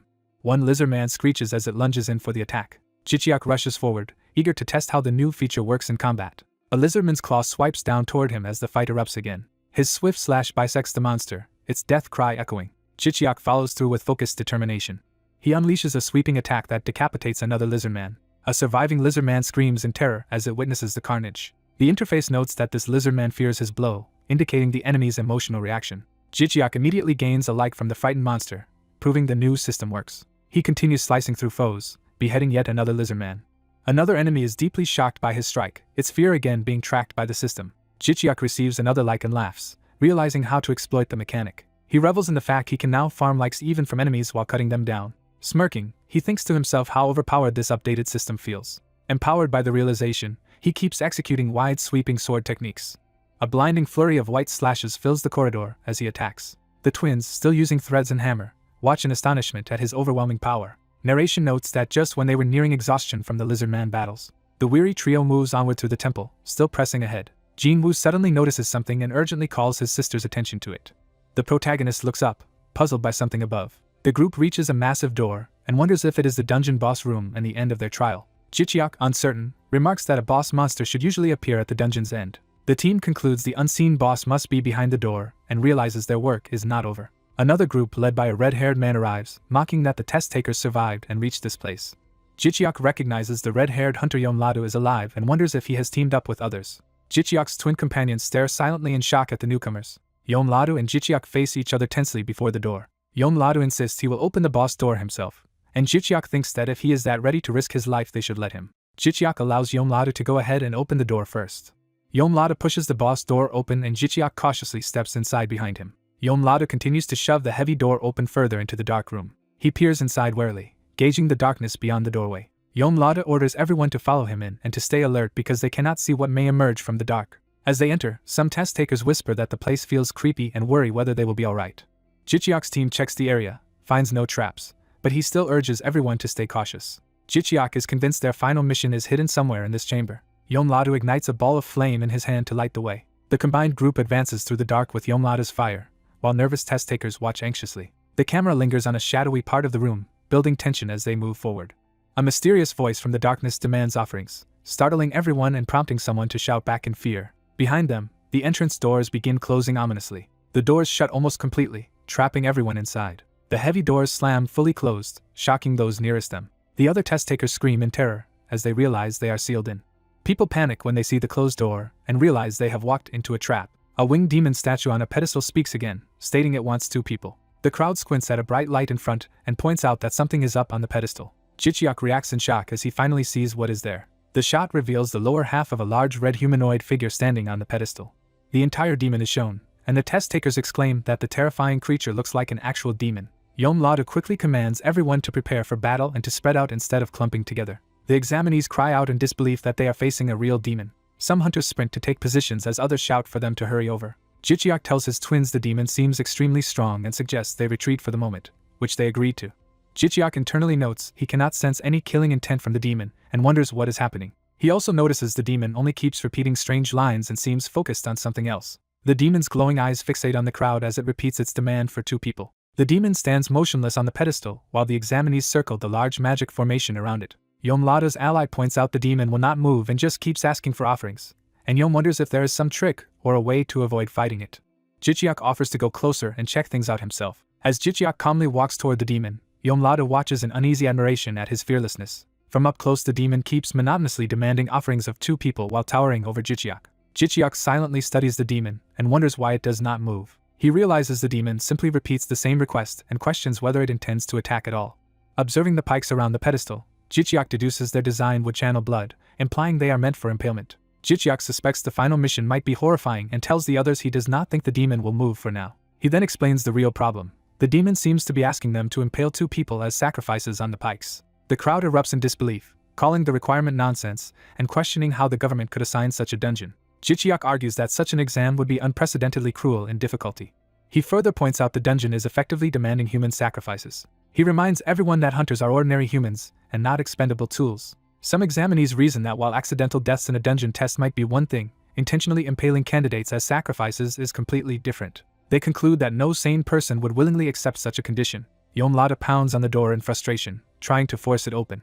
He curses when the door will not move at all, realizing they are completely sealed in. Furious, he blames the exam proctors for trapping them and keeps striking the door. The group devolves into despair, shouting that they were set up and expressing that they do not want to die in this place. Jicheok and one of the twins observe the panicking crowd with serious expressions. Jicheok thinks the situation is deteriorating, realizing that inexperienced test takers naturally find this overwhelming and are slipping into panic.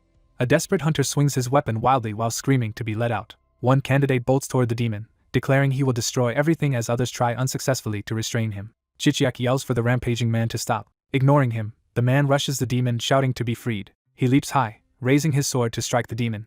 The attacker's furious face is shown as he brings his weapon down. His sword hits the demon but only cracks the pedestal, unleashing an ominous red energy. Shocked, the man realizes his sword has been destroyed. The demon coolly stares ahead after being attacked. Its eyes suddenly blaze brighter as it activates a power. A close-up shows one of its eyes flaring red as the attack is unleashed. The demon fires twin beams of energy from its eyes straight at the attacker. The beams tear through him, engulfing his upper body. His vision blurs in a flash of white as death approaches. The attack punches a bloody tunnel through his torso and hurls his body away.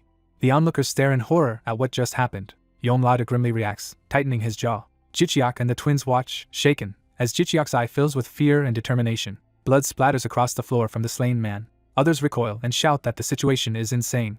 People begin racing back to the sealed door, crying that they will all die if they remain. As they slam against the door, many yell that they cannot possibly fight a monster that killed someone with a single beam of light. One twin collapses from shock as the other supports her and anxiously checks her condition. Jichiak reflects that this terror is unlike seeing people eaten by lizard men. It feels more absolute. He reasons that the dread of an unknowable, seemingly unbeatable foe is far worse than fear of a difficult but winnable fight, while the demon continues to demand offerings.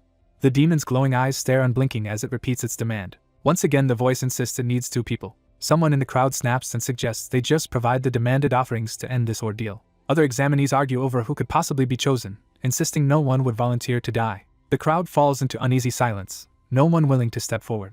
Panic escalates as someone is grabbed and begs frantically to be saved. Jichiak notes that people are beginning to lose their sanity and fears everyone will go mad at this rate. A man proposes that sacrificing just 2 people could be acceptable if the choice is made fairly. Others challenge how fairness can be determined, debating metrics like contribution points versus the fact that they are all human, not numbers. The discussion turns into accusations, with some asking if they are supposed to just wait around until all of them die. The crowd fragments into arguing and jostling groups across the hall. Amid the turmoil, Yom-Lada keeps pounding the door, shouting for everyone to stop. Losing patience, he yells that they should simply select the 2 weakest among them as sacrifices. He further suggests deciding by fighting and impaling the losers, reasoning that stronger hunters are more valuable for survival. Another candidate claims production-type hunters are the weakest and would also have the lowest contribution points. People latch onto this idea and demand to know which among them are production-type hunters. Someone calls out to those hiding in the crowd and another begs everyone not to go through with this and to regain their senses. A man points at Jichiak's twin companions, identifying them as weak, useless production-type hunters. The brother twin urgently moves to shield his sister behind him. Jichiak grimly realizes the mob is trying to corner the twins as chosen sacrifices. A thought bubble notes they are in serious trouble because the group is targeting the twins. The twins exchange looks, one anxious and the other clenching his teeth in anger. Murmurs and whispers ripple through the gathered examinees, building pressure. One man openly argues they should pick the twins, saying someone must die for the greater good, and they conveniently number 2. Yom-Lada smirks to himself, finding the situation developing in a way that amuses him. Internally he anticipates enjoying watching Jichiak struggle again after daring to oppose him earlier. Jichiak reflects cynically that humans are weak and will do anything to live as long as they are not the direct victims. He steps in front of the twins and addresses everyone, asking whether any of them truly wants to become a murderer. He explains that if they sacrifice innocent comrades, then all 18 remaining examinees will share the guilt. Jichiak insists that if they fight together instead, no one has to be a murderer or victim and, as hunters, they can win. Yom-Lada scoffs at Jichiak's idealistic speech, calling it nonsense. Jichiak declares that no dungeon is unconquerable, even as the demon keeps calmly requesting offerings. The unseen voice again repeats its requirement of 2 people. A hesitant hunter admits he also does not want to kill anyone but questions whether Jichiak can really guarantee victory without casualties. Jichiak answers that they must make such an outcome happen and insists there is a way. The crowd, still doubtful, asks what this supposed way out is and why they should trust him. Jichiak vows to take the lead and tells them that if things go wrong they can sacrifice him instead, asking if that promise is enough to gain their trust. Yom-Lada and his ally react in surprise as the other examinees begin murmuring among themselves. Jichiak resolves to stabilize everyone's emotions first and then, no matter what, to find a real escape from this situation. Yom-Lada dismisses Jichiak's efforts, thinking the other candidates are cowards who will not follow such talk anyway. A GodTube notification informs Jichiak that Hunter Kim Samsik, affected by his words, has given him 1 like. Jichiak's eye sharpens as he notices the system response to his speech. Another notification states that Hunter Kim Jizian has been encouraged by his resolve and has given him 2 likes. A further message says Hunter Lee Miri is impressed and has also granted him likes. And Jichiak realizes some people have begun to agree with him and look toward the future. One twin remarks in surprise that the crowd's attitude feels different now and praises Jichiak for dissipating the hostility directed at them. Jichiak answers that while things have improved, this is only the beginning. The scene shifts back to the closed boss room doors, emphasizing the unresolved threat. Narration explains that seeing Jichiak's confidence helps the examinees regain their composure and begin preparing to face the crisis instead of sacrificing each other. A system window reports that Jichiak has fully mastered the Eyes of Observation skill, which has now evolved into Eyes of Insight. The upgraded skill description states he can now analyze objects in more detail, and even see some monster statuses. Additional text describes Eyes of Insight as a D-rank growth skill that identifies objects and monsters and can later evolve into an even stronger vision ability. Jichiak realizes he reached full mastery by analyzing neurals earlier and plans to use this new insight to learn more about the demon. Activating the skill, he visually scans the demon, data outlines appearing around its form. The system reveals the creature is a greater demon with a water attribute, and that offering 2 awakeners would let it evolve into a stronger demon baron. Jichiak concludes the demon has refrained from attacking because it is waiting for sacrifices to power its evolution.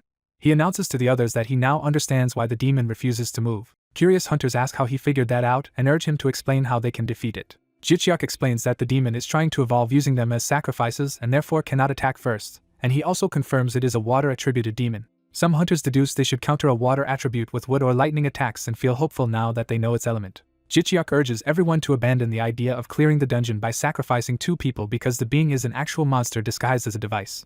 The crowd's mood shifts and several turn away from Yomladu, listening instead to Jichiak's explanation. Annoyed, Yomladu wonders who Jichiak really is to sway people like this. Jichiak begins buffing equipment with a series of beginner craftsman skills, imbuing a sword with strengthening effects. He hands the enhanced sword to the sister twin, explaining its power will last for an hour, and she gratefully thanks him. Jichiak modestly says they helped him gain this skill so there is no need for thanks, while a notification states the twins feel embarrassed yet appreciative, and grant him several likes. The red demon orders everyone to charge forward. 2 trainees sprint determinedly. More hunters run towards the demon, ready to fight. The demon stands calmly on a pedestal as the hunters approach. The demon mocks the humans as fools. The black-haired hunter thinks the demon will not attack first. He begins a ritual, invoking the one who rules over shadows, the black dragon of darkness. He starts chanting the summoning spell. The chant instructs the spirit to appear on his left arm. He continues reciting the incantation. A system message reports that a low-ranking darkness spirit answers his call. Dark energy envelopes his left hand. The dark aura swirls and intensifies around him. The summoned spirit coils around his body. His eyes focus as he channels the power. A description explains the black dragon of darkness summoning, stating the chant, that stronger inner darkness strengthens the summoned spirit, and that a blood-soaked smile awakens it. Other hunters are amazed, and several named teammates are said to be deeply impressed by his black dragon of darkness. He gains 8 likes from viewers. He recalls the demon's eye beam from earlier and hopes the spirit of darkness will counter it. The demon prepares to retaliate. The demon threatens to show the human true horror. The hunter resolves to unleash all the darkness he accumulated during secondary school. He lunges, declaring that abyssal darkness will erode the demon's eyes. The system confirms the darkness spirit is quickly cursing the demon's eyes. The demon is confused as the curse takes hold. The demon reacts in shock as his vision is affected. Now blindfolded by darkness, the demon demands to know what was done to him. He screams in pain as the curse seals his sight. The agony continues as the blinding darkness tightens. Hunters exclaim that the demon's eyes are sealed, but they warn each other he is about to move. The black-haired hunter notes, with relief, that the demon's magic resistance is low. He deduced from the blocked greatsword that the demon has strong physical resistance and powerful magic attacks. He reflects that dungeons are balanced. He reasons that every boss monster must have some kind of weakness. The demon lands heavily on the floor. The hunter orders everyone to attack the grounded demon with wood or lightning attributes. Several hunters rush in with their powers flaring. He thinks that dungeon level can be judged from its monsters. He recalls that experts believe dungeon administrators manually balance these artificial dungeons. A massive light blast erupts, knocking nearby hunters back. The enraged demon sends out a powerful shockwave, scoffing at the attempt to defeat him by blinding him. He vows to kill all of them. One trainee panics in fear. The terrified trainee realizes the danger approaching. The demon and the main hunter clash in midair as another trainee is nearly hit. The hunter comments that he misjudged, realizing the demon is far faster than expected and his balance theory failed. The demon identifies him as the one who cast the dark curse. The hunter taunts that the demon is upset he could not kill him with the eye beam and decides to keep its attention so others can attack from behind. He sprints rapidly to draw aggro. The demon chases him, while a notification announces activation of aggro's skill Scream of the Wild. The demon continues pursuing the focused hunter. The hunter sharpens his gaze, fully alert. He dives toward the demon with his blade ready. He groans with effort as he attacks. The demon snarls, baring fangs. While exchanging blows, the demon laughs and admits the human's skills are not bad. The hunter worries that at this speed the demon will soon catch him. Other hunters complain that the boss is moving too fast for them to land attacks. A teammate notes that although it looks like the main hunter is being pushed back, he is actually dodging every strike. The demon swings his tail at the hunter. The hunter invokes his ability Shadow Steel. The demon's shadow stretches on the ground. Dark energy snakes from the demon's shadow toward the hunter. The system reports that the demon's movement speed and part of his defense have been reduced. Another message states the hunter has absorbed that stolen speed and defense, and he is glad the strong demon lets him take even more power. The demon, feeling weakened again, wonders what the human has just done. Elemental attacks from all directions slam into the demon, stunning him. Explosion and fire engulf him as he cries out. The hunter sees that everyone is now attacking the demon with everything they have. Another attacker charges with a powerful strike. He rallies the group, saying they can win if they keep pressing the assault. The demon's body becomes riddled with wounds. His legs are also damaged as he braces himself. He bursts with energy, laughing. He admits the attacks hurt, but only somewhat. He claims the hunters have already reached the limit of what they can do. Observers react in alarm to his resilience. The demon roars and prepares another charge. The main hunter blames himself for being careless. He realizes the demon's counterattack now puts everyone in danger. A hot-headed fire user pushes forward, yelling for weaker ones to move aside. That fire user declares he will kill the demon himself. He unleashes his maximum firepower, challenging the demon to dodge it. Multiple flaming projectiles streak toward the demon. The demon braces to endure the incoming barrage. Huge explosions consume the battlefield. The demon emerges burn-scarred, grunting. Still on fire, he furiously calls the attacker an insect. He crouches amid flames, ready to counter. The fire user promises to cook the demon thoroughly. The demon snarls back, sparks and embers flying. The fire user's flaming fist races toward its target. The fiery punch continues its charge. From the side, we see him closing in to strike the demon. He is shocked as something goes wrong mid-attack. The demon suddenly appears behind him, questioning why he cannot reach it. The fire user screams and pours out fire, shouting for the demon to die. His eyes burn with murderous resolve. He screams for the demon to go to hell. The demon, avoiding the attack, criticizes that despite the man's skills his combat ability is lacking, leaving the fire user stunned at its sudden movement. The demon laughs ominously. A devastating attack slams down from above. The fire user is smashed into the ground. Blood sprays from his mouth as he is struck. His body falls smoking toward the floor. A cloud of smoke and dust rises from his impact. Teammates cry out in shock and call to their fallen senior. One runs to his side begging for help while others look on helplessly. The main hunter sees that the injured man is still alive and waking. He wonders if the fire user charged in without any evasive skill. The demon laughs loudly, surprised that humans he considered insects have troubled him this much. A teammate points at the demon, excited that Mr. Yomrado's attack appears to have been effective. They notice the demon's back is significantly damaged. They spot a glowing bead-like object embedded in the wound. The demon drools oddly as it staggers. The hunter remembers that if a crystal-like bead is broken, the test will end. He recalls the initial rule that smashing the crystal ball concludes the test. He recognizes that destroying the bead on the demon's back must be the real objective. Meanwhile, the enraged demon vows not to let the insects die peacefully. He roars that he will annihilate them all. He releases streams of poisonous-looking liquid while screaming for the insects to die. The hunters react in shock as the unknown substance spreads. People scream as the liquid surges toward them, and one shouts in confusion about what it is. Victims are splashed, and one realizes in horror that it is venom. Chaos erupts as trainees flee, and someone shouts that anyone touched by the venom is finished. The demon laughs hysterically, declaring that everyone trapped in the sealed room will die. He says he will make them experience real pain and die. Venom waves race toward fleeing hunters. One trainee is about to be engulfed by the poison. The main hunter sprints through the rushing venom. He concludes that at this rate everyone will die. He thinks his only option is to use a last resort. He pulls out Lizardman's Berserker Pill, which greatly raises his stats at the cost of stamina and possible death, lasting 30 seconds. As the demon advances laughing, the hunter prepares to act. He swallows the dangerous pill, deciding he has no other choice. He braces himself and charges, shouting to go. He feels that thanks to the pill they now have a real chance to win. His eyes turn red as the Berserker effect activates. He groans under the strain of the transformation. System messages announce all his stats have doubled while his stamina rapidly drains. Another warning states he will die after 30 seconds unless he cancels the pill's effect, and he roars in response. He admires how powerful this buff is and orders all remaining likes to be invested into his strength. The system confirms that consuming all his likes has raised his strength to B rank. Combined with the Berserker Pill, his strength temporarily reaches S rank. Surrounded by surging energy, he stands ready with his sword. His body tenses as the overwhelming power courses through him. His legs bulge with enhanced strength as he prepares to move. He feels energy flooding his body. He also senses his life force rapidly draining, likening himself to a candle about to burn out. As the demon spreads more venom and taunts the humans about tasting death, the empowered hunter prepares for a final decisive move. A blindfolded red demon senses something approaching. The demon confidently answers that they have enough, then reacts in shock. Empowered, Jichiak rushes toward the demon, declaring it is now the demon's turn. His rapid strikes slam into the demon, while a countdown drops to 24. The demon is hurled around, screaming in pain as the timer falls to 23. Jichiak keeps attacking midair, dual swords in hand. Surrounded by blue energy, he dives down to continue the assault. The timer continues down to 21. Jichiak repeatedly stabs the demon as the counter reaches 20. The demon, spitting blood, cries out in disbelief at Jichiak's sudden strength while the timer hits 19. Jichiak notes to himself that there is still enough time left. The timer ticks down further to 17. With 13 seconds remaining, Jichiak decides it is time to finish the demon. He brings his sword down toward the blue core in the demon's chest. The demon writhes and spews blood in agony. Jichiak glares intensely, fully focused. A huge burst of light and energy explodes from the impact. The blast continues to flare outward. The on-screen counter drops to 09. Jichiak keeps pounding the demon's core with powerful blows. Panting, he realizes he is exhausting himself. He curses under his breath at the situation. Debris flies as the timer reaches 08. Seeing the barely cracked core, he wonders why it is so hard. His sword chips and breaks from the impact, and he groans. Frustrated that even his weapon is broken, he screams while charging again. The counter shows only 6 seconds left. He desperately prays that he can break the core in time. cracks spiderweb through the core as he begs for it to shatter. His eye reflects the glint of the breaking core. Seeing the damage spreading, he thinks in relief that it is finally working. With 5 then 4 seconds remaining, he drives the broken blade down again. Straining and shouting, he resolves to end the fight immediately. Energy erupts from the core while the timer hits 03. The countdown continues to 02 amid blinding light. With only 1 second left, the explosion reaches its peak. The counter hits 00 as the effect ends. The system announces that time is up.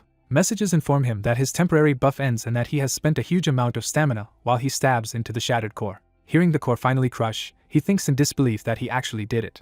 Jichiak looks up, stunned, as residual energy crackles. A system window warns that he will lose consciousness in 10 seconds. As he plummets, he realizes with joy that he has finally defeated the demon. The light from the explosion engulfs everything. A massive purple-white blast floods the dungeon. Outside, examinees and rescuers are buffeted by the shockwave of energy. One of the silhouettes in the blast is blown away by the force. Jichiak reflects that the enhancement pill he took was incredibly powerful. He acknowledges that despite the pill's danger, it allowed them all to survive. His eyes flutter as he lies unconscious. He recalls that the pill was meant strictly for emergencies like this one. The battlefield fades into drifting debris as the explosion subsides. Collapsed on the cracked ground, he realizes he is finally blacking out. A notification declares that the dungeon has been cleared. The system begins calculating contribution points, announcing Jichiak in first place for clearing the hidden quest and preparing his reward. Outside the gate, officials look at new notifications appearing in the air. Others also stare at the green screens in surprise. The surviving examinees cheer that they have won and that Jichiak saved them. People call for help for Jichiak and the other wounded, wondering if everyone has passed. Jichiak, half conscious, hears the crowd shouting. His eye opens slightly in response. He wonders how well the recording of this battle turned out, and how many views it might earn. His eyelids finally close again. The system finishes updating itself to version 2.0. As he drifts, he wonders in confusion what is now happening. A vision shows radiant godlike figures with a message that the gods have taken notice of him. Outside, a dark purple gate suddenly reappears before the waiting crowd. An onlooker asks if that means the dungeon was cleared, then remembers it was only supposed to be a test dungeon. Another worries aloud whether anything bad happened to the participants. Someone points out that the rescue team's behavior seems unusual. A superior tells others to move out first. A suited woman sighs about the persistent reporters gathered nearby. Her subordinate reports that the rescue team is ready. The dungeon now reads as B rank, and the gate will open again soon. Shocked, she can hardly believe the reading. She recalls that this gate was chosen for testing because it was considered extremely easy.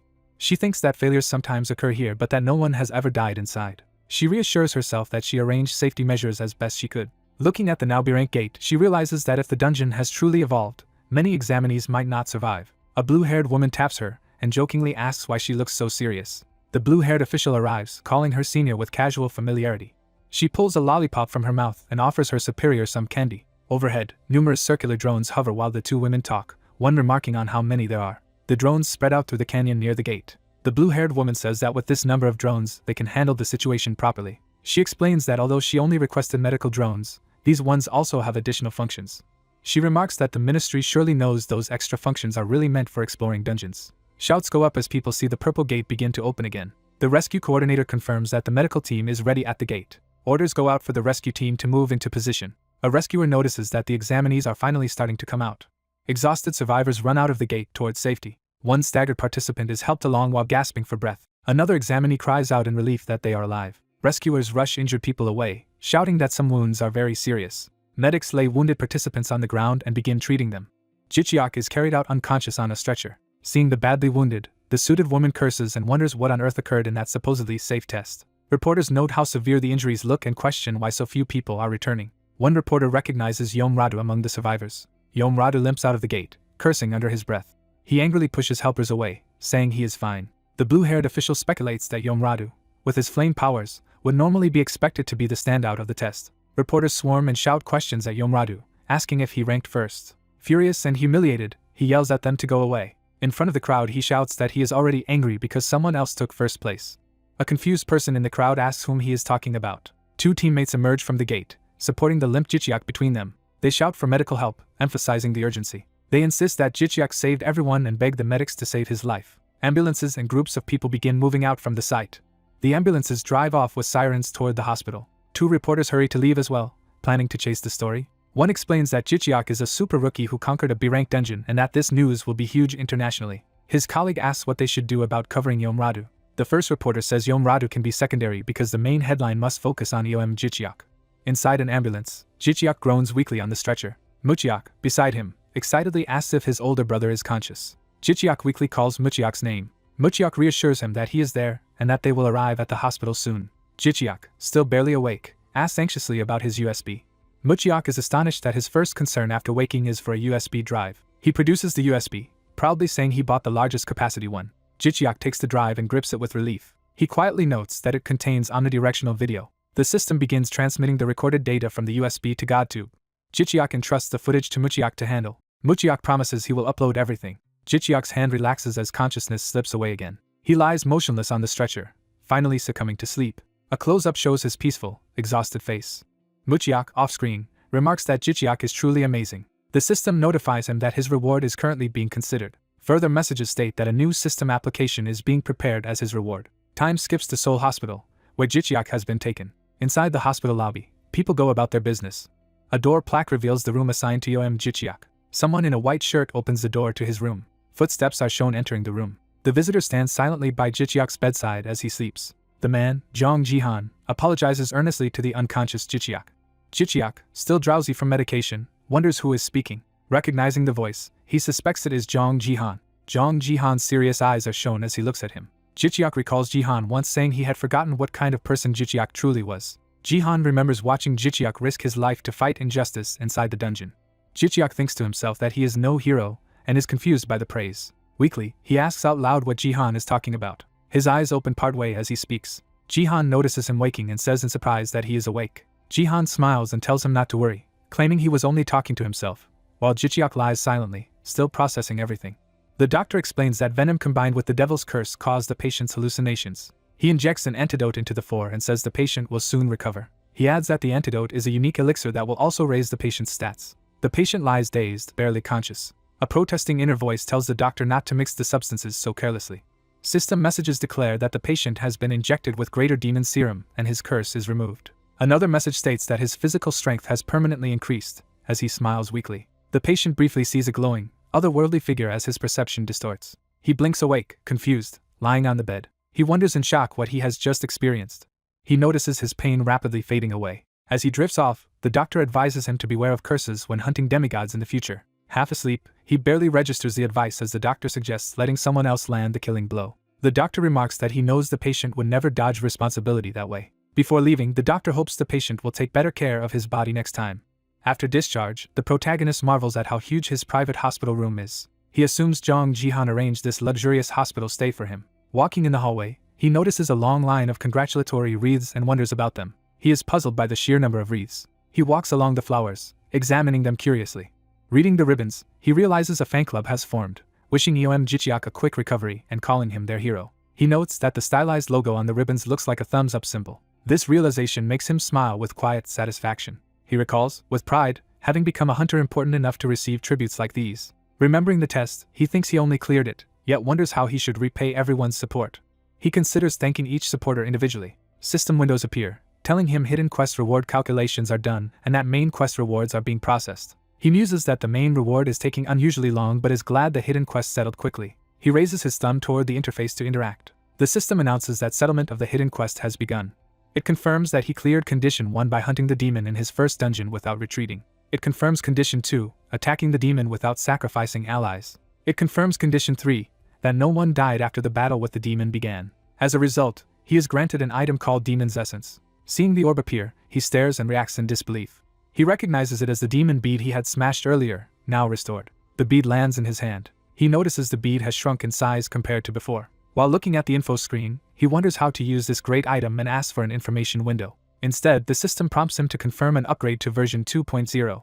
A new notice says he has received a message from the gods. Shocked, he repeats that a message from the gods has arrived. Another notice explains that the update now lets him communicate with the gods. Messages arrive from a god-titled dog who devours the sun, asking him to offer the demon's essence. More gods, including the man who swallows the moon and an agent of the wind, also request the demon's essence. Additional silent notifications continue to appear. Overwhelmed by the flood of offers, he wonders why the divine messages are like this. Studying the bead, he compares the gods' requests to beggars and wonders why they all want it. Realizing even gods covet the bead, he contemplates its value. He reasons that if he offers it, he deserves a fitting reward, but hesitates since he does not know the bead's effect or which god to choose. He decides to take his time and think carefully before using or offering the item. His younger brother Mucheok bursts into the room, announcing his arrival. Muchiak says he brought clothes and explains how hard it was to slip past reporters staking out their home and the hospital. Setting down the bag, he comments that Jichiak must be feeling better now that he can walk around. Muchiak urges him to turn on the TV, saying the recent test has been all over the news. Jichiak responds with mild curiosity.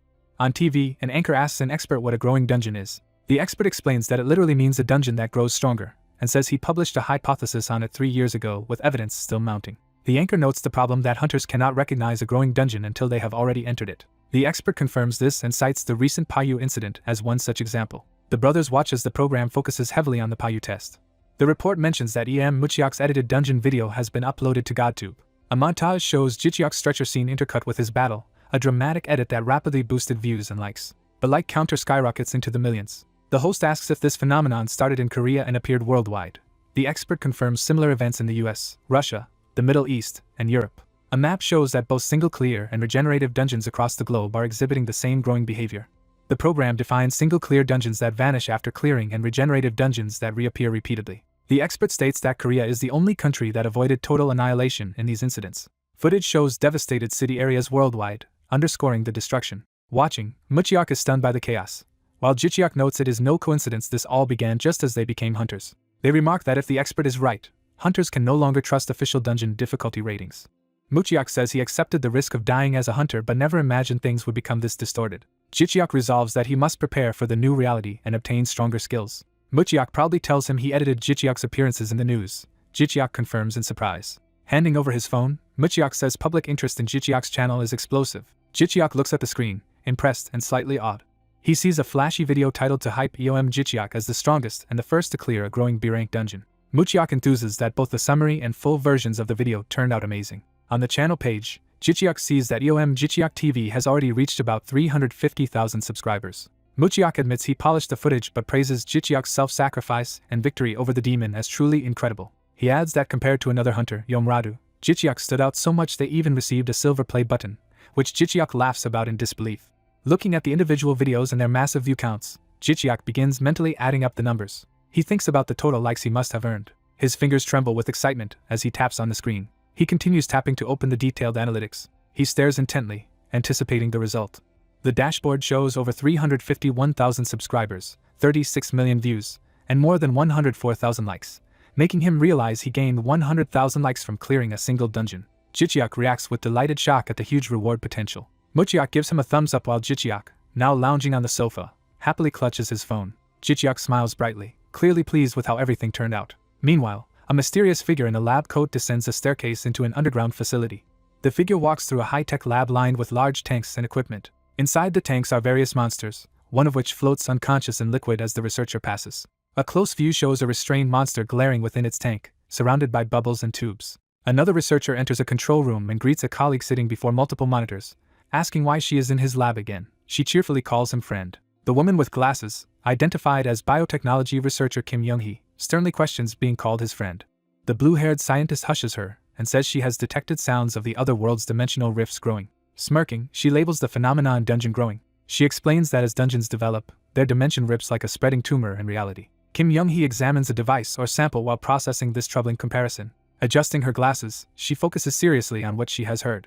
The blue-haired scientist visualizes the rift noises as fluctuating signals in a dark, starry void. Kim comments that it sounds like yeast fermenting, while the other says it is really the sound of dimensions tearing, a symphony heralding the world's end. Kim falls silent, then places the device down, calling the situation ominous. The blue-haired woman replies that it is inevitable since everything grows and ages, implying they cannot stop it. Pouring wine, she says they might as well enjoy themselves despite the looming catastrophe. She toasts Kim, raising her glass to the soon-to-fall world. Kim protests drinking at such a time, but the other casually continues sipping. Kim points out that there is still time left and asks whether the scientist intends to save the world. The blue-haired woman stays silent for a moment. She then says she is no hero and plans to use the world's end to achieve her own dream. Kim concedes that such selfishness fits her colleague's personality. Sighing at the thought of the world ending, Kim walks alongside the blue-haired woman. The scientist says she only wants to uncover the world's secrets through living organisms, then remarks that Kim's younger brother recently visited her. She explains that Jihan asked her to obtain demon serum so he could save someone. Kim recalls Jihan's intense question about how she knew so much about him. Frustrated, Kim says she has been living in obscurity without even publishing her thesis, insisting she did not leak any information. She mutters that Jihan and the blue-haired scientist are both strange. The blue-haired woman simply smiles and asks if that is so. Narration notes that as the shadow of the world's end emerged, events elsewhere began unfolding. At the same time, Jicheok and Mucheok filmed an unboxing video for their newly earned silver play button. Back in the present, Mucheok asks his brother how he feels before the shoot. Jicheok admits the situation feels hectic and wonders if they can act naturally before such a large audience. Mucheok scolds him, saying that if he cannot, he must force himself to perform. He then orders the crew to finish preparations so they can start filming immediately. Off-screen dialogue reminds them they also need to perform a tribute during the shoot.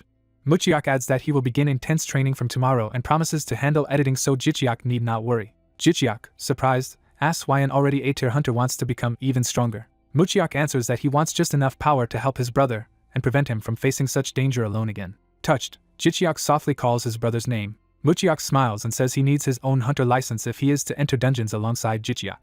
The production staff adjusts lights and equipment, preparing for the shoot. Narration states that filming proceeded smoothly as news of Mucheok's upcoming training spread. Their video centers on presenting the silver play button. The brothers pose together, happily holding the plaque. The finished video is uploaded to GodTube. Reports spread that Jicheok has fully recovered, and combined with the video, they generate another surge of likes. The channel gains about 132,000 additional likes from this content. Using the earnings, Jicheok moves into a spacious new house. The interior is revealed to be extremely modern and luxurious. He admires the tall windows and high ceilings.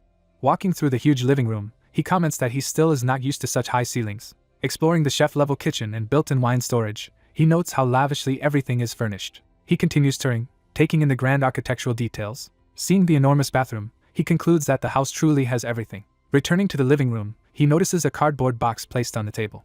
He pauses, sensing something significant about it. A staff member or aide explains that the box contains drop items obtained from the demon's corpse, purchased directly by their CEO at auction. Jicheok wonders why the CEO personally paid for these drops and admits he cannot fathom the man's intentions. His thoughts return to that night, still puzzled why the CEO chose to inject the demon serum into him himself. Sitting on the sofa, Jicheok broods over how the CEO even managed to acquire such a rare item in the first place. Jicheok thinks about the man helping him, and wonders what is expected of him. He closes his eyes deep in thought. Overwhelmed, he sprawls on the couch, decides to accept the benefits, and even resolved to exploit his benefactor. He reflects that he has completed the hunter exam. He notes that he has accumulated enough likes. He reaches toward the system interface. He commands the system to open the store. The store activates with blue energy around his hand. Seeing the store, he considers searching for new skills. A system message praises his virtues and hints at a greater like-based reward. Another message proclaims the concept of justice through likes. The system announces that his shop has been upgraded, and he marvels at the many options. He reminds himself he still needs to find a particular item. He prepares to search through the upgraded interface. He recalls how his fighting style combines many different skills. Remembering the exam, he worries about facing another overwhelmingly strong opponent. He decides he needs a major power-up to be prepared. He hesitates, wondering if boosting his base stats might be better than buying skills. He reasons that higher base stats would make any skill far more damaging. Frustrated by the choice, he agonizes over which option is more advantageous. Concluding he needs guidance, he looks for someone to advise him. With phone in hand, he wonders who he should ask. He remembers an online superpower community he can consult. He searches for FIG, believing it will have the answer. He selects the FIG community from the search results. He opens FIG, described as the world's largest ability community filled with posts and rankings. He logs in as Jicheok, listed as an A-rank multi-ability user. He browses community pages and SSS rank ability lists, concluding that what he most needs is a new skill. He focuses on Romana Lasif, an SSS rank prophet of level black. He learns this prophet grew stronger by finding dungeon items and a skill book, inspiring Jicheok to seek a similar skill. He discovers a skill named the Twisted Spirit of Heaven, a system-created spirit that guides its master's path. The purchase conditions reveal the buyer must specifically be Jicheok, surprising him. He realizes only he can buy it, and wonders if the system itself is selling the item. He recalls that the system issues quests and handles dungeon settlement for awakened people. He understands the system as an unseen entity that appears in hunters' minds and evaluates their dungeons. Checking the price, he finds the skill costs 1 Devil's Essence plus 10,000 likes, which pains him. He complains that the system also demands the Devil's Essence. He muses on why the Devil's Essence is so coveted by gods, heroes, and the system alike. He remembers failing to get expert opinions on the Devil's Essence at the hospital. Holding the orb, he thinks it is a powerful dark item with no direct use for humans. He silently contemplates it. He considers that selling it would just be doing someone else a favor. He reflects that he refused divine protection because godly contracts had too many unacceptable conditions. He wonders if this is his chance to commit to the system instead. Yet, he notes he has never heard of anyone sponsored by the system and worries about unpredictable consequences. He sighs heavily under the weight of the decision. He focuses on the skill the bookkeeper of the Twisted Spirit. After a moment of thought, he steels himself. Trusting that the skill will aid future battles, he decides to gamble and presses purchase. The system confirms he has bought the bookkeeper of the Twisted Spirit and deducts the devil's essence, and 10,000 likes as energy storms around him. The devil's essence appears in his palm, reacting to the purchase. He watches, startled, as the essence dissolves into blue flame. Power surges, and he reacts in awe to the transformation. Instead of a book, a mystical feathered fan named Baek-Woo-sun, the 8th twisted legal of the heavens, materializes. Seeing the fan, he is confused that this is his purchased skill. A blast of light from the fan rushes toward him. Blue energy whirls around him violently. As the energy takes humanoid shape, he cries out that it looks like a person. A refined spirit in ancient attire appears, introduces himself as a system-created spirit, and asks Jicheok to give him a name. Jicheok is shocked to realize the skill produced a spirit dressed like a strategist from Romance of the Three Kingdoms. The spirit confirms he wants Jicheok to name him, addressing him respectfully as master. Jicheok realizes this is spirit number 8 and infers there were 7 others, thinking this companion will be very useful. Pondering a name, he decides he cannot blatantly copy the famed strategist Jigul Gongmyeong. He mutters thoughtfully as he tries to come up with something. He combines parts of his own name and Jigul Ryang's, proposing the name Cheok Ryang.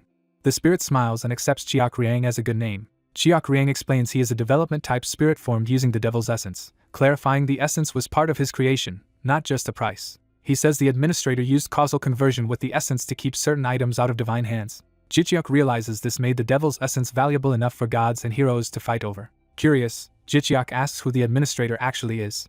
Cheok Ryang replies that knowledge of the administrator has been erased from his memory, which astonishes Jicheok. When Jicheok asks what the system is, Cheok Ryang calls it a nurturing device that lets humans surpass the heavens, but admits the detailed explanation is gone from his memory. Smiling, Cheok Ryang repeats that the detailed information has been deleted. Jicheok grumbles that all the crucial information about the system has been wiped. He decides to move on and announces he will give Cheok Ryang his first order. He requests a powerful offensive skill capable of challenging stronger opponents. Cheok Ryang agrees and says he will enter power-saving mode to carry out the search. The spirit's eyes glow as he begins this mode. His body dissolves into energy, shrinking into a smaller form. A burst of light signifies the completion of his transformation. Energy shoots upward as his form changes. Jicheok is stunned to learn that this spectacular transformation is only power-saving mode. The spirit reappears as an adorable, fox-like creature, which Jicheok identifies as a baby fox. Jicheok thinks it is extremely cute and anticipates that viewers will love it. Cheok Ryang, now a fox, says he will start searching for the requested skill, and Jicheok nervously agrees. The fox pads up to the system screen. He dashes rapidly along the interface while searching. Watching, Jicheok laughs about how convenient it is to have a spirit that searches for him. Seeing the fox in action, he wonders if he should film and upload a video of him. He checks his phone, seeing how popular other cute animal videos are. He concludes that cute content performs best on GodTube. Convinced, he decides everyone will love Cheok Ryang. Jicheok asks the fox if he can take pictures of him, and Cheok Ryang confirms it is possible thanks to the devil's essence. Cheok Ryang asks if he should convert, and Jicheok eagerly agrees. The fox activates a convert materialization mode, preparing to be properly captured on camera.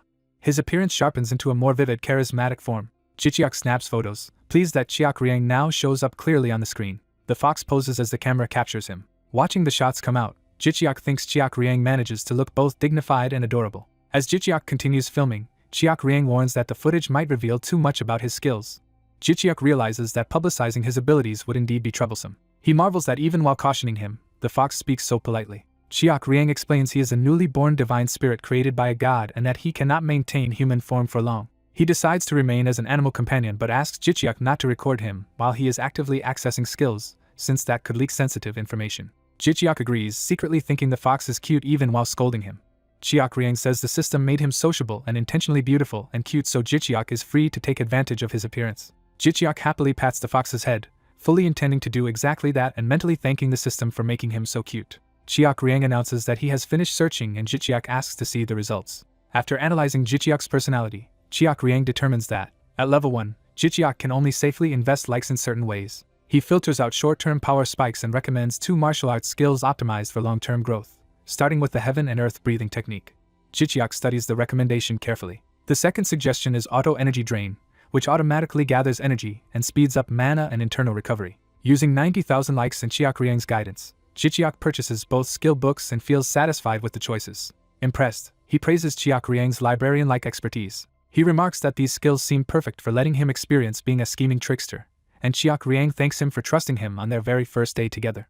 Cheok Ryang vows to use any means necessary to make Jicheok the strongest person alive. Jicheok, smitten by his enthusiasm, mentally likens him to the legendary strategist at the Battle of Red Cliff. Cheok Ryang excitedly urges him to take more pictures right now. Jicheok enthusiastically photographs the fox from all angles, eager to rake in likes together. Chiak Riang poses cutely, even sitting down, for more shots. Jichiak resolves to capture him from every possible angle, no matter what. Once the photo shoot ends, Jichiak plunges into intense training, dedicating almost all his time to mastering the heaven and earth breathing technique. As he trains, system messages report increases in mana, stamina, agility, and strength, and he notes how martial arts boost his body even without leveling. He realizes that every 5 points of mana automatically raise his physical stats, making this technique extremely efficient. Chiak Riang explains the synergy exists because the technique serves as both internal breathing and qigong, and affirms that Jichiak is naturally suited for martial arts.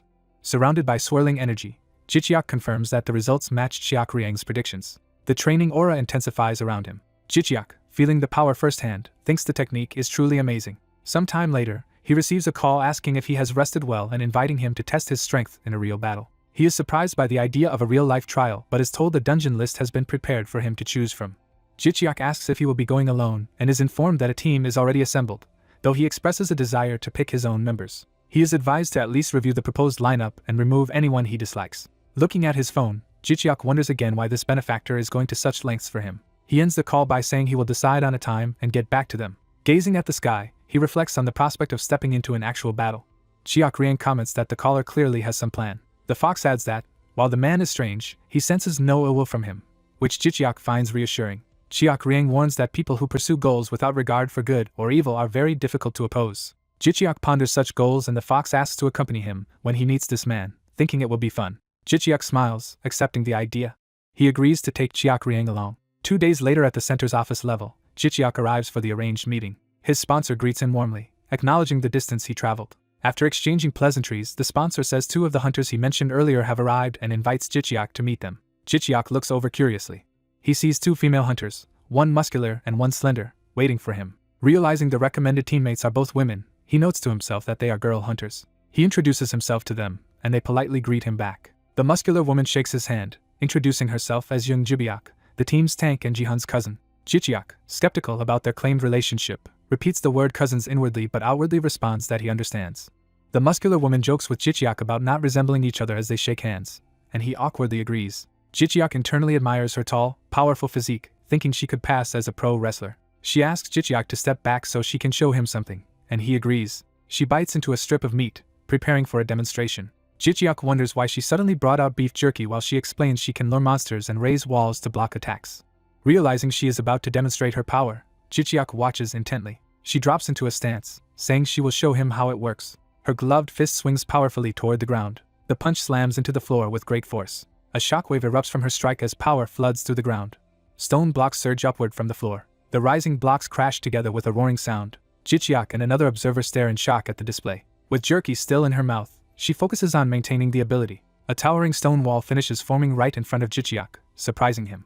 He comments that this kind of wall skill will be very useful in combat. She explains that the wall's performance depends on the ground material. She can enhance her body to attract monsters, and she likes eating what monsters like. Jichiak praises her cool ability and guesses her jerky is monster meat, and she laughs that it is lizardman tendon. He is impressed by both her skill and adventurous taste, and a system message notes that Hunter Jung Jibiak has taken a liking to him. Another message informs Jichiak that he has gained 2 thumbs up. The other woman introduces herself as Bile Hannah, a long-range dealer and party guide. Jichiak notes that he did not know the Bile surname existed in Korea. She explains she named herself because she is an orphan, leaving him unsure how to reply. Jichiak recalls hearing that some children in orphanages did not even remember their own names. He tells Bile Hannah her chosen name is really nice, and she smiles and thanks him.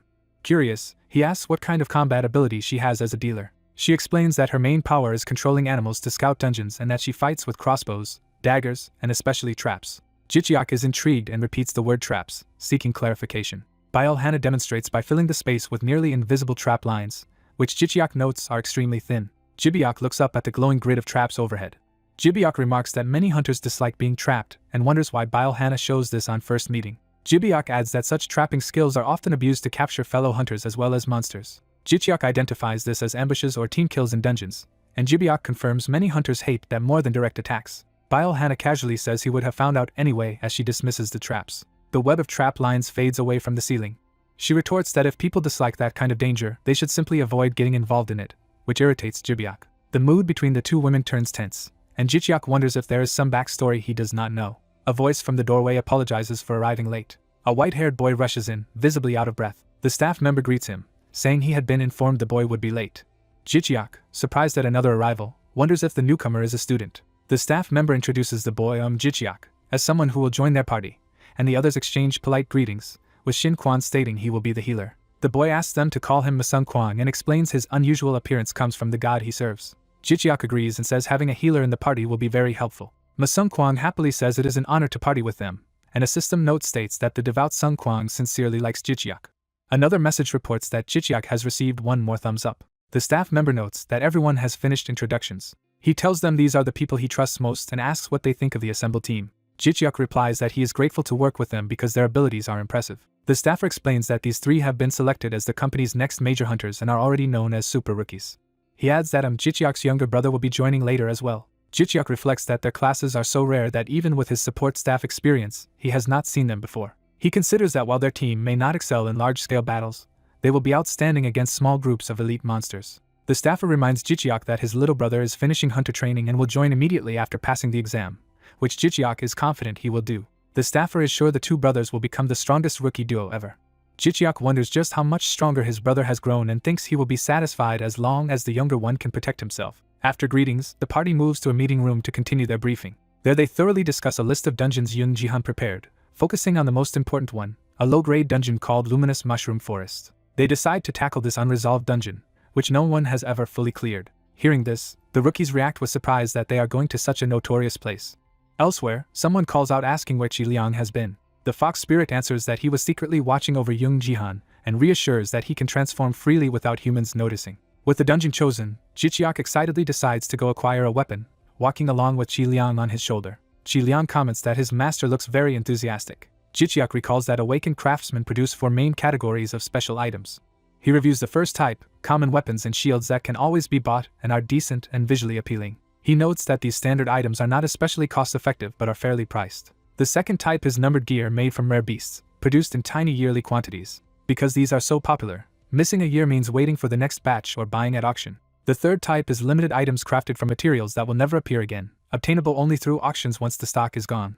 The fourth type is bespoke equipment made by high-rank awakened craftsmen for a single user, with the makers unconcerned by money. Sometimes such craftsmen personally choose ability users they like and create equipment perfectly tailored to them, at prices far beyond the other categories. Wanting equipment, Jichiak decides to follow Qi Liang's advice on what to buy. He agrees with Qi Liang that he should purchase market weapons and then enhance them via alchemy. He ends up buying a weapon for 500 million won and armor for 300 million won.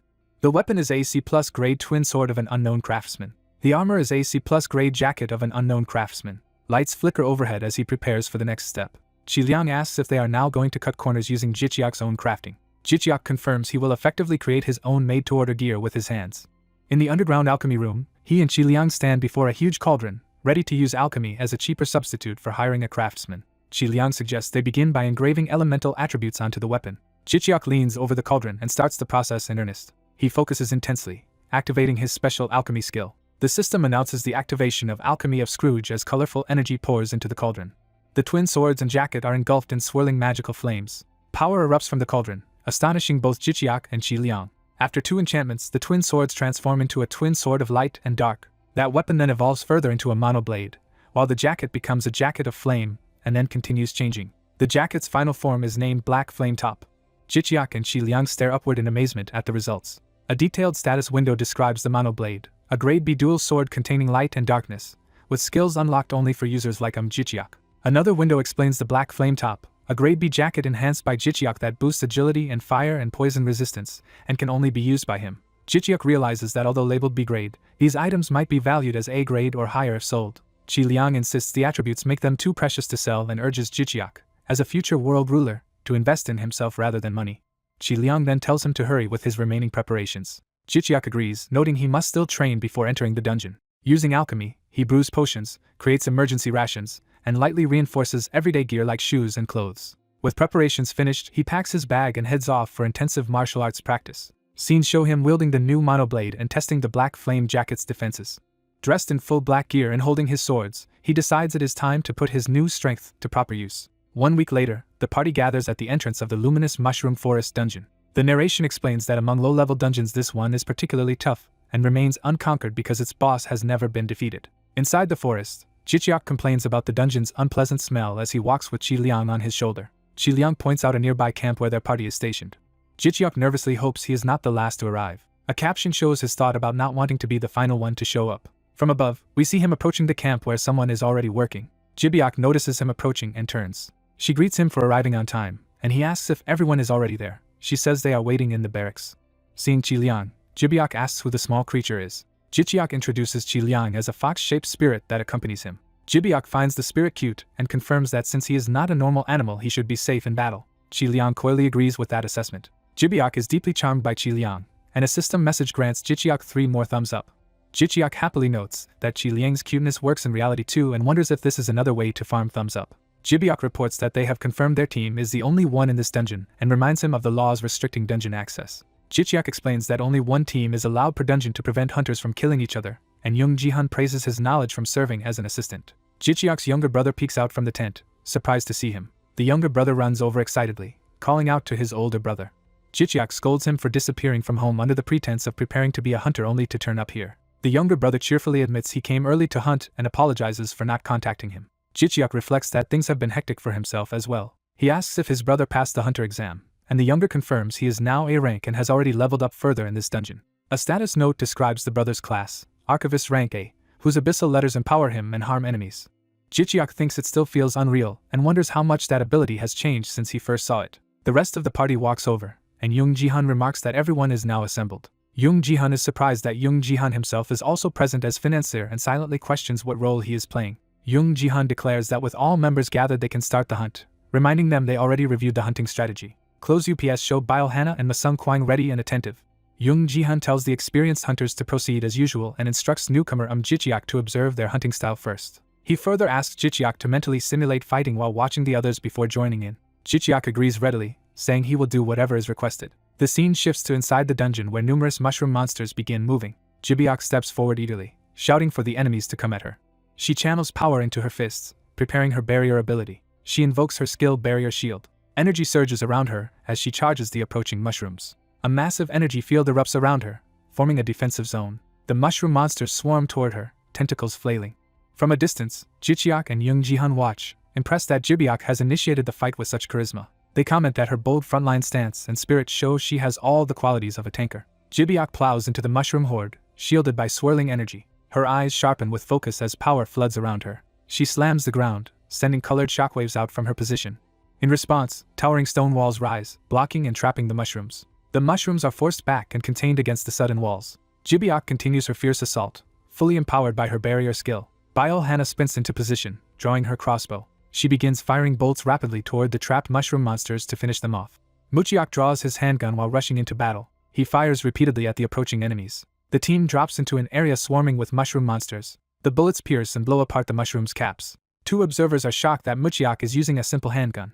The scholar explains that normal firearms do not affect monsters, so Jicheok enchants his bullets with magical letters. The letters shown represent various effects, and it is noted that Jicheok can currently use only short words. The explanation continues that bullets are imbued with enhance and destruct letters and then fired directly at monsters. The hail of enchanted bullets knocks mushrooms away. One mushroom's body is blown open by the shots. Watching Jicheok fight, someone praises his tactical thinking and says his letter ability could reach A rank and take him to the top. The protagonist admits he had only considered using letters to buff Jicheok's body. He reflects proudly that his younger brother's ability turned out to be amazing. Jicheok continues to fire his pistols while dashing forward. In mid-fight he suddenly notices something unexpected. The mushrooms abruptly split apart into many smaller pieces. The team realizes the mushrooms are dividing into numerous tiny ones. Jicheok and another teammate struggle as the multiplying mushrooms overwhelm them. The tanker complains he has no time to reactivate his defensive skill amid the onslaught. A teammate warns that the monsters are breaking through the stone wall toward their position. The trap specialist confidently reveals she has already set traps to intercept the mushrooms. The rushing mushrooms are ensnared and slammed into the trapped nets. With the monsters caught in the nets, the team moves to secure them while they struggle. Jicheok thanks the trap user, saying her preparation let them catch their breath. She insists they stay alert, warning that the smallest mushrooms will still slip through the gaps. The net bulges as the smaller mushrooms begin squeezing out. Jicheok keeps shooting into the trap swarm but laments that weapons are becoming ineffective. He decides to switch to close-quarters combat as the fight turns into melee range. He sharpens his focus, eyes intense as he prepares. Surrounded by colorful energy, he charges and starts slashing through mushrooms at high speed. From afar, a teammate shouts in amazement at Jicheok's wild charge. The observer asks if this explosive slaughter is also part of the Archivist's letter ability. The familiar comments that the Archivist's versatile power is perfectly suited to support Jicheok, likely concentrated in his limbs. The familiar suddenly notices something new and reacts in surprise. Another teammate summons flying pig angel creatures and declares it is now his turn to act. The pig angels swarm forward through the air. The winged pigs circle Muchiak's party, surrounding them with healing and buffing light. One teammate happily notes that his strength is rising under the pig angel's blessing. The summoner sends the pig angels toward the trapped mushrooms to support the front line. A huge flash erupts as their combined attacks hit. The narrator remarks on how well the team's abilities complement one another. From their vantage point, the analyst notes that, in his experience, this party's coordination is excellent. The archivist decides he has observed enough and suggests that he and his familiar join the action. The whole group gathers on the cleared battlefield, ready to proceed deeper. The analyst, focused on his tablet, tells the others to distribute loot without him, unconcerned with rewards. The protagonist finds the aloof analyst strange for not participating in the hunt. He reasons that the analyst is not just freeloading but must have a different objective. During a break, a teammate compliments Muchiak for fighting in close range despite being a long-distance dealer. Muchiak modestly credits his own training and says his older brother is actually more impressive. The brother is surprised the conversation turned to praising him and asks why. Watching the slightly awkward mood, the protagonist senses something odd in the group's atmosphere. Someone asks if Bail Hana might be interested in Muchiak romantically. The analyst calls everyone's attention. He relays that Muchiak wants to participate directly in the next battle and asks the party's opinion. Muchiak jokes that his brother must be itching to fight. Hana points out that the tanker Young Jibiak's opinion should matter for this decision. After considering, the tanker agrees to let Jichiak join in. The tanker proposes that Jichiak, as a short-range dealer with crowd control, cover any enemies that slip past him. He adds that Jichiak's skills will allow new tactics and let them push deeper into the dungeon. Jichiak accepts the plan. Muchiak encourages his brother, saying joining sooner will also give better broadcast content. The summoner remembers Jichiak's streams on GodTube. Excited, he says he will appear in the video this time and wants to watch it later. The archivist assures him Muchiak edits videos very well, so it will be enjoyable. Their leader tells everyone to check equipment and get ready to move, and the group agrees. As they prepare, the analyst calls out to Jichiak to wait a moment. He asks Jichiak to make an important promise before they continue. The analyst warns that under no circumstances is Jichiak allowed to touch the dungeon's boss monster. Jichiak repeats the phrase boss monster in surprise. The analyst describes the boss as an enormous tree-like being whose power matches its size. He explains they can only clear the dungeon safely by not waking that boss. Jichiak replies that he will keep the warning in mind. Internally, he decides there is no reason to risk his life fighting a boss just for video content. As they head down the optimal route, the analyst cautions that stray monsters and stronger mushroom spores will appear, so everyone must prepare detox items. Entering the spore-filled zone, notifications show that the party members have been poisoned by the mushroom spores.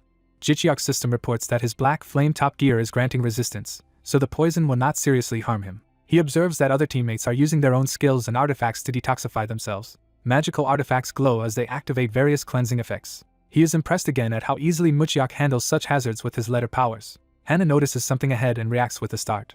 The analyst announces they have reached the ancient ruins area, where monsters will spawn more frequently, and Muchiak comments that it feels creepy. The group walks through the eerie ruins lined with overgrown stone and purple spores. A narration box explains that the luminous mushroom forest dungeon was formed around these ancient ruins. Further narration states that ancient treasures can sometimes be found here and that, for prepared low-level hunters, this place is rewarding despite tricky monsters and poison. Above them, massive mushrooms spread across the ceiling of the ruins.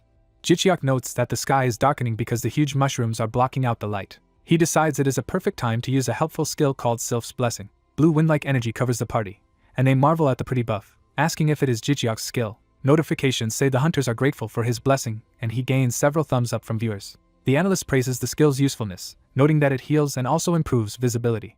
Jichiak says he is still getting used to it and reflects that, though he chose it for popularity, it has turned out to be genuinely strong. Suddenly a group of mushrooms appears deeper in the corridor and begins moving toward them. Hana halts the team and warns that monsters are directly ahead. She asks whether they should fight or avoid them, estimating the enemy numbers are high. Muchiak, feeling eager to move again, welcomes the opportunity for more combat.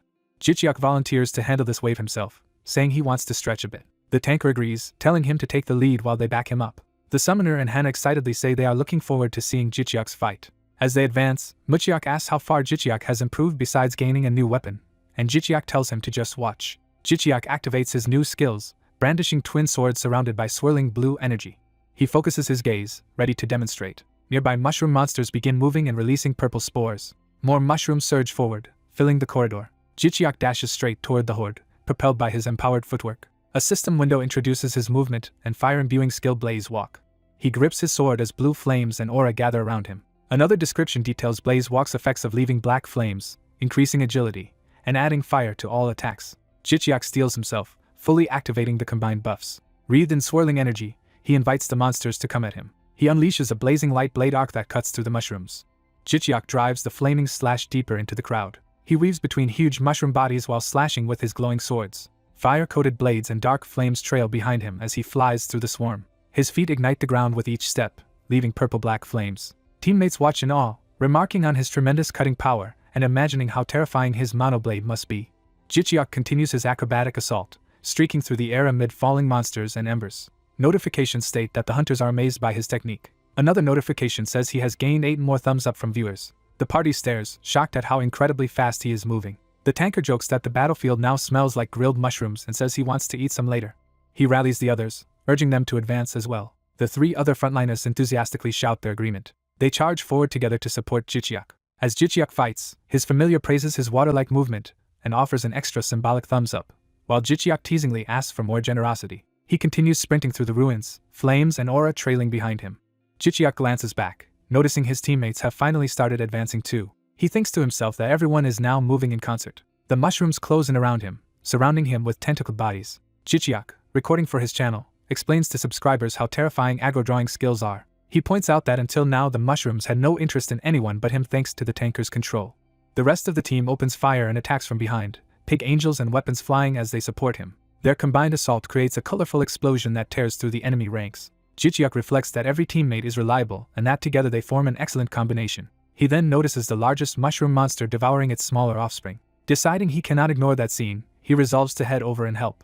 Jichiak activates Typhoon Steps, boosting his movement speed dramatically. He rockets forward on his twin blades, practically flying across the floor. A system label introduces another skill, Dark Blade. Purple energy forms a sharp projectile or slash as he uses Dark Blade. He dives toward the huge mushroom from above, weapons glowing.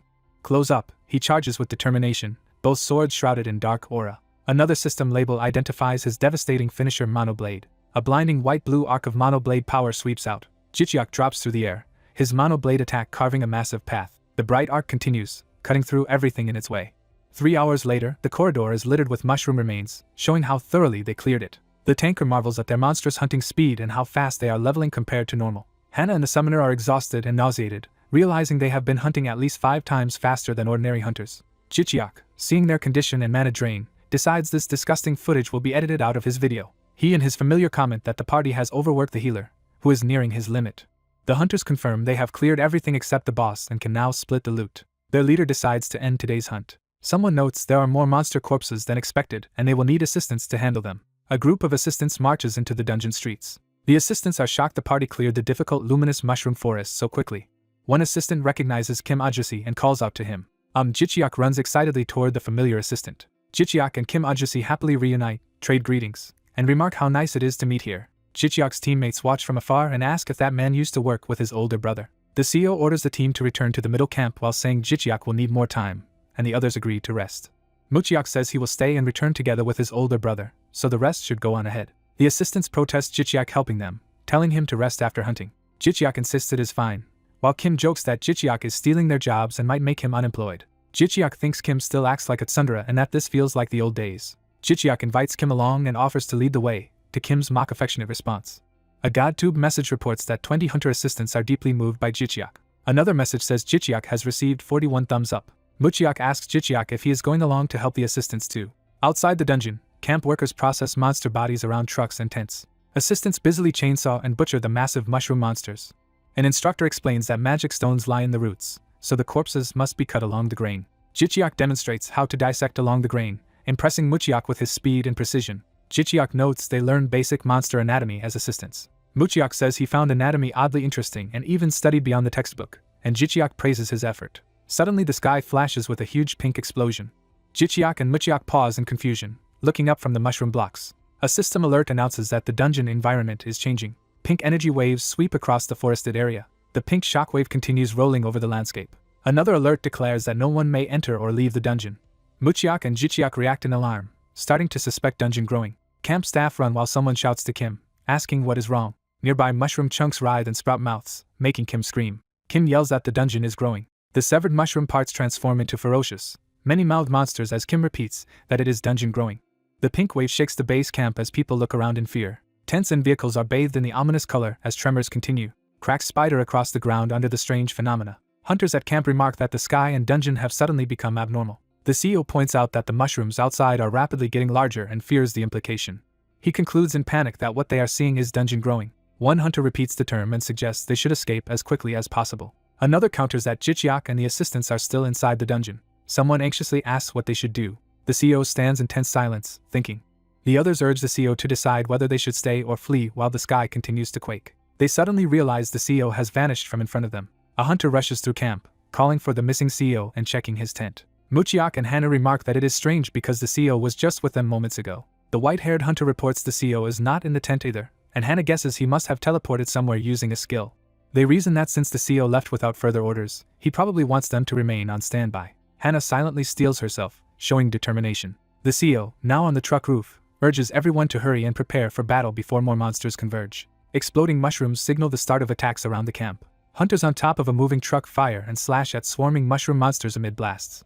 Muchiak shoots while Jichiak slashes monsters leaping at the vehicle. The truck barrels through hordes of mushrooms as hunters continue fighting from the roof. Kim, driving, struggles and shouts in pain as the situation worsens. Inside the truck, assistants scream while Kim tries to maintain control. The truck careens forward through the chaotic battlefield. It speeds away from the growing dungeon, chased by mushroom creatures. Jichiak keeps cutting monsters from the roof while the battle rages around the vehicle. He suddenly notices something and reacts in surprise. The CEO appears on the roof beside them and checks if they are alright, shocking Jichiak with his sudden arrival. Muchiak asks if the CEO possesses some kind of teleportation skill. The CEO calmly praises their efforts in holding the line. He acknowledges that dungeon growing has made things serious while Jichiak grumbles internally that the CEO ignores his teleportation question. The CEO states that they are fleeing mainly to evacuate the assistants, and must hurry them away. He adds that to survive they actually need to attack the area where the dungeon is expanding. Jichiak listens grimly, and Muchiak is confused by this sudden change of plan.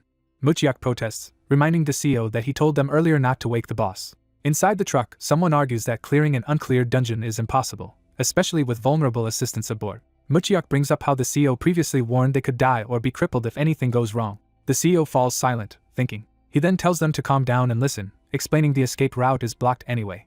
He further explains that once the dungeon's growth completes, the monster's evolution will complete too, so their only hope is to attack before that happens. Jichiak's spirit companion agrees with the CEO but wonders why he remains so composed. The CEO notes this is Jichiak's first time in a dungeon growing event, yet he seems even calmer than veterans who have seen it before. Jichiak thinks their top priority must be the team's survival. The CEO emphasizes that Jichiak is their ace and vows not to let him die. Jichiak is moved yet conflicted by this declaration. He reflects that although the CEO is mysterious, he has always clearly prioritized one thing. Jichiak remembers the CEO in a lab investing in treatments and realizes that focus was always on Jichiak's own survival. He recalls that the CEO spared no money or time for that goal. Muchiak asks Jichiak what his plan is now. Jichiak, attacking with fiery power, decides he must follow the CEO's strategy since it is their only option. The CEO says time is their lifeline and they must strike before the dungeon's evolution finishes. While Muchiak calls out to his brother, the CEO privately acknowledges the risk that all of them could die here. That grim possibility hangs over the group. Despite the danger, Jichiak and Muchiak brace themselves to continue fighting. Jichiak resolves internally that even if they might die, they have no choice but to press forward. He powers up with flames, committing to the desperate plan. Energy surges as the scene rushes toward the next clash. He steels his resolve, thinking the die has already been cast. Back at camp, Kim volunteers that he and the assistants will also fight, though Jichiak warns it is dangerous even for hunters. Kim argues there is no safe option if they stay, reminds the CEO they have basic battle training and gear, and points out they were given rifles with attribute attacks. He insists they will die anyway if the hunters fail, so they should fight alongside them to add one more helping hand. Jichiak clenches his teeth, torn by concern for them. Jichiak protests that Kim could die or be permanently crippled and insists assistants should not be fighting. Kim snaps back asking if Jichiak has any better plan and says they understand everyone's lives matter. He explains they are insisting on fighting because they also want to live. The hunter trio watches the exchange in stunned silence. The CEO interrupts, urging them to decide quickly because every second now affects their chances of survival. Jichiak and Kim lock eyes, both struggling with the decision. Jichiak anguishes internally over why dungeon growing had to occur while Kim is here. Kim grips Jichiak's shoulders and pleads for him to understand that there is no other way. Jichiak curses inwardly but begins to accept the reality. The other assistants and hunters watch tensely as Muchiak stays quiet. Jichiak finally agrees to go together with Kim, who tells him not to worry too much. Jichiak offers to drive, saying the unstable terrain from dungeon growing will make it hard for Kim. The CEO orders assistants to check their equipment and hunters to gather and choose positions in the vehicle before departure. Assistants arm themselves with rifles, preparing to ride in the modified truck. The CEO explains that the truck can open its roof and sides so hunters can fight while it shields them and lets them escape in emergencies. He assigns roles. Muchiak will provide gun cover. Hana will sit beside him and navigate using her searching skill, and another asks what job remains. The CEO tells the strong woman to make walls to push monsters away if they reach the truck. Jichiak, still unsure of the CEO's exact ability, entrusts him with capturing monsters and notes he always dodges questions about his power. The hunters agree to the plan, vowing to protect the assistants and asking them to avoid casualties. The team members exchange determined looks, readying themselves. The CEO silently watches them with a resolute expression. Jichiak asks Ji Liang to serve as his eyes, and the spirit agrees. The truck speeds toward the growing dungeon through a blur of pink-tinged forest. With the truck's walls lowered, hunters and assistants stand in the back firing at the surrounding mushroom monsters. The white-haired hunter uses his powers to repel enemies swarming the vehicle. Muchiak fires continuously from the back, covering the group. Inside the cab, Hannah shouts directions for Jichiak to turn left. Jichiak responds immediately and yanks the steering wheel. The truck swerves violently through the hordes as passengers groan from the rough maneuver. Jichiak thinks in frustration that too many mushrooms are blocking the path. He observes that ramming them without mana barely hurts them. He worries that if a giant mushroom appears at this rate, the truck will be overturned. Jichiak orders Ji Liang to search for a useful skill, and the spirit suggests defensive options like protective blessings and barriers. Jichiak considers a wide protective shield around the truck but doubts it is enough. Ji Liang realizes they need something stronger and recalls a skill that lets someone control a vehicle with mana. Jichiak eagerly tells him to reveal that skill. A god tube window displays the epic skill Soul Driver, which lets the user control any rideable vehicle with mana and use a booster for acceleration or attacks. Jichiak is shocked at the high cost and thumbs up, comparable to top tier techniques, and complains internally about the price. Seeing he has just over 63,000 likes, he laments that buying the skill will drain all his remaining thumbs up.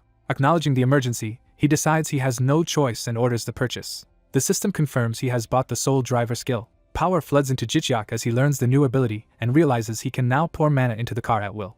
He presses the pedal while deciding his current mana is insufficient and pulls out a mana potion. Jichiak drinks the blue potion to boost his mana reserves. System messages state he has used a mana recovery potion and that his mana regeneration will greatly increase for 3 minutes. Ji Liang says it is time to showcase skill synergy and assures Jichiak his mana amount is among the best for his level. Jichiak, confident in his mana accumulation and recovery, tells everyone to stop defending and brace themselves. Hannah, startled, asks what he means, only to see something startling ahead. Mana erupts around the truck, forming a roaring stream of blue energy as it charges. At the same time, several of Jichiak's high-grade skills, including the Arc Dragon Magic and Yin and Yang Divine Arts, link together. Auto Energy Drain and other abilities activate, feeding even more mana into Jichiak and the vehicle. Jichiak shouts booster as the empowered truck rockets forward through the mushroom monsters like a blazing projectile. A herd of mushroom monsters flees through the forest. Multiple streaks of blue and purple energy rush forward. A massive blast of blue energy shoots ahead like a comet. System messages report roadkill, an increase in Soul Driver proficiency, passenger admiration, and 52 likes gained. The speeding truck blurs past the seats and passengers inside. Jichiak controls the truck with intense focus, blue energy swirling around him. The truck smashes through more mushroom monsters in a powerful impact. Notifications say the gods are watching closely and gift Jichiak several bursts of 1,000 likes. Jichiak is shocked that his likes suddenly jumped by 1,000. The truck continues barreling ahead in a blazing trail of energy. While speeding, he recalls that 1,000 likes is the basic unit the gods use. Ji Liang tells him now is not the time to think about that and urges him to concentrate. Jichiak snaps back, agreeing that there are more pressing issues. One of the party women suddenly notices something alarming outside. She spots the dungeon boss's silhouette ahead and shouts that she can see it. Inside the truck they all stare out, asking if that looming shape is really the boss. The nightmare mushroom boss reveals itself, bearing rows of sharp teeth. Its enormous shadow looms overhead as it towers above the forest. A notification says the growing boss Nightmare Mushroom has recognized them and grants 1 like. Another message explains that likes from bosses are valuable because they can also provide information.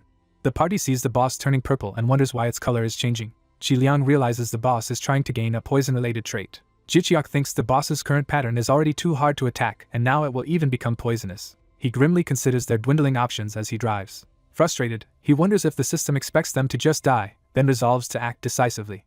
He orders everyone to brace themselves and tells Muchiak to buff the truck with magic. He clenches his teeth, steeling himself. Jichiak declares he will ram the boss head-on with the truck, shocking the others. He urges them to trust him, insisting the truck is their strongest weapon and they must hurry. Muchiak hesitates silently, worried. Other party members watch tensely, surprised by the plan. Jung Jihan says that if the truck is given enough mana they actually have a chance to win. Jihan tells Muchiak to trust his brother's judgment. Muchiak firms his resolve in response. Muchiak activates his rune powers in the truck, preparing support magic toward the boss. With Muchiak's acceleration and weight buffs, the truck charges at the boss even faster. Sung Kwang begins a prayer to the ox deity, invoking a powerful protective blessing. Narration explains that Sung Kwang also casts a defensive blessing on Jung Jibiak. Reinforced by that protection, Jibiak focuses all his tanking power on fortifying the truck's front. Jibyok readies himself on the hood, determined to shield the charging vehicle.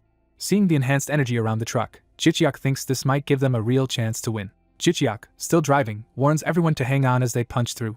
The empowered truck rockets toward the boss's gaping maw. From inside, everything becomes a blur of blue and purple energy outside the windows. One older hunter braces himself, straining against the force. The truck and the monstrous mushroom close on each other in a high-speed collision course. Mucheok, Jibyok, and Sung Kwang all grit their teeth, preparing for impact. The truck hurtles straight into the nightmare mushroom's open mouth as Jihan watches. Jihan readies his own power, light sparkling around him. A system window announces that Hunter Jung Jihan has activated his special acceleration type skill. A ring of distorted energy appears in the air, catching the boss's attention. Jicheok notes that part of Jihan's skill name is hidden, and Qi Liang explains this censorship is a filter. Qi Liang says filters appear when a superior trait beyond their understanding is involved, making Jicheok wonder who Jihan really is. The demon's mouth hangs open wide, still unaware of what is happening. Jicheok suddenly perceives the boss moving in extreme slow motion and comments on the effect. Someone adjusts their watch, checking the time again. Qi Liang realizes that while time seems slowed for the demon, their own movement feels normal and asks what skill Jihan truly used. Jicheok, still tense, keeps pushing the attack. Energy streaks around as the truck plunges deeper into the boss. The view distorts further, as their rushing energy fills the space. The truck bursts back out through the boss's body in a massive explosion of light. The damaged truck spins away enveloped in residual energy. Both the boss and truck crash to the ground, leaving debris and blood. Smoke and magic residue drift through the sky after the collision. The nightmare mushroom lies collapsed with a huge hole in its torso while the overturned truck skids nearby. The wrecked truck ends up on its side, the battlefield quieting. Jicheok crawls out and immediately asks if everyone is okay. Mucheok reports that the assistants escaped with only minor injuries thanks to Sung Kwang's protection. Jicheok tells Mucheok to stay and look after the injured misters as he runs off. He again checks with the core party to confirm no one is seriously hurt. Sung Kwang answers he is fine aside from his drained mana. Another teammate yells that young Jibyok is in bad shape after tanking the hit. Jicheok rushes to Jibyok's side, asking if he is alright. Someone tries to assure the wounded ally to hang on a little longer. Healing magic, labeled Sylph's Healing, is cast on Jibyok as he tries to ask if Jicheok himself is injured. Jicheok answers that he has temporarily stopped Jibyok's bleeding but laments that his own mana is nearly exhausted. He then asks the others whether the boss truly died this time. Looking at the corpse, someone notes that they pierced its body, but wonders why no clear notification has appeared. Jicheok worries aloud that with so much blood pouring out, something still feels wrong. A message states the nightmare mushroom's evolution has ended in an incomplete state. The party members stare in uneasy silence. Mucheok and Jibyok tense up, realizing something else is coming. Another notification announces that the nightmare mushroom has given birth to a new entity, the Great Demon of Nightmare. Jihan reacts quietly, processing this development. Jicheok is shocked that the dungeon still has not been cleared.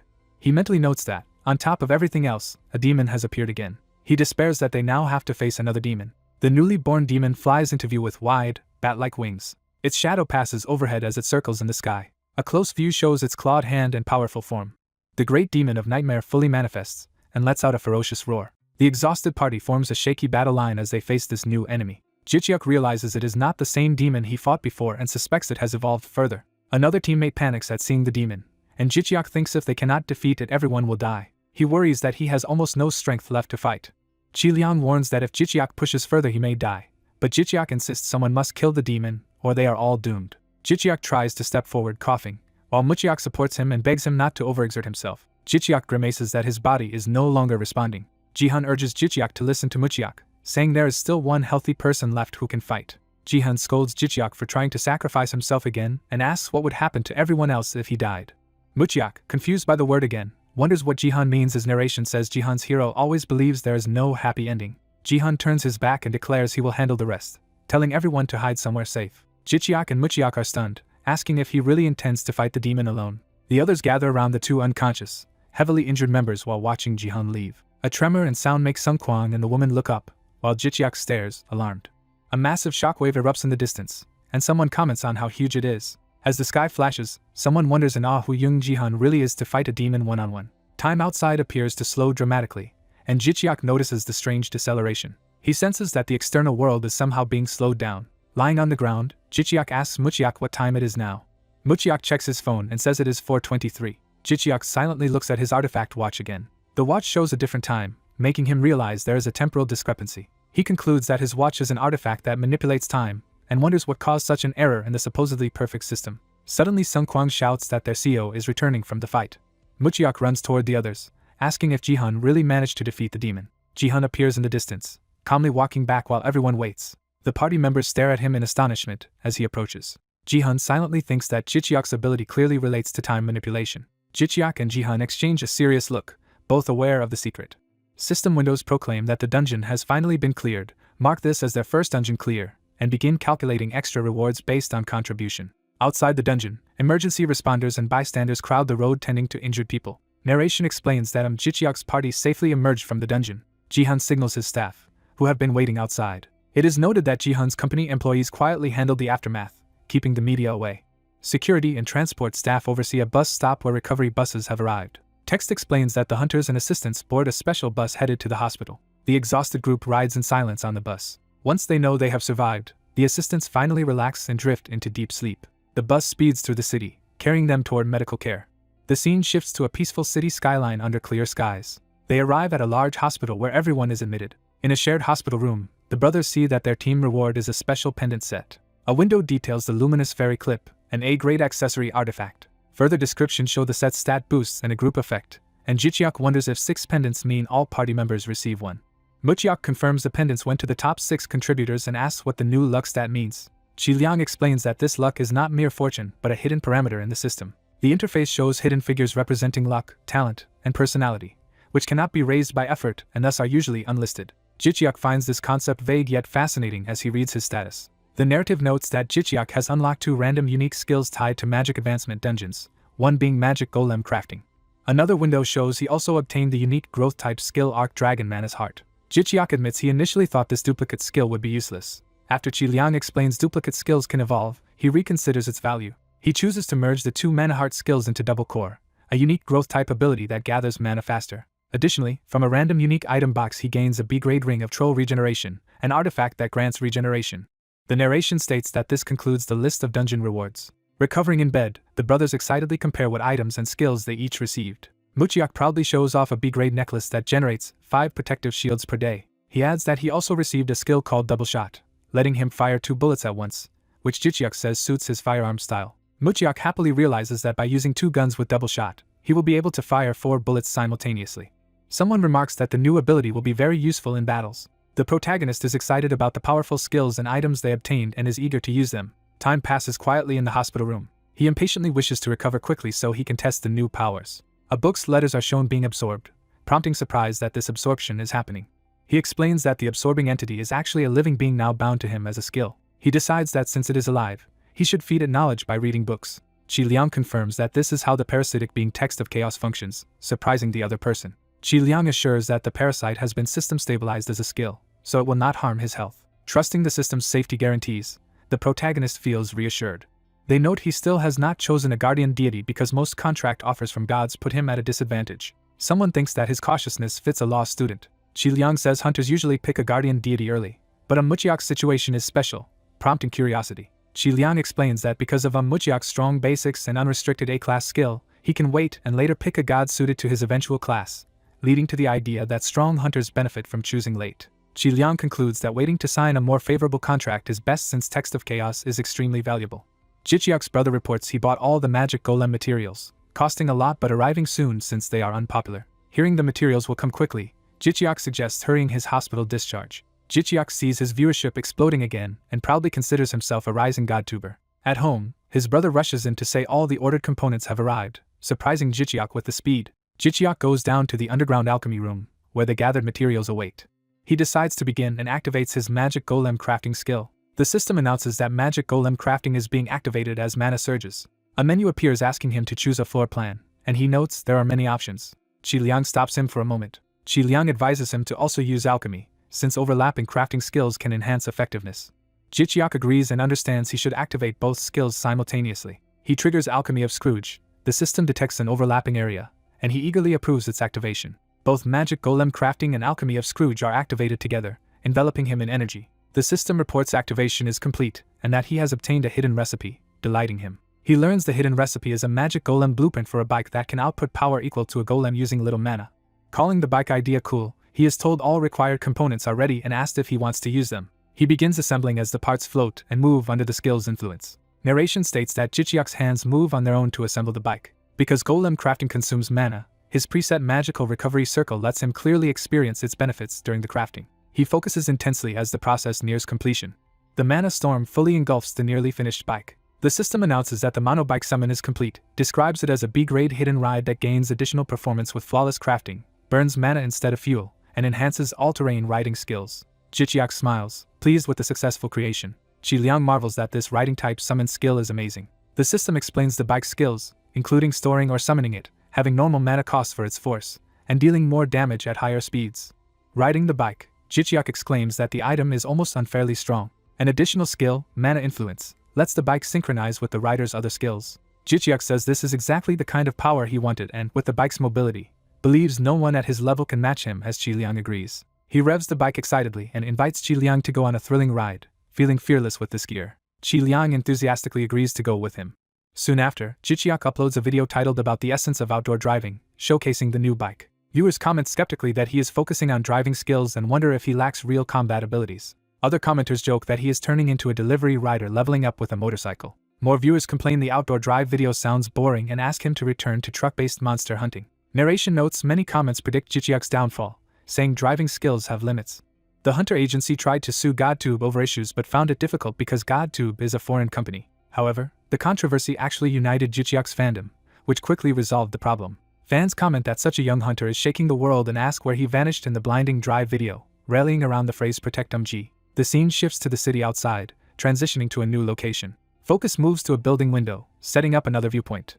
A woman working at a computer thinks that Jichiak should be doing his live stream right now. She is introduced as Shinjuran, the eldest daughter of the powerful Shinsung group, watching with anticipation. Narration reveals she is a top-tier naturally awakened hunter and heir to Shinsung group who subscribes to Jichiak's channel. It is explained she previously bid in his headhunting auction, offering celebrity meetings as part of a counteroffer. Watching now, she tells herself not to worry about him, reminding herself he is aligned with Young Jihan. She scoffs at caring for someone who allied with the disreputable Junga group. The story returns to Jichiak racing fiercely on his mana-fueled bike. He smiles confidently while charging ahead. Juran looks at her collection of his pictures, insisting she saved them just to rest her eyes and not because of romantic feelings. She continues rationalizing that casually watching his videos is harmless and nothing special. Narration clarifies her feelings are not exactly romantic but close, as she thinks about various images of him. It states she cannot take her eyes off Jichiak and keeps thinking about him. Mixed emotions of excitement, thrill, anxiety, and anger crash into her, as if struck by an accident. On livestream, Jichiak presents an orb called the Essence of the Devil to his subscribers, while viewers react with curiosity and fear in the comments. He explains it was looted from the hidden boss Great Demon of Nightmare in the Mushroom Dungeon and bought cheaply from Young Jihan along with other items. He notes with satisfaction that viewer reactions in the chat are very enthusiastic. Jichiak says he will prepare a few things before the hunt while holding the Essence of the Devil. Facing the camera, he warns viewers not to be too shocked by what will happen, saying the orb will act as a tonic for Qiliang. The narrative explains that in the religious service ceremony, tributes offered to divine beings are compensated with appropriate rewards. A flashback shows the system previously taking the Essence of the Devil when Qiliang first descended to him. It restates that Qiliang originally came down when the system accepted the Devil Essence as tribute. Live, Qiliang eats the Essence of the Devil. Viewers are shocked by the ensuing explosion of light, wondering why such a precious item is fed to a fox and fearing it might die. The system announces that Qiliang has ingested a second essence and that the summoning has evolved. Qiliang's silhouette is engulfed in dazzling light as the evolution occurs. The light intensifies until the screen is almost entirely white. The evolved Qiliang, now a larger divine spirit, appears. The system describes this Stage 2 evolution as a legendary grade summon that can now actively fight and manifest power equal to lower middle-class monsters using the Master's mana. Viewers flood the chat in disbelief and celebration, praising Qiliang's evolution and calling it the strongest. Jichiak, now with his upgraded Qiliang and monobike, checks with the fox that the vantage point is good, and narration notes his rising confidence. To test his newfound strength, he seeks out an empty field and relocates there. He arrives at a mountain field in Gangwon-do that became a monster zone after residents and bases were wiped out. There he begins his personal live stream. On camera, Jichiak nervously greets viewers for his first solo stream, but omnidirectional filming connects without issue. A viewer named Live Magpie offers a huge donation if he hunts in this area and even more if he clears it. Another viewer, Thrillmania, pledges additional money if he can get halfway, and narration says the solo hunt starts backed by donations. Jichiak then plunges off a cliff on the monobike, with Qiliang leaping alongside. Qiliang slams into a knoll from above, launching the battle. The evolved fox then darts in and clashes with a snarling knoll. Qiliang bites into the enemy with ferocity. Viewers comment in awe about Qiliang's strength and wonder what Jichiak fed it to evolve so far. Meanwhile, Jichiak and his bike vault through the air amid packs of knolls. The monobike blurs forward with blazing wheels. Jichiak races past knolls in a streak of mana. The system, responding to his intent, activates Psychic Link Drive, allowing him and the bike to cut down multiple knolls in sweeping strikes. The gnolls scream as they are struck and flung away. Viewers watching live express shock and delight, saying this insane spectacle is exactly why they love broadcasts. Jicheok's focused eye reflects the intensity of the fight. The chat crowns him the strongest. The scene shifts to Junga Group headquarters. Inside the building lobby, employees move about as the corporate setting is introduced. In an office, someone remarks in surprise that a never-before-seen magic golem has appeared. A muscular man questions how a low-level hunter survived such a deadly field, leaving his subordinates hesitant. He is introduced as Young Sugi, a water-manipulating ability user and powerful heir of Junga Group, impressed that Jicheok endured the field at around level 20. Hearing Jicheok earned about 120 million won in donations on his first solo live, Sugi notes, that is strong performance for such a low level, while aides say it matched their expectations after PR costs. Watching Jicheok's bike video, Sugi remarks that leaving such talent under Young Ji-hun would be a waste. He wonders why someone so capable chose to side with Young Ji-hun, and an aide answers that the contract terms were attractive. Sugi admits he is disappointed by that. He complains that family power struggles over recruiting talent already denied him his first promising recruit. Then he suggests it is still possible to poach someone who has already signed elsewhere. An aide asks him to clarify. Sugi orders them to see if they can lure Jicheok to his side with offers of money, power, or influence, confirming he truly intends to approach the hunter. He says he has a good feeling about Jicheok, sensing star quality and intrigued that the hunter hides secrets. When his staff reacts in surprise, Sugi shrugs that Young Ji-hun may resent him, but he does not care. Punching a bag, he adds that since Young Ji-hun injured their father's arm, he will make him pay some of that debt by stealing this talent. Continuing to train, he acknowledges he shares some blame for the past incident but insists he had no choice because his cousin kept betraying him, and then dismisses his aides. The aides politely take their leave. Sugi keeps striking the bag, looking tense and thoughtful. While punching, he thinks about Jicheok's unprecedented skills and looks forward to fighting him one day, though he still sees Jicheok as inexperienced for now. He views Jicheok as a unique talent whose future clash with him will be entertaining. The story cuts back to the hunt where Jicheok on his bike slashes a massive two-headed giant. Jicheok follows through with a powerful sword swing. The stunned giant's face shows shock as it realizes the threat. Narration comments on how remarkable it is for a level 20 hunter to battle a level 80 monster. Young Ji-hun, watching from his office, notes that Jicheok is not even in a party but fighting solo. He watches Jicheok charging on the bike with admiration. Ji-hun admits he wanted to stop Jicheok from attempting a field for his first solo play but restrained himself. He explains he did so because it would be more dangerous if Jicheok went somewhere unknown without his knowledge. So instead he chose to support Jicheok from a distance where he could still monitor him. He reflects that by doing so he can predict patterns in Jicheok's deaths and has grown disturbingly accustomed to watching others die. Ji-hun wonders if lightly assisting Jicheok while observing from afar was indeed the right decision. His phone rings, drawing his attention. Seeing that the caller is Young Baiga, he answers and asks what is wrong. Baiga asks if he intends to enter the stock list, and he replies he has no immediate plans but could do it later. She warns him to tell her in advance if he does, which makes him internally question why someone obsessed only with research is suddenly talking about investments. Baiga laughs that she will make more from patents than stocks and then asks why he is even bringing up investments. She reveals she promised Jicheok that if Young Ji-hun's company gives her its stakes, she will provide her technology, joking they should film a mukbang.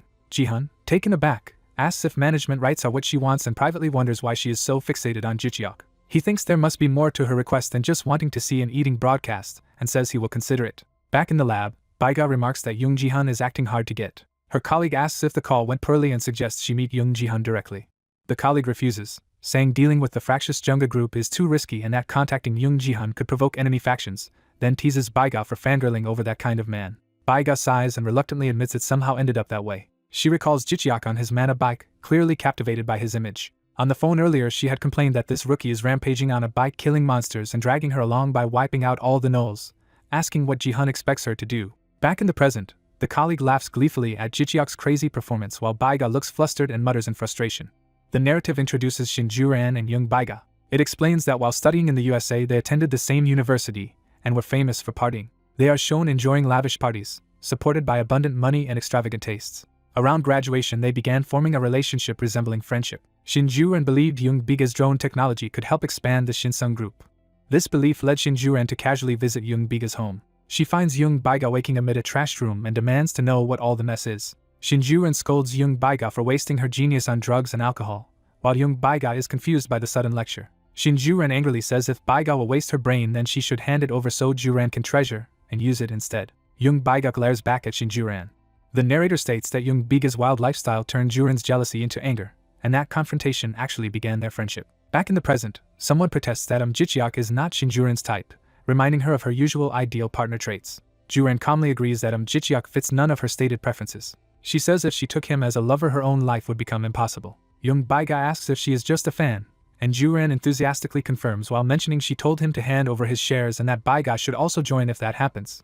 Ju-ren happily anticipates good profits, noting Hunter Entertainment companies earn a lot and urging Baiga to keep pressuring Young Ji-hun for his shares. Young Baiga, thinking seriously, says she wants those shares so she can financially support Ji-cheok. A screen shows Ji-cheok's latest livestream has gathered about 90,000 likes. Relaxing on his bed, Ji-cheok notes that 20,000 likes came from the gods and expects even more once the edited video is posted. He taps a panel to send something. Ji-cheok asks Chi Liang what he lacked in the recent battle, and she replies that he lacked nothing. Chi Liang remarks that it is rare for such a new hunter to wipe out a village of level 80 plus monsters, but warns he will attract many enemies and must be cautious. Ji-cheok acknowledges the risk yet says he needs attention to gain likes and is willing to endure having more enemies. He resolves that therefore he has no choice but to become stronger. Ji-cheok tells Chi Liang he does not want to lose to any foe and asks what other aspects he must train. Chi Liang recommends focusing on drawing out his own sword chi. Ji-cheok questions why sword chi specifically. Chi Liang explains that sword chi enables free, long-range attacks that largely ignore an opponent's defenses, more flexibly than his monoblade skill. She points out monoblade's fatal time limit flaw, which would leave him defenseless during its cooldown if the enemy survives. She adds that while his monobike helps mobility, he still needs a better offensive method. Ji-cheok confirms that sword chi is therefore the optimal path, and Chi Liang explains it will allow long and wide-range attacks and even extending the chi like a spear. Ji-cheok concludes that intensive training is the only answer. Chi Liang warns that such training will be bone-breaking and he must be mentally prepared. Ji-cheok confidently agrees to undergo it, prompting Chi Liang to call to him as master. He reassures her he is fine and tells her, as his counselor, to always guide him toward what benefits him most. Narration states that thus his hellish training to acquire a new ability begins. A tall building is shown, setting the place for the upcoming training. Narration explains that Young Ji-hun arranged for Ji-cheok to have an entire floor of training rooms. Before starting serious training, Ji-cheok spends his accumulated likes to purchase several skills. He notes that the full-length video alone earned 15,000 likes and is amazed. Chi Liang advises him not to rely solely on skills but to learn fundamental swordsmanship and basic martial arts skills. Ji-cheok tells Chi Liang to search for appropriate skills for him. He buys unique growth-type skill books for Heaven and Earth sword arts, movement steps, and powerful strikes, and the system confirms all books have been purchased. Energy and pages swirl around Ji-cheok as he begins absorbing the skills. He continues assimilating the knowledge, surrounded by glowing power. With determination in his eyes, he asks himself if they should begin. Ji-cheok meditates midair, encircled by waves of multicolored energy as training starts. He then launches forward, channeling that energy through his body and hand. While practicing, he internally recites techniques like heavenly cloud steps that allow walking like clouds. He also practices earthly center steps that anchor his movements with the weight of the earth. Chi Liang narrates that he must take time to arrange and internalize each enlightenment, since even small realizations matter. She warns that without organizing and repeatedly reviewing what he feels, he could forget the insights gained. Ji-cheok focuses intensely, committing his new understanding to memory. The visualized flow of energy reflects his continued concentration. Narration says that compiling all these understandings will eventually lead to a great enlightenment. It adds that training is a long-term marathon, and despite daily practice he keeps up his live streams to pursue enlightenment. His mukbang videos, such as one with hundreds of thousands of views, prompt a discussion about trends. Chi Liang counters that animal-focused broadcasts are also very popular. The narration notes that by combining mukbang with cuteness, Ji-cheok's broadcasts have become especially successful and people talk online about his rising fame. Ji-cheok privately worries he might be shifting careers toward full-time mukbang. A month passes with him training and streaming simultaneously. After countless steps and swings, his practice finally begins yielding visible results. Chi Liang exclaims that a light has appeared at the sword's tip, and Ji-cheok realizes it too. Ji-cheok raises his sword as sword chi manifests independently of any skill, surprising him. The system announces he has fully mastered the Heaven and Earth martial set and activates the new skill Sword Aura of Heaven and Earth. Overwhelmed by the activation, Ji-cheok reacts in astonishment. His widened eyes show his shock at the newfound power. A detailed description explains that Sword Aura of Heaven and Earth is a unique buff that triggers when the 3 Heaven and Earth skills are mastered, and that its power scales limitlessly with his training. Ji-cheok joyfully shouts that he has succeeded. Chi Liang congratulates her master on his accomplishment. He tests the new power, swinging his sword with tremendous speed. Another slash demonstrates his improving control of the aura. A massive explosion of energy shows the destructive force of his sword aura attack. As smoke clears around his feet, the aftermath of the strike is implied. Ji-cheok smiles, saying he has finally moved past the beginner stage. The scene shifts to the interdimensional labyrinth management department, commonly called the Dungeon Department. Narration describes it as a government agency that the public usually refers to by the nickname Dungeon Department rather than its full title. It is portrayed as the most powerful government body in Korea, wielding great authority. The department manages dungeon excavations and controls artifacts, magical weapons, monster byproducts, and even influences hunters themselves. It essentially safeguards the country and population from dungeon threats. A looming portal appears above Yodo Station in Seoul. The ominous gate crackles with electricity and rumbling energy. The area is cordoned off and heavily guarded, with agents overseeing the sealed structure. Inside the control room, officials note they have just over 4 days until a deadline and ask for countermeasures. They decide their only option is to issue an emergency mobilization order for a dungeon with level 40 restriction and 10-player limit. One official wearily asks about casualties and is told that 4 entire teams have been wiped out. Shocked, he exclaims that 40 men were annihilated without even escaping. Another explains that this is why they know almost nothing about the dungeon and why no one wants to enter again. The superior slams the desk, furious that a level 20 dungeon has escalated into such a problem. He demands to know how such a low-level, unrestricted dungeon could become this serious. He then asks where the fallen teams came from. The answer is that they belong to 4 of the nation's top 10 corporate groups, and he asks if any awakened individuals particularly stood out. Hearing that none did, the superior is dismayed. Looking at the raging portal, he laments why the world is doing this to them. A brief flash of white suggests the severity of the situation.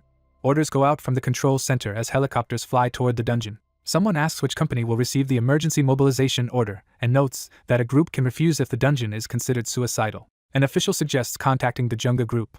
The superior reacts in surprise and recalls who Junga is. The subordinate clarifies he means the current Rising Star hunter who soloed level 80 monsters. The superior remembers the hunter, Jichiak, from videos and wonders if he can solve this mess. Deciding to try, he commands that the order be issued immediately. The ominous portal continues crackling as they prepare. The superior quietly hopes Junga Group will manage to resolve the crisis. Moments later, a notification sounds on a console in the control room. One of the officials checks his phone. The message from Junga Group states that they would like Young Jihan to participate. A close-up of his mouth suggests he is about to respond. The narrative briefly returns to the dangerous portal. The next day, Jichiak and another hunter arrive at a vast ranch. They confirm the location matches Jihan's directions and are amazed by the ranch's size. Narration explains that the monster wave crisis first threatened food supplies, prompting rapid development of AI-driven agriculture like the drones hovering over the fields. One of the men notes those drones use Young Biga's licensed technology and wonders how much she earns from patents. Jichiak replies that agricultural drones are indispensable, so her income must be huge, when his phone vibrates. He checks and remarks that he has received an emergency alert message. His companion reads that a dungeon break has occurred and that hunters are being gathered to respond. Jichiak confirms the news is everywhere. He notes that similar incidents are happening worldwide and causing great damage. They deduce the events stem from global dungeon expansion. Jichiak says that what they experienced in the bioluminescent mushroom forest is now happening across the globe. He predicts the situation will soon grow so severe that even governments will be unable to control it. His friend nervously concludes that this development is a disaster. Someone approaches and greets them, saying he sees they have arrived. The white-haired ranch owner steps up and praises them for finding the place without getting lost. He cheerfully welcomes them to his ranch. Jichiak and his friend are shocked to learn the enormous property belongs entirely to him. He casually says the drones handle the work and invites them inside where everyone else awaits. When asked who everyone is, he confirms it means the entire party from the previous mushroom dungeon and hints the meeting concerns their next dungeon. The 3 head into a log building where the party is assembled. Inside, a bespectacled man greets Jichiak politely. He informs the group that a level-restricted dungeon has appeared and the government wants them to deal with it. He explains that because of the restrictions, the authorities sought a highly skilled but relatively low-level team and chose them, then directs them to review the provided documents. The team members silently read through the dossiers. The information reveals a 10-player cap, level 40 restriction, and an expected difficulty labeled impossible. One teammate notes that the government's so-called request is actually an order justified by hunters' duty to protect people, though substantial rewards are promised. When asked about compensation, the leader says the payment will be tripled from the usual amount. He adds that they are also promised 10 years of complete tax exemption and relief from the obligation to report their weapons, astonishing the room. Jichiak thinks this is an incredible offer. Narration explains that full tax exemption also removes the state's main means of tracking hunters' activities, making the concession a major governmental decision. Further narration notes that waiving weapon reporting rules frees hunters from national surveillance and effectively lets them operate however they wish if they succeed. Jichiak reflects that such rewards imply the mission's danger is beyond imagination and that ordinary parties could never clear it. The leader points out that Jichiak's solo defeat of level 80 monsters deeply impressed officials, and as the team's star he is attracting growing attention they should all celebrate. The white-haired ranch owner enthusiastically agrees. A system message states that Young Jihan and the other team members sincerely praise Jichiak. Another teammate reinforces the compliments, saying the praise is justified. The system shows Jichiak receives 12 additional likes from this praise. The leader cautions that what he will say next is confidential and must not leak. He reveals that future government commissions they receive will become progressively harder to clear. The ranch owner asks why that is so. The leader explains that someone who wants him dead will continually manipulate events behind the scenes to bring about his downfall. The team sits tensely around a table, sweating in nervous silence. The other 2 teammates also look anxious, sensing something serious. Jicheok recalls Jihan saying he chose only trustworthy people and promising that soon they will freely choose missions if they keep faith and stay with him. The White Fox explains that Jihan plans to finish the successor struggle before then, knows who is tied to the government, and predicts an internal war in Junga group. Jicheok worries that this coming war might involve real casualties. The bespectacled man states that though Jihan treats his master well, he is fundamentally cold and ruthless. He adds that Jihan is suppressing his feelings now but will undoubtedly seek revenge later. The Fox's handler narrows his eyes, taking this assessment seriously. 2 days later at Yodo Station in Seoul, a huge dark purple vortex dungeon has appeared. The narration identifies the vortex as the location of a dungeon break.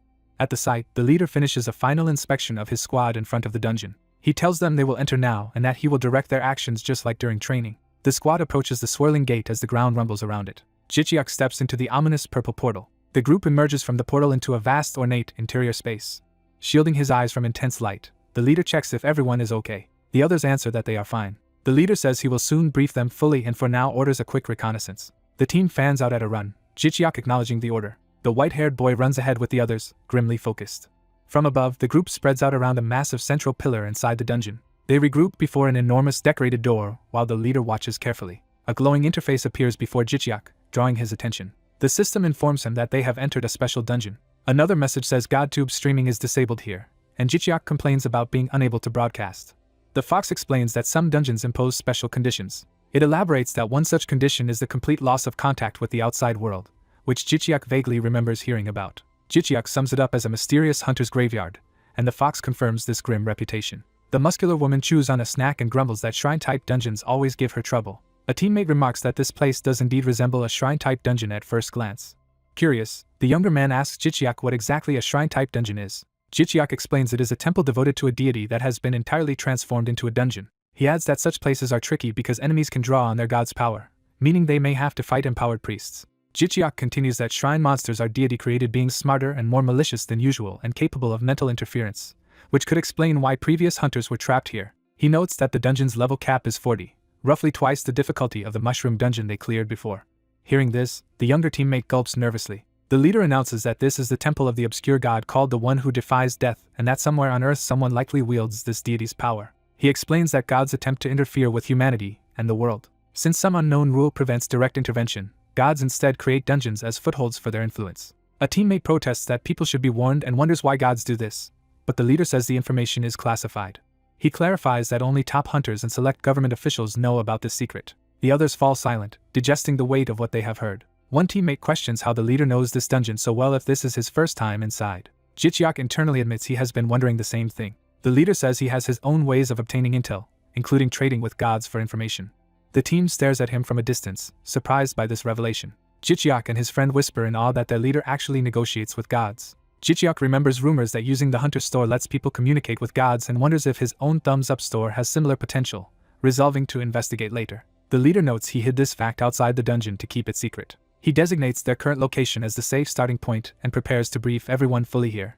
He formally introduces the dungeon name again, Temple of the One Who Defies Death, and explains that in it the undead can wield divine power. The team reacts with shock, pointing out that undead are usually mere corpses like zombies or skeletons. The white-haired boy protests that such creatures being sacred contradicts everything they know. Jicheok points out that divine power is normally the undead's weakness, so he wonders how they can fight enemies who also use it. The leader explains that some deities control the power of the dead and grant their undead followers divine abilities.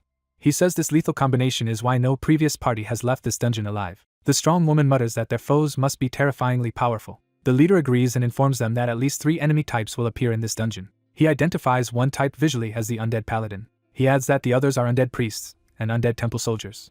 Back with the team, he reassures them that the regular temple soldiers at least cannot use divine power. The white-haired boy realizes that only the paladin and priest have holy-style skills, functioning like living classes. The leader confirms this but warns they may still have unique quirks, so everyone must stay cautious while exploring. Jicheok and his friends summarize grimly that they are about to fight dangerous corpse enemies in a cult-like temple, even more hazardous than they expected. The leader starts to describe how the dungeon normally has 7 key opponents.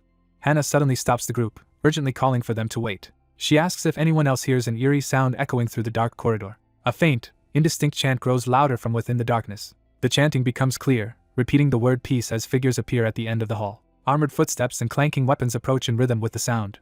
A squad of undead soldiers marches forward chanting about bringing death that will bring peace. A close-up of the glowing-eyed leader of the undead finishes the mantra, promising peace to their victims. Hearing the noise and feeling vibrations, the team instinctively turns and shouts in shock. The white-haired boy protests that they should not be attacked at the dungeon's starting point, while the leader urges everyone to stay calm and observe. The leader orders Hannah to report what she sees and tells everyone else to draw weapons and ready for combat.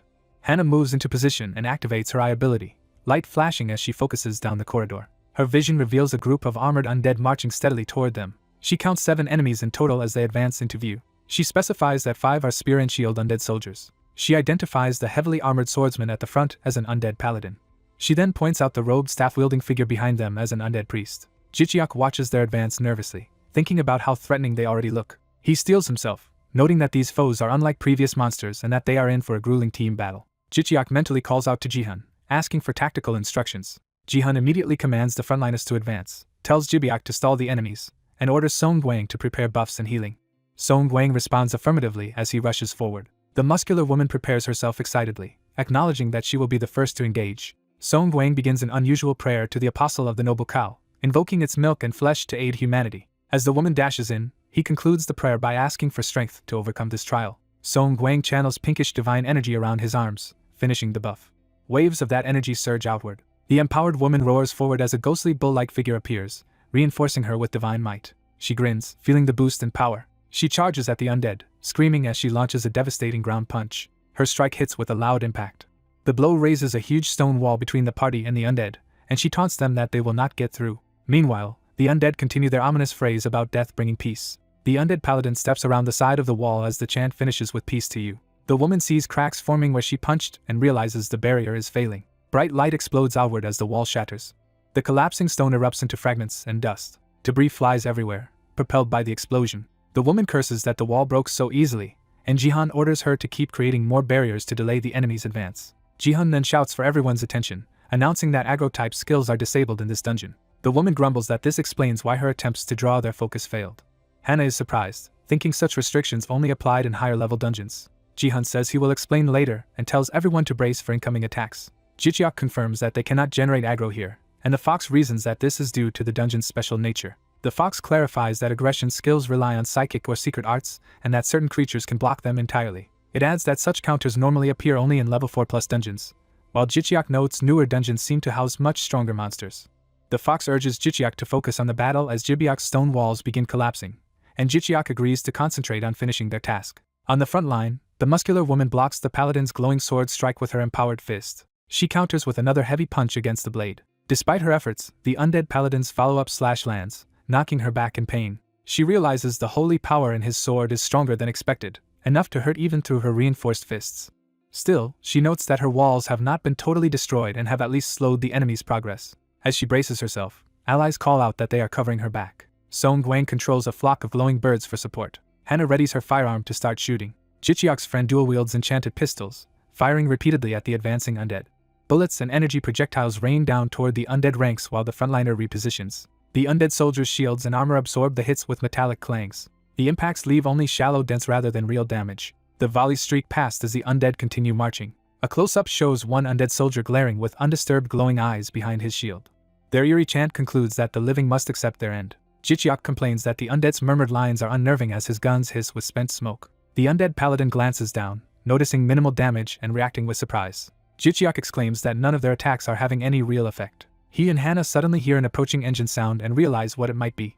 A throttle twists as a motorcycle engine roars to life. Jichiak rides his buff bike forward wreathed in blue flame-like energy, shouting for everyone to clear his path. He speeds directly toward the undead formation, flames trailing behind. Accelerating even more, he declares that it is time to really start the fight. He grips the handlebar tightly, preparing a special maneuver.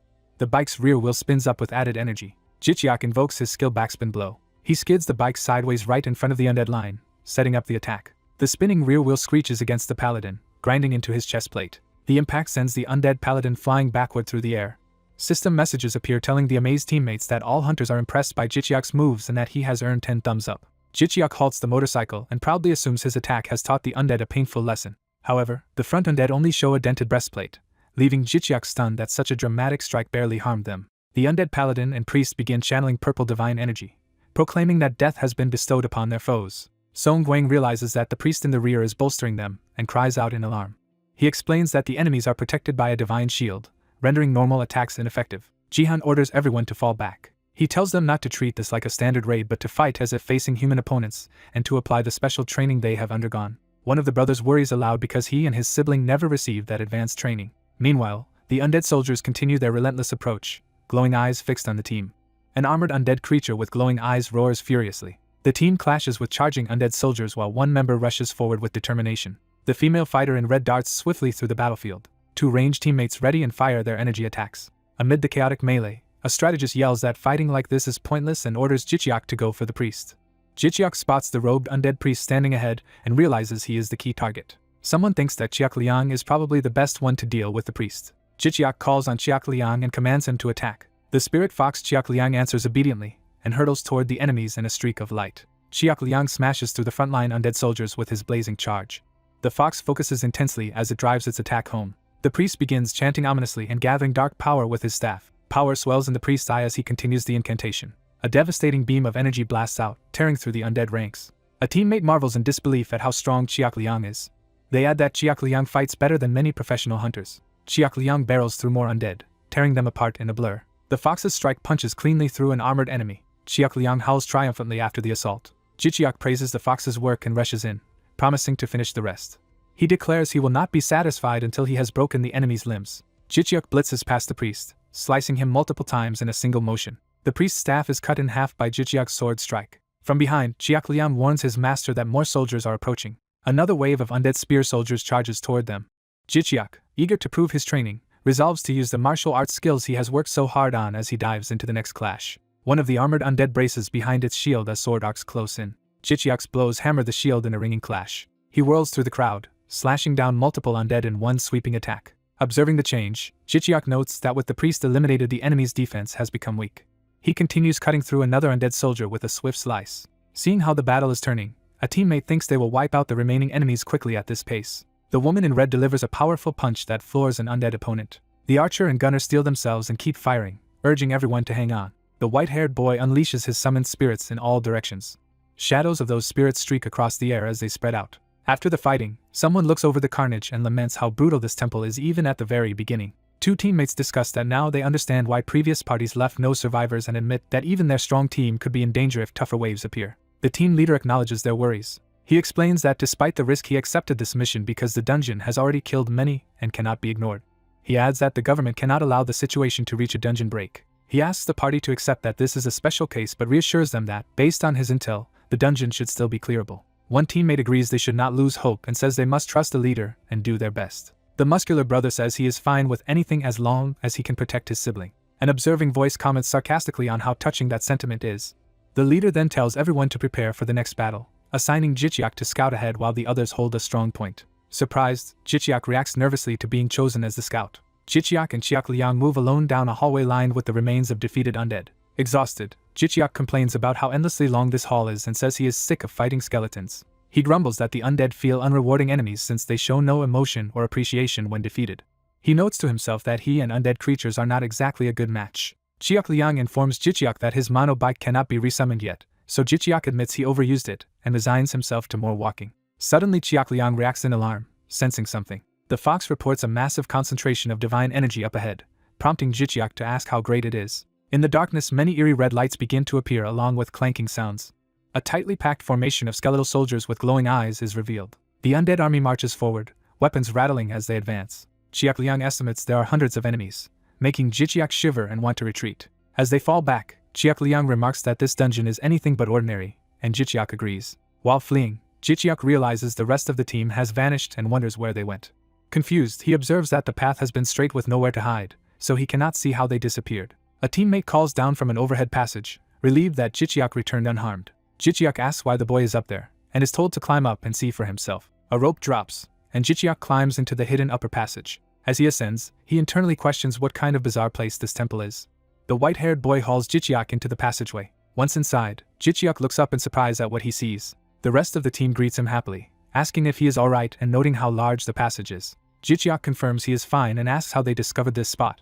The answer is that their president led them here. Realizing this, someone mutters that this must be Jihan's handiwork again.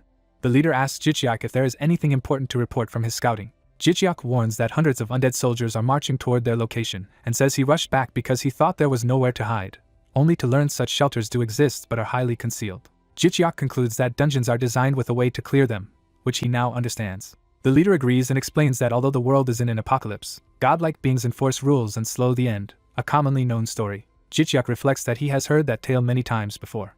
He recalls the ultimate rule that every dungeon must contain a method for being cleared, presumably established by the gods. The leader apologizes for not sharing all information earlier, saying he had to be wary of awakened who can trace voices. Jichiak echoes the idea of tracing voices in surprise. The leader elaborates that such people can remotely eavesdrop by following conversations. He adds that these spies can listen in from any time and place, and admits that many are specifically spying on him. A teammate exclaims how outrageous that ability is and curses those eavesdroppers. Jichiak thinks that Jibiak probably already knew about such power because of their family inheritance disputes, recalling a past murder case tied to similar conflicts. Meanwhile, the sound of armored footsteps echoes as another undead column approaches. A large regiment of skeleton soldiers marches in formation, prompting someone to ask what they should do next. The leader admits the situation is diverging from the intel he received, which had said they would not be attacked until past the starting point. Questioned if a god's information could be wrong, he clarifies the data itself is accurate but circumstances can change afterward, meaning the new development is bad news for them. Jichiak and his brother react tensely, swallowing nervously. The two women also grimace as they realize how dire things are. The leader reveals that the dungeon's original theme revolves around stealthy intrusion. He reminds them that some special dungeons have themes and that the earlier shrine of the scaled demon Jichiak visited was one such example. Jichiak repeats the shrine's name in surprise. He recalls the demonic statue there that demanded an offering from him. The narrative suggests that dungeon's theme was likely deception, since the demon tried to trick the party. The leader explains that they were supposed to move through secret temple passages to avoid enemies and reach the boss room. Instead, their foes were lying in wait as soon as they entered, and now will stop at nothing to hunt them down. He notes further that an entire army is marching along the main corridor, contradicting what the gods had described. The scene focuses on a single undead soldier's glowing eyes, emphasizing the threat. A system message appears, revealing a quest titled Temple of the One Who Defies Death, instructing them to thwart the death-defying deity's plans and destroy the temple for major rewards. Jichiak announces that they have just received a quest, and the others wonder why it only triggered now instead of when they first entered. They notice that the quest's difficulty is labeled Level 2 Extreme. Another teammate remarks that the advanced skill coupon reward is valuable, making the quest lucrative. Jichiak notes that earning a bonus requires 10,000 thumbs up and concludes from the generous rewards that this quest will be extraordinary. Someone summarizes that the dungeon is extreme because they must sneak around without being caught, and even had to unlock the quest by first learning enough about the place, leaving their knees trembling. Jichiak agrees to himself that this mission will not be easy. A sudden rattling sound alerts the white-haired boy, who looks around sharply. He stammers that the undead army must have arrived. Another teammate volunteers to check the situation outside. Outside, the vast undead army marches, interspersed with several priests. The soldiers mutter among themselves as they continue the advance. Up in the passage, the white-haired boy jokes that, strong as the undead are, they will not be able to fly up into this tunnel. Jichiak silently studies the situation, thinking. Below, the undead notice something and look upward toward the high passage. They are ordered to search above and quickly spot the party's position. A priest in the ranks reacts and begins to chant in response. Power flares in the priest's glowing eyes as the spell intensifies. The priest raises his staff, which radiates a dark purple vortex of energy. He proclaims that death will be with them as he completes the curse. Purple miasma spills over the assembled soldiers. The cloud of energy spreads and envelopes the entire army. The undead glow with the purple light as it fully takes hold.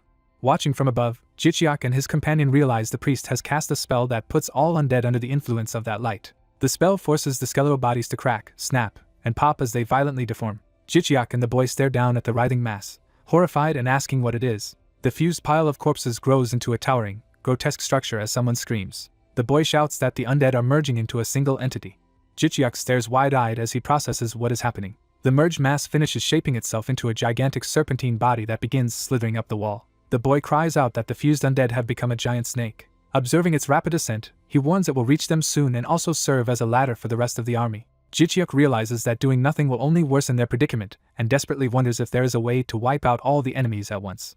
Jiak Liang urgently tells his master that he must draw an alchemic circle immediately. Jichiak repeats the term in surprise, questioning what an alchemic circle is. A glowing magical circle appears, and Jiak Liang affirms that this pattern should work. The others peer down in amazement at the newly drawn circle. Jichiak explains that it is a magic circle used by alchemists, surprising his teammates with a skill they did not know he had. Standing around the circle with Jichiak's summoned motorcycle in its center, he modestly says he once learned alchemy and picked up how to draw it. The leader and the others react with stunned, awkward admiration. Asked about the strange bike, Jichiak answers that its cooldown ended so he resummoned his monobike. He then tells the group they will channel their respective skills into his bike. Jichiak reveals his plan that the empowered bike will function as a bomb they can drop on the enemy mass. The others exclaim in shock at the idea of turning the bike into a bomb. The leader looks on thoughtfully, apparently accepting the bold plan. Meanwhile, the undead snake continues climbing the wall toward them. Jichiak and his teammates kneel at the circle, pouring their powers into it as part of the plan. Energy streams from their hands into the glowing lines of the alchemic circle. The infused powers swirl around the monobike, though at first they remain separate rather than fully unified. Only after Muchiak activates his script called integration do all of their energies truly fuse together. Jichiak stands at the center, calmly letting the combined powers flow through and around him. At his command they trigger the alchemic circle. Jichiak slams his empowered hands down into the circle, unleashing the gathered multicolored energy. Jichiak steels himself, eyes blazing with determination. He commands the three powers to fuse under his will. The swirling energies erupt around the monobike with violent snaps and cracks. Narration explains that three distinct powers clash and whirl, eager to merge. The monobike's particles react to the skills and compress into a glowing sphere. A mass of bones and corpses begins writhing and rising toward the ceiling. The grotesque skeletal amalgam squirms, its eyes glowing ominously. The corpse mass slithers up toward the bright energy sphere overhead. The compressed sphere of light shines blindingly. Jichiak and his teammates brace themselves before the massive glowing ball. Jichiak focuses intently on what is happening. Several spheres of light rain down toward the advancing corpse mass. One of the bright orbs descends directly above the skeletal monster. The monster's skull glows as it faces the incoming light. Jichiak invokes a prayer for light to descend. A tremendous flash of holy light erupts. The corpse mass is engulfed as purifying light washes over it. The light intensifies into a radiant explosion, scattering fragments. Shock waves from the blast roar through the room, forcing everyone to shield themselves. Someone shouts that they must quickly block the entrance. Teammates rush forward, one calling on walls to protect and save them. Other allies deploy weakening traps and script magic barriers to contain the blast. A bespectacled teammate watches in alarm at the unfolding events. Someone orders everything to stop. Jichiak yells as power continues to surge. The blinding energy crackles uncontrollably. Jichiak channels the fused power into his weapon, activating Mono Blade. The energy detonates again, rumbling and shaking the dungeon. Teammates endure the final shock wave with arms raised defensively. Jichiak also withstands the blast, eyes closed against the light. When the light fades, only broken stone and debris are left on the floor. The ruined floor is shown from another angle, emphasizing the destruction. Exhausted teammates lie scattered among the rubble, coughing. One teammate gasps in relief that they have survived. Another, trembling, mutters a prayer in shock at the ordeal. The muscular teammate remarks how long it has been since she exerted herself this hard. Jichiak leans tiredly against a pillar to catch his breath. Grinning, Jichiak calls the others' attention to something. Someone exclaims that their plan worked and all the enemies are gone. Teammates excitedly realize they have leveled up several times from the battle. System windows inform Jichiak that he has attracted the attention of the gods and gained 5,000 thumbs up. More windows stack up, notifying him of 8,000 and 10,000 additional thumbs up. Awestruck, Jichiak notes he keeps receiving more thumbs up and that many gods are watching him. A detailed window describes the legendary title, the one acknowledged by 100 gods, which boosts sponsorships and thumbs up gain. Another window confirms he has obtained this title. Jichiak marvels that his thumbs up income will now increase by 10% and calls himself lucky. He checks his total, seeing over 400,000 thumbs up accumulated. Visualized notifications show numerous gods sending him more thumbs up. A huge notification states that the one who defies death has just sent him 100,000 thumbs up, the largest amount yet. A new message says that this same deity has activated the power of the temple. Jichiak is suddenly surrounded by strange energy and wonders about this god who defies death. He deduces that the owner of the temple is the one who sent him the massive thumbs up. As power coils around him, he questions what it means for the deity to use its power and what is happening to his body. Jichiak cries out as more energy rushes into him. Purple and blue energies swirl violently, obscuring his body. A window announces that the one who defies death has invited him. A spectral version of Jichiak appears, eyes glowing, as he is drawn into the god's domain. Time in the temple freezes. Jichiak alone remains able to move as his companions stand still. Two frozen teammates stare ahead, locked in mid-motion before translucent screens. One teammate, still conscious, panics that everything around him has stopped. Jichiak notices that the world's colors have drained away along with the time freeze. Examining his own body, he observes that he alone seems unaffected. His eyes widen as something more occurs. A booming, otherworldly voice greets him as immortal. Overwhelmed by the telepathic voice, Jichiak clutches his head in pain and confusion. The voice declares its presence as light and energy swirl through the frozen space. Jichiak describes the voice as an astonishing sound that reverberates through everything. Narration explains that this is a spiritual sound that penetrates every part of his being, down to his soul. His hand trembles and his eye widens in terrified awe. He recalls stories from hunters about beings that are neither human nor ordinary creatures. Realizing what it must be, he stares ahead tensely. Jichiak concludes in shock that the presence before him is a god. The god of the temple manifests through the obelisk, standing before Jichiak. Jichiak laughs in disbelief, amazed that he is actually facing a god. He reassures himself that gods cannot directly harm humans, so there is no need to panic. The deity's voice declares that it has come to him personally. It states that Because of Jichiak's exceptional performance, it wishes to make him an offer. Jichiak had expected some kind of proposal and steels himself to hear it. He humbly kneels, saying he is honored to meet the great being and eager to hear its offer. He watches the obelisk intently, awaiting the deity's reply. The god commands Jichiak to become its subject so that he may defy death. A system prompt clarifies that the one who defies death wants to appoint him as its apostle and asks if he will accept. Jichiak is stunned by the prospect of becoming an apostle. He realizes that being an apostle would let him wield the god's power directly, something most top hunters benefit from, and considers it a once-in-a-lifetime chance. Yet he hesitates, doubting whether he can trust a deity he has never heard of. He remembers being chosen by some unknown god to be a GodTube influencer. He muses that this earlier selection might already make him that god's subject. A warning window appears saying that if he accepts he will lose the influencer role and gain a new occupation. Another warning explains that his thumbs up store will close and be replaced by an occupation store. The system begins loading information about this potential new job. A detailed description of the legendary occupation, Apostle of the One Who Defies Death, appears, listing immortality and power over the undead as its abilities. Jichiak is floored, realizing that as long as the god does not abandon him he effectively cannot die. He questions how overwhelmingly strong this occupation seems. Holding his head, he worries because his advisor Chiak Liang was unsummoned in the earlier explosion and cannot help him decide. Jichiak stares sharply, thinking things through. Reflecting on his experiences, he admits he already likes his current GodTube influencer occupation. He reasons that GodTube has huge potential and that, while immortality is tempting, it may not be worth giving that up. A voice advises him to decline, and Jichiak prepares to follow that advice. Before he can respond, he is distracted by something approaching. His bespectacled teammate walks toward him, surprised that Jichiak can move while time is frozen. The teammate asks in disbelief how Jichiak is able to move at all. The bespectacled hunter studies Jichiak seriously. He reveals he had not intended to show his true power so early, but explains that his time-related abilities are special and suited to this crisis, while Jichiak wonders what he means. The deity's voice addresses all mortals in the temple. It declares that fate has brought them to it as well and commands them all to become its subjects. Jichiak panics, protesting that he has not given his answer yet. The system announces that the god is forcefully bestowing its power upon him as purple energy engulfs his body. Jichiak is shocked that the deity is trying to force the power onto him. Tendrils of divine energy coil up his legs as his teammate shouts his name in alarm. The bespectacled hunter glares, preparing to act. He declares his refusal of the god's will and decides to rewind time. Bright clock-like symbols appear as time power wraps around Jichiak's energy-bound leg. Jichiak is pulled back through flowing time energy as the clock runes tick around him. While tumbling in reverse time, someone marvels that the teammate actually managed to reject a god's power. The time user says that detail is unimportant, and that they must ready themselves for battle now that the god is enraged.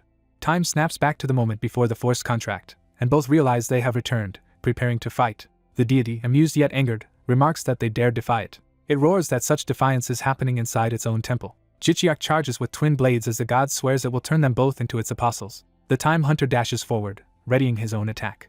Channeling temporal power, he forges a sword from the essence of causality. The sword of Kronos, belonging to the god of time, materializes in his hand. Jichiak realizes his ally is creating, not summoning, a divine sword. The time hunter exhales, focusing his resolve. He shouts for focus as the enraged deity begins to move again. Jichiak and his ally stand side by side in battle stances as dark tendrils surge toward them. Jichiak cries out in pain and confusion, asking what the ominous energy is. He watches in horror as the dark mass reshapes itself into a humanoid figure. A grotesque, powerful-looking faceless avatar of the god finishes forming, radiating menace. The avatar commands the living beings to come to it. It raises a hand, summoning a brilliant purple orb while calling something forth. Jichiak stares, eyes wide with terror. The divine avatar lashes out with swirling purple energy, as Jichiak leaps toward it with his blades. The god's energy slams into Jichiak, enveloping him. As tendrils wrap around his limbs, Jichiak wonders what kind of attack is draining him. He screams as lightning-laced tendrils constrict him, filling his body with agonizing pain. Narration describes how it feels as if his entire body is burning. His time-wielding teammate shouts Jichiak's name in alarm. Jichiak feels his energy being siphoned away and realizes the tendrils are sucking his life force. From above, we see the deity's avatar draining Jichiak while the time hunter prepares a counterattack. The time hunter swings his sword at the draining tendrils. His blade slices through the god's energy, severing a portion cleanly. Freed, Jichiak howls and retaliates with his own desperate slash. He notices in surprise that the attack suddenly stops. They both see that where Jichiak's sword struck, the purple mass has turned into a pitch-black, starry void. The time hunter observes that Jichiak's strike has literally sliced open a void. The godly avatar, stunned, mutters in confusion, wondering what just happened. Panting, the time hunter looks on warily. Jichiak, still gripping his sword, gasps for breath after the exchange. A system notification flags a system error while someone wonders how Jichiak managed to sever a god's power. A divine authority forcibly intervenes, causing the godlike being to contort in pain and shout at the mortal. The god demands to know how the mortal severed this dimension. The system announces that time manipulation has been detected as the god writhes. The god remarks in disappointment but hints there is more to come. Declaring they will meet again, the god compresses itself into a glowing sphere. Jichiak's teammate exclaims that the god's body is twisting into a ball. The compressed god erupts with violent energy. The resulting blast engulfs the area and silhouettes the combatants. Someone cries out in pain amid the blinding explosion. The dimension collapses in a massive flash of light. Back in the normal hall, Jihan compliments the exhausted Jichiak for enduring until the end. Jichiak, still shaken, asks Jihan if he had known this outcome in advance. Jihan explains that although gods are powerful, the dungeon system is formed by multiple gods' combined power. He reminds Jichiak that gods cannot directly influence humans without special conditions, which Jichiak had only read about before. Jichiak admits he was terrified, thinking he could have become that god's enslaved apostle if things went wrong. As the warp space peels away from the corridor, someone notices the surroundings changing back. The remaining examiners see reality restored and comment that everything is returning to normal. Other participants stare at their holographic screens, registering the dungeon's end. The hunters marvel that the dungeon was extremely dangerous but the rewards are incredible, and they enthusiastically agree. Jihan hushes Jichiak and suggests they hide the truth of what happened from the others. Jichiak silently agrees with a knowing nod. The system announces that the dungeon is cleared and begins calculating each participant's contribution. A special notice states that Jung Jihan and Jichiak will receive extra compensation for punishing the entity known as the one who defies death. Another notice declares a hidden quest cleared and starts loading additional rewards. Jichiak sees he has taken first place with millions of points and multiple random unique rewards, feeling overwhelmed by the flood of messages. His teammates stare at the rain of rewards and ask what is going on. They wonder if they somehow cleared the dungeon, guessing the boss may have died in the explosion. One of them questions whether a dungeon boss can even leave its room like that. Walking away, Jihan answers that in such an unusual dungeon almost anything is possible. Jichiak suspects the boss's death and the god's appearance are closely connected. He further speculates that the boss might have been destroyed in the earlier blast, prompting the god's intervention. The other hunters look at one another, trying to process what happened. Their expressions show mixed surprise and respect as they think back on the battle. Jihan reflects quietly that he has now personally confronted a god. Jichiak also recalls the encounter, his determination deepening. As the portal home opens, he thinks about how he has now witnessed Jihan's extraordinary abilities. Later, Jichiak turns away, still pondering everything that occurred. With a renewed gaze, he resolves to move forward. He feels as if an entirely new horizon of possibilities has opened before him. The narrative shifts to the outskirts of Seoul. Inside a luxurious presidential suite at a hotel, the next scene is set. After safely escaping the dungeon, Jichiak and his team rest at the upscale hotel Jihan arranged. Jichiak receives a legendary title for being the first to conquer a special dungeon with 0 casualties, which increases future dungeon rewards. He is amazed by the title's power and wonders why it appeared only now. Reading the description, he notes that it boosts his dungeon rewards but wishes the effect were explained more clearly. Chiak Liang, his fox-like advisor, appears and politely asks if Jichiak has rested enough. Jichiak says he has, and Chiak Liang urges him to check the enormous number of thumbs up he has earned. When Jichiak opens the stats, he is stunned to see 123,478 likes accumulated. Delighted by the response, he smiles brightly at the screen. Chiak Liang asks to offer advice as his advisor, and Jichiak readily agrees. Narration explains that after checking his likes, Jichiak started purchasing new skills based on Chiak Liang's suggestions. Chiak Liang focuses intently on the system screen, reviewing possible skills. The advisor presents Jichiak with 2 growth paths, one granting quick strength and the other slower but unparalleled power. The system reveals a legendary skill called Angel of Justice who elevates honor, which summons an Angel of Justice. Another legendary skill, Spiritual Unity of Heaven and Earth, can merge all related martial arts into a single buff. Chiak Liang explains that the Angel skill summons a fighting angel, while Spiritual Unity is hard to master but can grant transcendent human abilities, prompting Jichiak to want both. Jichiak activates the rewards, and luminous skill books spiral around him. As energy pours into him, narration notes that the system upgrades and adds new magic skills to the catalog. More notifications chime as new abilities become available. The narration clarifies that instead of buying direct attack spells, Jichiak focuses on environmental control magic to fight more like a true mage, making his overall build more efficient. The story then moves to the Shinseong Group headquarters. In her office there, an overworked woman groans about the huge workload and collapses onto her desk. She thinks that if she were not a hunter she would already be bedridden from the stress and even considers quitting as heir of the conglomerate. She stares at her silent phone, brooding. Picking it up, she wonders why the streamer she follows has been so quiet lately and complains that she is tired of waiting for him. In her imagination, she scolds Jichiak for not turning on his camera and reassuring his fans after escaping the dungeon. She mentally shouts that he has been out of the dungeon for ages, so why has he not returned to streaming? Exhausted and distracted, she admits she can no longer concentrate on work. Still daydreaming, she pictures Jichiak and his team walking out of the dungeon. She berates him in her thoughts for always choosing the most dangerous dungeons instead of staying safe like other hunters. She worries that fans like her will lose their minds if he keeps risking his life so recklessly. Suddenly her phone buzzes with a notification that a subscribed channel has started a live stream. Overjoyed, she exclaims that he is finally back. She hurriedly clicks her mouse to open the stream. On screen, Jicheok greets the Thumbs Up Club and his viewers as he starts the broadcast. Watching from work, the woman is relieved to see he looks healthy and lightly grumbles about how long he took. Jicheok explains to viewers that he is doing a surprise live stream to make up for worrying them and apologizes for being too exhausted to stream the previous day. She types that his rest is more important and assures him that fans completely understand. As she scrolls, she is startled by the flood of hate comments mixed into the chat. On the stream, Jicheok says today's content will be drawing random unique skill rewards he earned from the dungeon and sharing the process with everyone. Viewers react in disbelief at the idea of revealing unique skills and debate whether showing them publicly might be controversial. Some urge him excitedly to proceed right away. Others spam that they cannot wait for him to start. Jicheok moves to the main topic, saying he prefers to get straight to the point just like his viewers. His dedicated fan is shocked that he plans to reveal all his random unique skills and wonders why he would do that. She reflects that exposing an awakened person's abilities can endanger them and even threaten national security, so she cannot understand his choice. Still pondering, she asks herself what Jicheok gains from releasing such sensitive information. Jicheok floats amid glowing skill books as she worries he might be doing this just to increase his popularity, and questions if he is really serious. Later, outside the hotel, someone asks Jicheok how his live stream went. Jicheok replies that it went very well and that he obtained fantastic new skills, prompting his friend to predict he will become overpowered.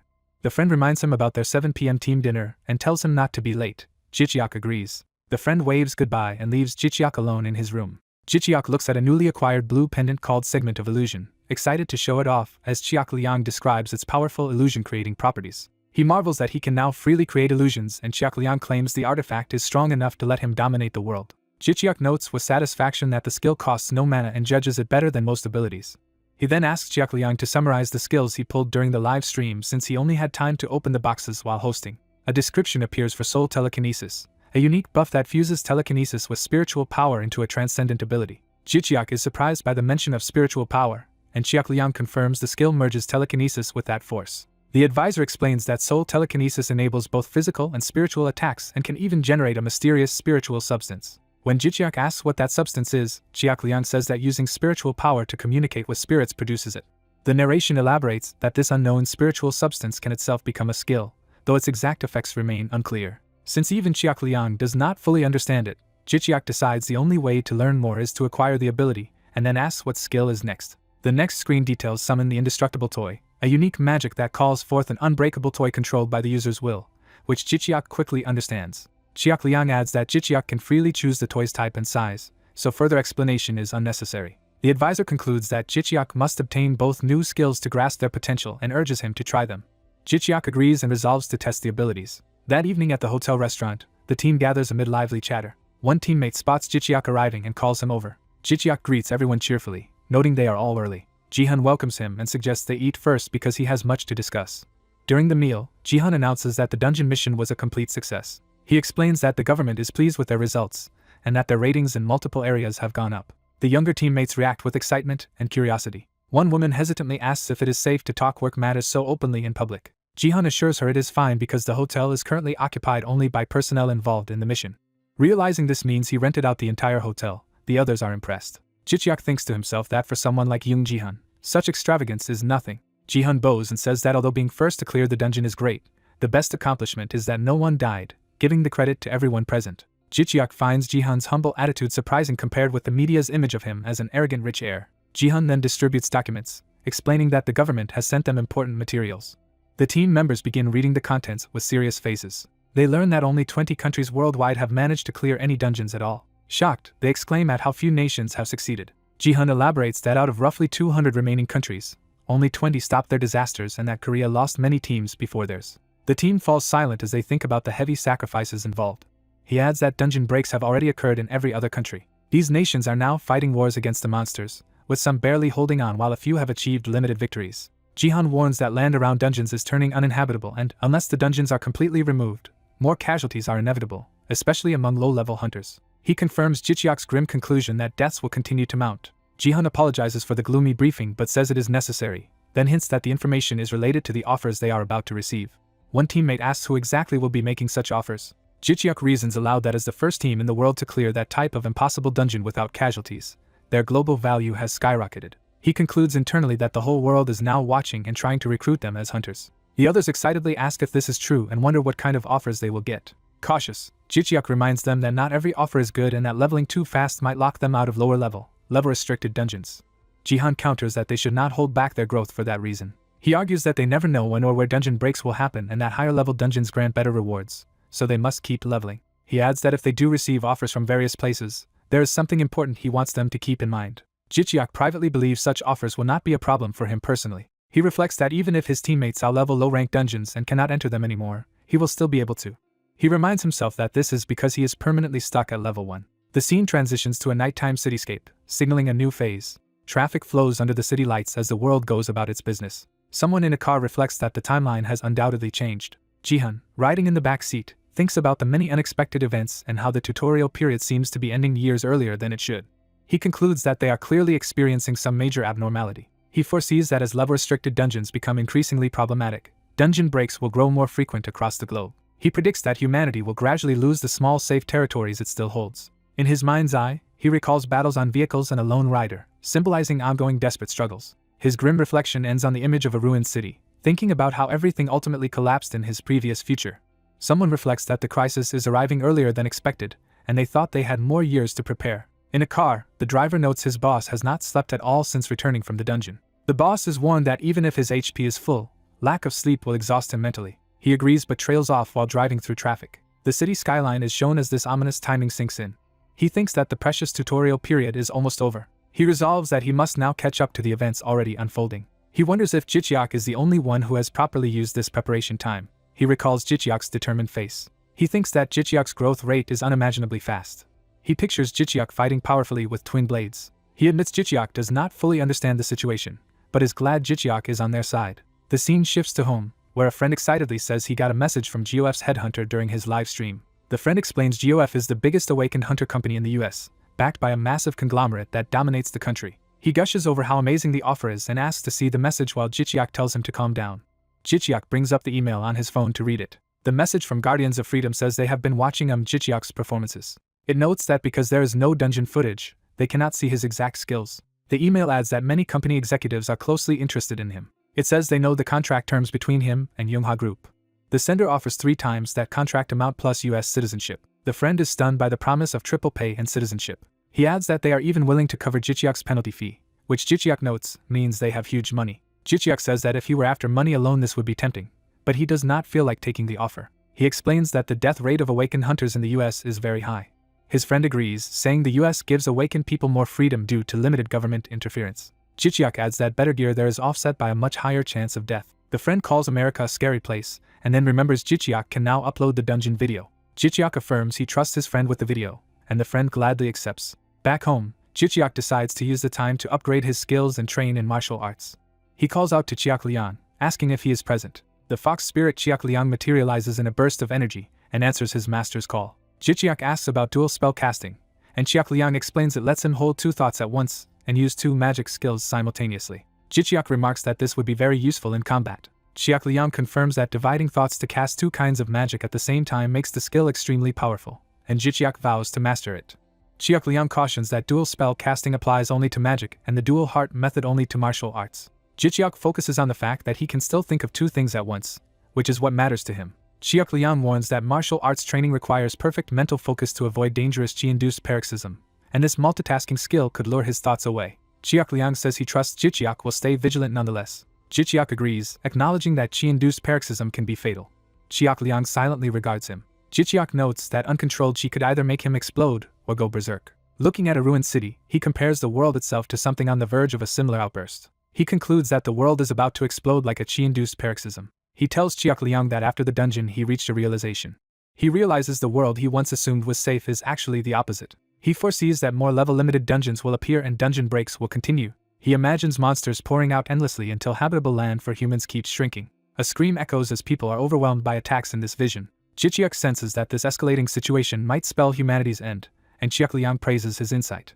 He says he would not have felt this way if he had not met the entity that defies death. But now he is painfully aware of reality. Remembering that being, he feels like he stared into an abyss that stared back at him. Though he gained knowledge, he feels his mental stability has permanently decreased. As a result, he resolves to take everything far more seriously from now on. He concludes that he must grow stronger very quickly in order to protect himself. He adds that his strength is needed not just for himself but for the whole world and its people. He tells Jiaqiang he will need the fox's help to achieve this. Jiaqiang readily agrees to help his master. Something catches Jijiak's eye as a system reaction begins. A system message flashes that restrictions have been lifted and additional information is now available. Jiaqiang suddenly flares with energy and Jijiak wonders what is happening. The fox congratulates him, saying he has unlocked a secret on his own, which Jijiak questions. Jiaqiang explains that by deciding his future path, Jijiak gained an epiphany, releasing some classified information stored within Jiaqiang. Jijiak, surprised, asks what that newly accessible information is. Jiaqiang concentrates intensely. He proposes that they now look at the unlocked information together. Energy storms swirl as the revelation begins. A declaration states that the human world is destined to be destroyed. It continues that this is an unchangeable fact about the future. However, it clarifies that this does not necessarily mean humanity will be completely wiped out. Instead, it says this destruction is part of a so-called great blessing. Jijiak is shocked to hear this catastrophe described as a blessing. Jiaqiang explains that Earth, though ancient, is still immature and fragile like a child. He adds that Earth is so weak that the presence of even a single deity can break it. Jijiak asks how such fragility could be considered a blessing. Jiaqiang says that once fully matured, Earth will be able to withstand gods from 3,000 worlds. He explains that the current upheaval is simply part of Earth's developmental process. Various scenes of nature and civilization are shown as context for this evolution. Jiaqiang states that dungeons are the mechanism through which the planet grows more powerful. Jijiak reacts in disbelief, while Jiaqiang says Earth is not owned only by humans, and that its demise is a matter of perspective. Jiaqiang says that to the gods, Earth is like a plant they are cultivating. He continues that humans are viewed as pests, stubbornly surviving even when gods attempt to eradicate them. Jijiak falls silent, processing this harsh view. He sums it up as humans being mere pests to the omnipotent gods. He extends the thought, realizing the gods likely want to exterminate them. Jijiak asks to confirm that the goal is not total human extinction or their evolution, and Jiaqiang agrees. Jiaqiang compares the coming change to a snake shedding its skin, where one form of life ends and another takes its place. He explains that drastic environmental shifts will erase current human society, leaving only a small group of survivors who adapt but can never again claim Earth as solely theirs. Jijiak asks when this will occur. A system sound indicates that the timing of that event remains restricted information. Jijiak accepts that he is not yet permitted to know when it will happen. He concludes that if humanity does not clear the emerging dungeons, civilization as they know it will fall. Jijiak then asks Jiaqiang whether there is any way to destroy dungeons without clearing them. Jiaqiang replies yes, saying there is an item for that in the thumbs-up store. Jijiak reacts with surprised excitement at this possibility. The perspective shifts to Yunghua Group headquarters. Inside, someone is shocked to hear that everyone from the dungeon raid survived. An executive, Young Sugi's assistant Kim Yang-injin, thanks fate that his cousin lived and asks about the recruitment plan he ordered. The subordinate reports he could not even get close to the target because the person is being completely shielded, making recruitment impossible. The executive is surprised it went so poorly and admits he underestimated how thoroughly Young Jihan would plan things. The subordinate says Jihan is no longer the reckless rebel he once was, prompting the executive to remark that Jihan has apparently grown up. A note emphasizes that Jihan has become a completely different person. The executive sighs and asks what their next move should be. He then proposes they eliminate Jihan's reliable pawn and asks if the subordinate can handle it, who answers that he can if the target is Jijiak. Curious, the executive asks why only Jijiak is being targeted and not the rest. The subordinate reviews Jijiak's feats, recalling him charging into battle alone.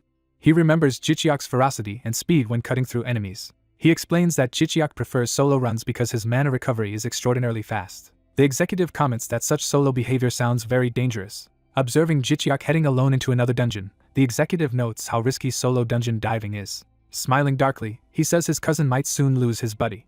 The story cuts to a rocky canyon sky setting. This area is identified as an unpopular dungeon called the Land of the Walking Stones. It is described as a 10-kilometer radius wilderness. The dungeon is simple, with no mazes and only one type of monster, rock golems. A huge rock golem appears as Jijiak attacks it while riding a motorcycle. Jijiak dives in with blue aura, entering a dungeon that a typical level 40 party could farm easily. A powerful slash cuts through stone. The golem's body is shown severed by the aura blade. Jijiak sweeps through multiple golems, trying to clear the whole dungeon solo using his new skills. He rides his bike while wielding his sword cloaked in blue energy. Jiaqiang flies beside him and asks how he feels about the new setup. Jijiak notes that his sword aura now consumes less than half the inner power it used to. He estimates he can maintain the aura continuously for at least 6 hours. Jiaqiang praises this long duration and says that using it only in bursts during fights will extend it even more. Jijiak breaks to a stop, stepping onto the ground. He relaxes and happily remarks that with his new silent spellcasting he can now activate skills without speaking, which is very convenient. Jiaqiang says he is glad everything is proceeding according to Jijiak's plan. Jijiak agrees, saying that combining rigorous martial arts training with thumbs up, granted abilities creates strong synergy. Suddenly Jiaqiang halts, Sensing that someone has entered the dungeon, Jichiak turns sharply at this news. From a vantage point, he sees two distant figures approaching across the desert. Chiak Liang observes that one carries an axe. He adds that this axe wielder is wearing a thick helmet. The other newcomer is identified as carrying a staff. Jichiak and Chiak Liang silently realize the situation and agree the intruders are likely villains. Jichiak receives a system alert saying he has lost connection to GodTube. Another message states he is now unable to stream. Confused, Jichiak asks what is happening, and Chiak Liang concludes that the newcomers have used some skill to forcibly sever their GodTube connection. Looking at the axe and staff users below, Jichiak wonders why they would do this, and Chiak Liang says the reason is obvious. Chiak Liang states plainly that these two have come to kill Jichiak. From his bike, Jichiak wonders aloud how they even managed to enter this dungeon. Chiak Liang explains that despite official guards at the gate, influential people can still use connections to slip inside before it closes. He points out this is Korea, where corporations and other powers are deeply entangled. Chiak Liang elaborates that energy, entertainment, and defense companies are all intertwined, making such infiltration easy. Jichiak then asks who on earth could have sent these assassins. He briefly suspects a jealous GodTuber might have hired killers over his sudden fame, but dismisses that as absurd. Chiak Liang asks whether he intends to kill the intruders. Jichiak answers that he does not want to, but he might have to in order to survive. He revs his bike and charges straight toward the two enemies. The axe wielder, introduced as level 62 Axe Master Grand Meyer, remarks that Jichiak is fearless and notes with satisfaction that he has chosen to confront them head-on instead of fleeing. The masked mage Reina underestimates the rookie biker but warns her ally that his summoned bike is powerful. Her partner notes they must also watch out for the biker's psychic arrows and shadow theft abilities. The biker unleashes a barrage of psychic arrows. Reina criticizes rookie streamers for revealing their info as she prepares to move, leaving shadowy traces. Her close-range fighter ally mocks the rookie, saying people like them live off fools like him. The ally casts buff magic on himself, greatly increasing his muscle strength. The buff continues, boosting his speed as well. Charging forward, he taunts the rookie for entering high-level content and calls his recklessness suicidal. Supercharged by buffs, he rockets straight toward the biker, shouting that he cannot tell if the rookie is brave or just brazen. The fox familiar warns its master to brace as the buffed fighter rushes in a flaming aura.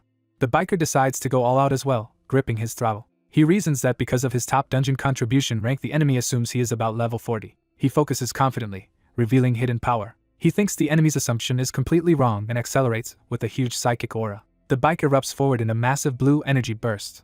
The wheel spins within the blurring aura. The rider becomes a streak of blue energy, tearing through the landscape. Reina recalls that her ally's class is one of the best warrior occupations. She notes he excels at close combat and physical strength. Their auras clash as blue and pink power streak toward each other. She remembers he is a hitman who can defeat higher-level awakened in duels. The two energy torrents collide violently. The close-range fighter scoffs that a level 40 weakling cannot beat him as the biker charges in. He furiously vows to mutilate the shameless rookie. The biker twists the throttle harder, preparing a counter. His blue psychic power surges even faster. The enraged warrior laughs, asking if the biker really thinks he can win. Biker and warrior hurtle toward each other, weapons and auras drawn. A psychic arrow zips toward the warrior's helmet. Shock registers in the warrior's eye as the arrow closes in. Their collision produces a massive explosion of blue and purple light. After the blast, the buffed fighter lies motionless on the ground, weapon thrown aside. A closer view shows him unconscious and badly beaten. Cracks are visible on his helmet from the psychic hit. Reina gasps in disbelief at the outcome. She internally panics that her powerful teammate truly lost. She recalls how durable and strong her ally is, able to withstand even dumped trucks. Concluding this defeat is impossible, she clutches her staff in shock. She stares at the distant biker and wonders what is happening. The fox informs its master that the close-range fighters survived the attack. The biker confirms only the mage remains and the fox reports she is about 300 meters away, so he prepares to finish it quickly. He surges forward again, wrapped in blue energy. Reina begins chanting and surrounds herself with swirling blue magic. The fox warns that the enemy has started casting as mud swirls beneath the biker, who is surprised. The fox analyzes that Reina is transforming the area into a swamp and notes her high proficiency. The bike's wheel starts to sink, and the rider cries out. The biker plans to overpower the swamp by boosting his engine with a magic stone from his assistants, expecting an easy escape. Before he can, tentacle-like mud appendages erupt, and the fox shouts that something is emerging from the ground. Surrounded by wriggling mud tentacles, the biker is disgusted and questions what they are. Annoyed, he grips his sword, ready to cut them down. He unleashes sweeping slashes that sever the tentacles. He continues hacking through the mud limbs while riding, carving a path. Reina sees her tentacle spell failing and clicks her tongue that it is not working. She worries that as a mage she cannot last long without a frontline tanker. A sudden flash of light appears in the distance, drawing her attention. She sees telekinetic force coalescing massively around the bike and is shocked. The biker declares that she is not the only one who can use magic. He activates his abilities psychic arrows and soul telekinesis. Countless psychic arrows streak through the sky. The arrows converge and rain down toward Reina's position. Reina counters by gathering lightning magic into her staff, forming a towering electric column. She completes the spell Lightning Snake, sending electric serpents forward. The crackling lightning snake arcs outward. The lightning hammers into the biker's psychic barrier, and Reina screams from the feedback. She is wrapped in the very lightning she casts, shocked by the backlash. She glares intensely, trying to maintain control. The biker rides shielded inside a glowing psychic sphere as the lightning storms around him. He braces himself, pushing through the electric onslaught. Encased in the barrier, he speeds straight at Reina. The shielded bike cuts through the lightning snake like a blade. He dives past Reina in a high-speed pass while her lightning still coils around her staff. Reina stands crackling with residual electricity, preparing another move. The biker surges by, charged with energy. As Reina swings her lightning staff, the bike's passing attack slices toward her. A psychic-infused slash tears through, drawing blood. Blood splatters from the decisive strike. The biker smiles slightly, knowing he has won. He screeches the bike to a halt. Behind him, Reina staggers and collapses. Reina hits the ground and her staff falls away. Blood pools on the earth from the fallen mage. The biker remarks how quickly the battle ended and how easy it felt. He wonders aloud whether the assassins were weak, or he has become too strong. The fox estimates from intel that the defeated enemies were level 60 to 70, praising how powerful the master has grown. The fox comments that using and strengthening a bike is extremely rare among awakened, and the biker notes no one truly knows his full power. The fox cautions that hunters above level 80 will be on another level entirely. Jihan argues such high-level people would not bother attacking him, but the fox warns that his exceptional global growth rate could make him a target. He swallows nervously at the implication. He sighs, realizing that gaining more online popularity also attracts more enemies. Narration explains that after clearing the dungeon, Jichiak streamed his results live and checked the rewards. One reward is a C-rank heavy longsword made from a destroyed rock golem core, which heals itself and triples its weight on impact. He decomposes the heavy longsword through his system. The system reveals a hidden essence was found from the decomposition. That essence becomes a B-rank item called the Heavy Elixir, an elixir for summons that grants the longsword self-heal and instant mass increase effects. Jichiak realizes it is essentially a pill that transfers a weapon's powers to a summoned creature. Delighted at the rarity and dual abilities of this strengthening elixir, he admires it with his fox. He exclaims that the reward is amazing. He asks Jiakliang if he wants to take the elixir immediately. The fox drinks the heavy elixir, and the system notes a delayed skill update due to the large level gap. Jiakliang explains that because of his low level he needs time to fully digest the elixir's power. Jichiak is disappointed he cannot see the new skill right away but accepts it. He ends his GodTube broadcast. Off-stream, he eyes the captured Grant and Reina in his tent and wonders what to do with them. Someone rustles the tent flap and politely asks if he is inside. Recognizing Young Jihan's voice, Jichiak invites him in. Jihan enters and Jichiak nervously asks why his superior came. Jihan says a major incident occurred and he came because those infamous criminals were caught here. He confirms he knows them and calls them Grant and Reina, both notorious assassins. Jihan explains they once wiped out 5 members of a level 80 party thanks to their one-on-one specialization, then asks how Jichiak managed to defeat them. Impressed again, Jihan offers to take custody of the assassins. He adds that the pair may hold information useful for solving international crimes. He further notes they could bring diplomatic advantages as bargaining chips. Jichiak thinks this pragmatic attitude is typical of Jihan and gladly hands the prisoners over. A transport van drives through the canyon, carrying the captured assassins. Inside, Jihan reflects that transporting Grant and Reina so easily is almost unbelievable. Sitting opposite Grant, he muses about how easily he captured such vicious criminals. Jihan reaches out and channels a glowing power toward the unconscious Grant's forehead. A ring of energy envelopes Grant's head as Jihan uses his ability. The psychic circle pulses brightly. Grant's memories begin surfacing as light pours over his face. His brows twitch as the memory probing continues. From outside, the van speeds along while someone screams within. Heavy breathing echoes in the enclosed vehicle after the scream. Grant jolts awake in panic, shouting that he was just fighting a bike and asking where he is, while Jihan tells him to calm down. Jihan advises him not to move because of his severe injuries. Grant demands to know who Jihan is, suspects a connection with Jichiak, and asks what was done to him. Jihan silently stares back, unfazed. He methodically recites Grant's identity and awakening age. Jihan delves into Grant's past, recounting his first murder of his own father, his lover Amy, and how Amy's death at the hands of a dealer named Billy pushed him into outlaw work. Shocked that his private history is known, Grant yells and demands to know how Jihan learned it. Jihan insists Grant answer his questions first. Jihan asks why Grant came here now when he is supposedly working as a mafia mercenary. Grant refuses at first, saying Jihan should just hand him to the police. Jihan coldly promises a peaceful death if Grant tells the truth. He warns that if Grant resists, he will make him beg for death.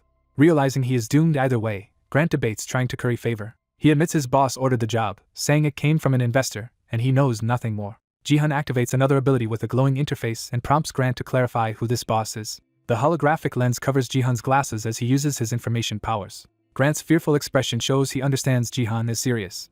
Jihan identifies that Grant belongs to the group Grimoire, which Grant nervously confirms. Jihan concludes that Sugi is attempting to ally with Grimoire. He thinks back, tracing this whole unexpected chain of events to the earlier battle with the biker. His glasses flash as he focuses on the implications. Some time later, Jichiak trains with Chiak Liang at a facility and says the week of intense practice helped him grasp martial arts principles.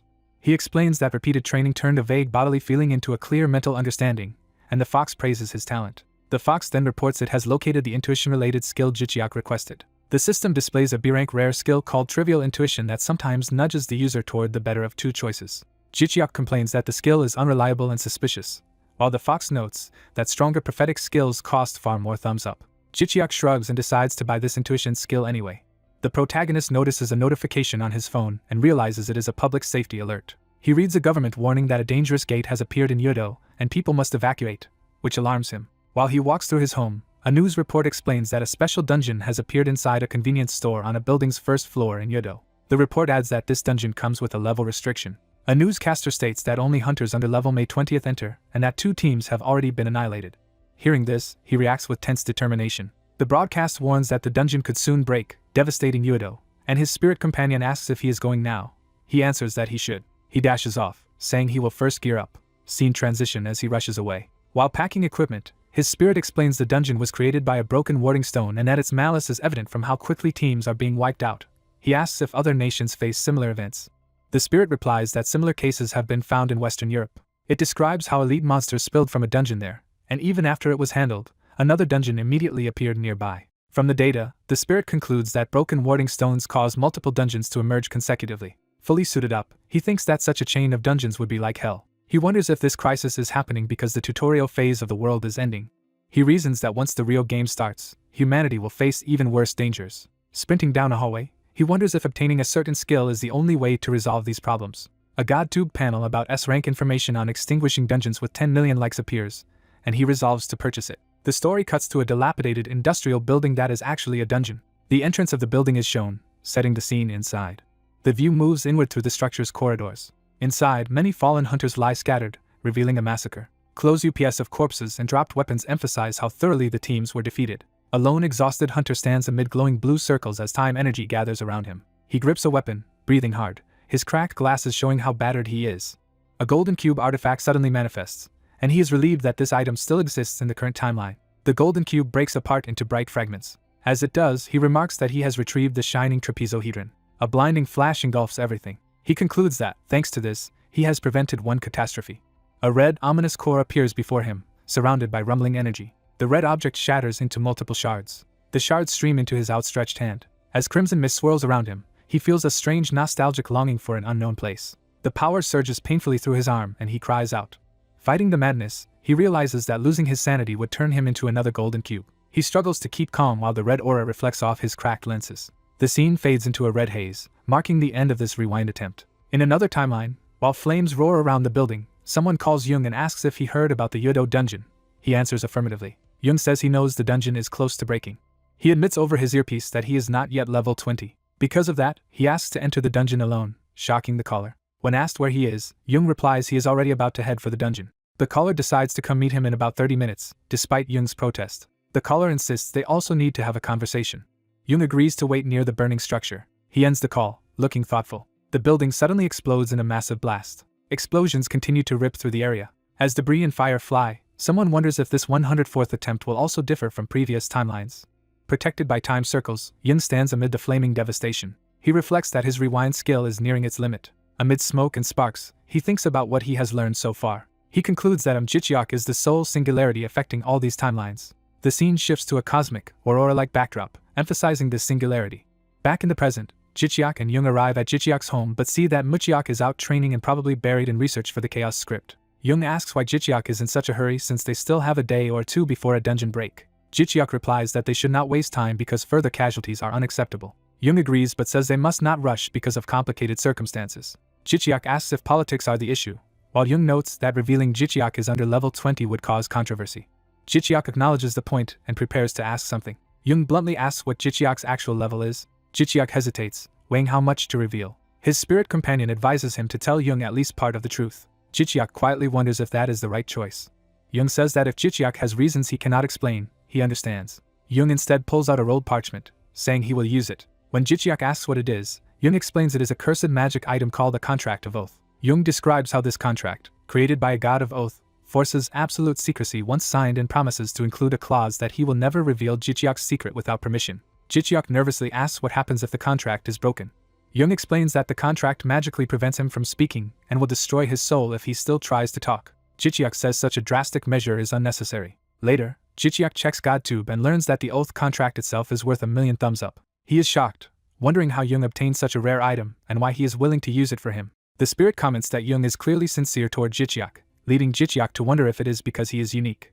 Seeing how valuable the item is, Jicheok suggests they put it away, while the spirit observes that Jung can be scary but seems loyal to his master. Jicheok decides he understands Jung's seriousness and will finally explain today. Jung promises with a smile that he will not tell anyone, reassuring Jicheok. Jicheok reveals that his level is stuck at 1 and never increases. Jung pauses, then concludes Jicheok must possess an extraordinary skill.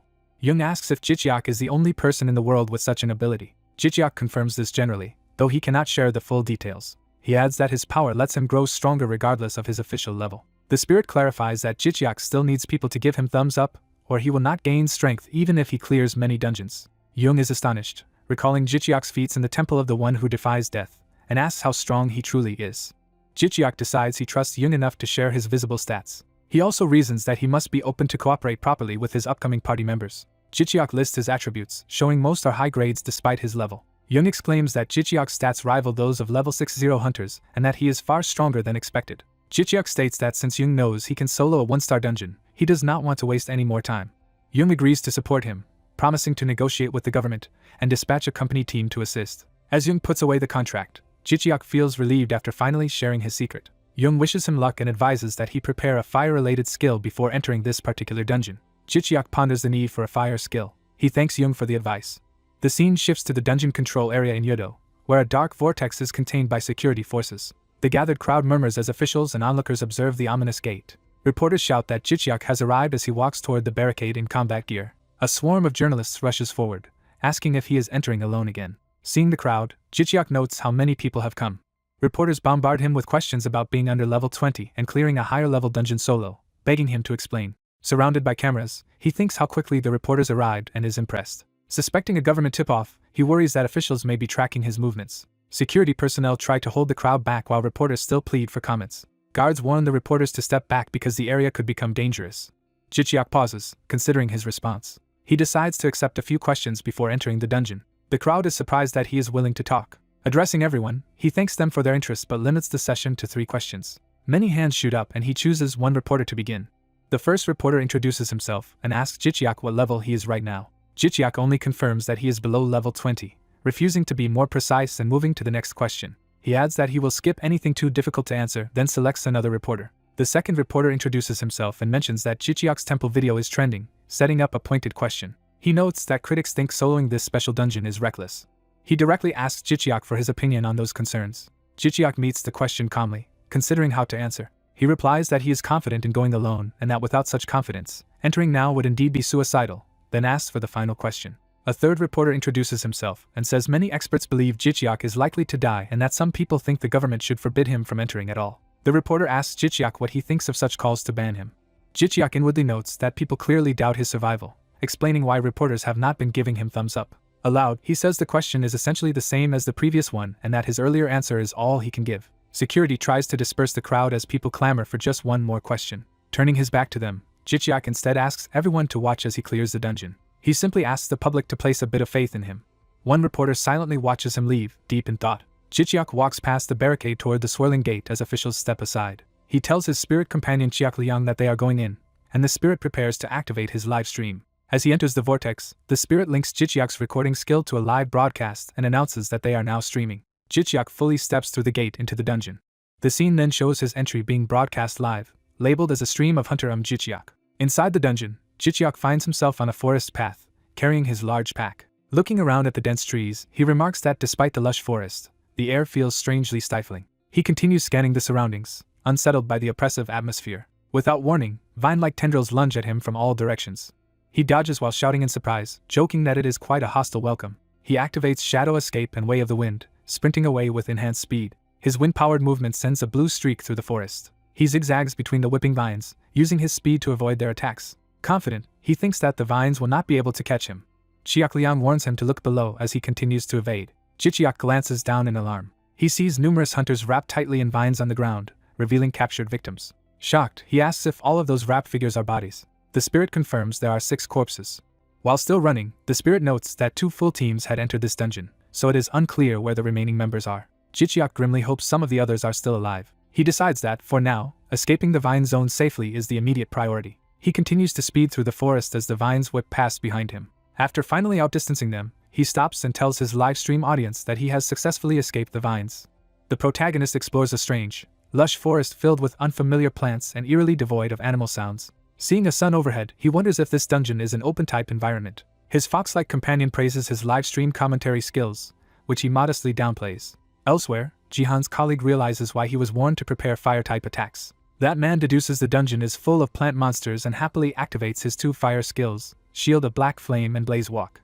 A GodTube dungeon description reveals this place is a mutated World Tree Fragment Garden rated 1st level extreme, cleared by defeating its owner or residents for a unique skill coupon. Reading the difficulty, the streamer is shocked and compares it to a higher level dungeon. He concludes this harsh rating explains why no one has cleared the dungeon before. The ground around him bulges and cracks, signaling something emerging. Chiak Liang warns his master that something is coming up from underground. Thick plant stalks suddenly burst out of the soil. The hunter turns with a tense expression toward the disturbance. Carnivorous Nepenthes-like flower monsters erupt from the ground screeching. Surrounded by numerous Nepenthes monsters, Chiak Liang exclaims how many there are. The hunter notes several Nepenthes are charging straight at him, and draws his blade. Brandishing 2 swords, he declares the hunt is beginning and rushes the monsters. Chiak Liang, watching the stream UI, says viewers are eager to see his fire skills. He adds that the comment section is buzzing with excitement about those fire abilities. The hunter laughs and tells viewers he will save his fire skills for the boss room. He promises to defeat the current monsters without using fire and asks the audience to keep watching. Chiak Liang protests that his master need not push himself so hard and offers assistance. The hunter refuses help, wanting to test the results of his own training. He reasons that fire skills are too obvious and easy, and relying on them would not earn many likes. He thinks there are already too many streaming fire mages and he must stand out. He resolves to keep subscribers on edge with more creative combat. Chiak Liang realizes his master had this showmanship plan all along and agrees to follow his lead. The hunter closes his eyes, deciding to charge energy while recalling the divine intervention of heaven and earth technique. Blue spiritual energy surges around him as he focuses. That energy wraps around his torso like flowing strands. It trails down his swords and feet as he moves, filling the area with swirling power. The world blurs into a wash of blue and purple aura. A powerful burst of energy radiates outward from him as he activates it. The Nepenthes are engulfed in a flashing wave of multicolored chi. Watching its effect, he excitedly recognizes that this is the feeling he sought. He realizes he can now sense everything around him with chi, like echolocation, and feels body, energy, and mind unified. Chiak Liang explains that with this technique he can detect many things without touch and expand his inner world. The fox names this heightened perception chi sense. The hunter races through the forest thinking that if he can freely use chi sense and sword aura together, he steals his resolve mid-sprint, envisioning the outcome. He concludes that mastering both will put him at a state of ultimate mastery. He unleashes rapid sword aura waves, slashing through the Nepenthes crowd. A single sweeping arc slices apart one of the plant monsters. As flowers screech and fall, Chiak Liang reports that the hunter just earned a massive surge of thumbs up. The hunter keeps cutting while telling himself to synchronize his breathing with the wind and his sword movements. He swings in a wide arc, cleaving more monsters. Another sweeping strike follows as he presses the attack. He identifies this lightning-fast style as the fast sword technique. He charges a monster cluster, sword aura carving through them in one huge stroke. Observing the ease of the kills, he notes the Nepenthes are weaker than expected. He continues mowing them down with a flurry of sword aura blasts. Reflecting mid-battle, he wonders if he overdid it from the start, and that using sword aura might have been unnecessary. Deciding to hold back, he resolves to go easier for now as he runs. Chiak Liang warns that more monsters are approaching. Another wave of Nepenthes surges toward him with shrill cries. Addressing viewers, he says these enemies are too weak for him to fight seriously. He adds that since unknown numbers may remain, he will keep handling them without fire skills. He dispatches the next group with intersecting arcs of sword aura. Those arcs explode outward in a blinding rush. The blast devastates a wide swath of the forest floor. Panting afterward, he sees a notification that he has gained thumbs up and that gods are noticing him. Another notice shows his total has just increased by 1,100 thumbs up. Chiak Liang comments that the comment section is going wild and likes keep pouring in. The fox says his intrigue-based strategy has clearly succeeded. The hunter is glad, and Chiak Liang remarks that his vow to avoid fire made the stream especially exciting. Surveying the field of plant corpses, the hunter says his fighting here is finished, and he will now collect the bodies. Off-stream, he stands beside several bagged corpses, and Chiak Liang realizes this cleanup is why he paused the broadcast. He explains there is no reason to show dead people and asks why his master works so hard to recover them. The hunter answers that this harsh world ignores fallen hunters. He recalls that many families must hold funerals with only belongings because bodies are never retrieved. He therefore feels the least he can do is return the remains intact. Kneeling by a corpse, he says that as a fellow hunter and human, retrieving bodies is his way of honoring them, just as a small god's cat sends him 2,200 thumbs up. Surprised, he realizes a cat-type celestial has just supported him. He reaches into a body bag, searching among the belongings. His eyes widen as he spots something. He pulls out a locket with a picture of a heterochromatic cat and recognizes it. He asks Jiaoliang if a cat could become a celestial, and hears it is possible only with extraordinary deeds. Looking at the locket again, he muses aloud while staring at the cat image. He imagines a deceased cat meeting a celestial on the way to the afterworld and asking it to send thanks to the human who wished its owner peace. Later, he slashes through new wooden monsters with powerful arcs of sword aura. The blades slice through their wooden limbs. Viewers comment in awe about his soul telekinesis skill and wonder if he is using anti-gravity magic as he hovers midair. The hunter accelerates again, announcing to his fans that the real show is starting. He powers up sword aura of heaven and earth. He chains it into shadow swordplay using the forces of white and black knights, filling the air with twin energy streams. With that combined technique, he shreds the wooden monster's limbs. A viewer balks, wondering if they alone saw what just happened. Another notes that he clearly activated two distinct sword auras simultaneously. Someone jokes that sword auras seem like buy one get one free these days. His sword aura blurs into a storm of light, erasing foes. Seeing the sheer number of enemies, he decides to speed up and cuts them down even faster. A notification states he has eliminated 87 monsters in one go. Jiaoliang asks if he can hear how fast the thumbs up count is skyrocketing. The fox calls the response incredible as another spectral thumbs up icon appears. The hunter happily resolves to maintain this pace, streaking through the air encircled by blue and purple chi. The scene shifts to Yoonghwa Group's corporate headquarters. Inside, someone watching the stream remarks that he now understands why their previous team failed. He concludes the hunters they sent last time were clearly not strong enough. A subordinate confirms the streamer's official level is below 20 but says his apparent power is far higher and asks for an estimate. Nervous, the subordinate worries that giving a wrong answer could anger his superior. He finally guesses the streamer fights like at least a level 80 martial artist, noting how rare such sword aura skill is. The superior replies that in terms of martial arts there is likely no one stronger in the nation. The warrior-type aura blades are more common. He dismisses warrior aura as different from true martial arts. He explains that while warrior aura and martial arts both use the body, their principles and goals differ greatly. Sitting down, he wonders why the streamer chose the harder martial arts path. He speculates the hunter surely knows warrior aura would have been easier and admits he does not understand the choice. After pondering, he decides he must meet this hunter face to face. When asked, he orders his aide to arrange a meeting and says they should try to recruit the hunter. Energy crackles around his hand as he quietly powers up. Smiling amid spreading ice like crystals, he says that if the hunter refuses his offer, he coldly concludes he will have no choice but to destroy the young man. The crystals solidify ominously in his palm. He clenches his fist, scattering shards of frozen energy. His eye gleams intensely, betraying his deadly intent. The ice crumbles around his hand as he relaxes, ending the display. Watching, the aide silently thinks that his boss's laughter always gives him goosebumps. The superior asks almost cheerfully whether Jichiak will surely join their side once he thinks it through. He privately belittles Jihan as a sudden upstart and troublemaker who only pretends to have his life in order. He is convinced Jichiak would never stay loyal to someone with no power. The aide, by contrast, believes he himself is the leading candidate to inherit Yoonghwa Group. He judges that if Jichiak remains loyal to that so-called troublemaker, he would have to be insane. Back in the dungeon, the exhausted hunter surveys piles of felled cactus and wooden monsters and remarks on their huge numbers while asking Jiaoliang if any threats remain. Jiaoliang reports no more enemies nearby, and the hunter expresses relief. Looking at the towering world tree fragment, he says the only task left is to kill the dungeon boss. He notes with satisfaction that he has reached this point without using any fire skills, just as promised to viewers. Viewer comments debate whether he will actually enter the boss area and point out he cannot stay in the dungeon forever.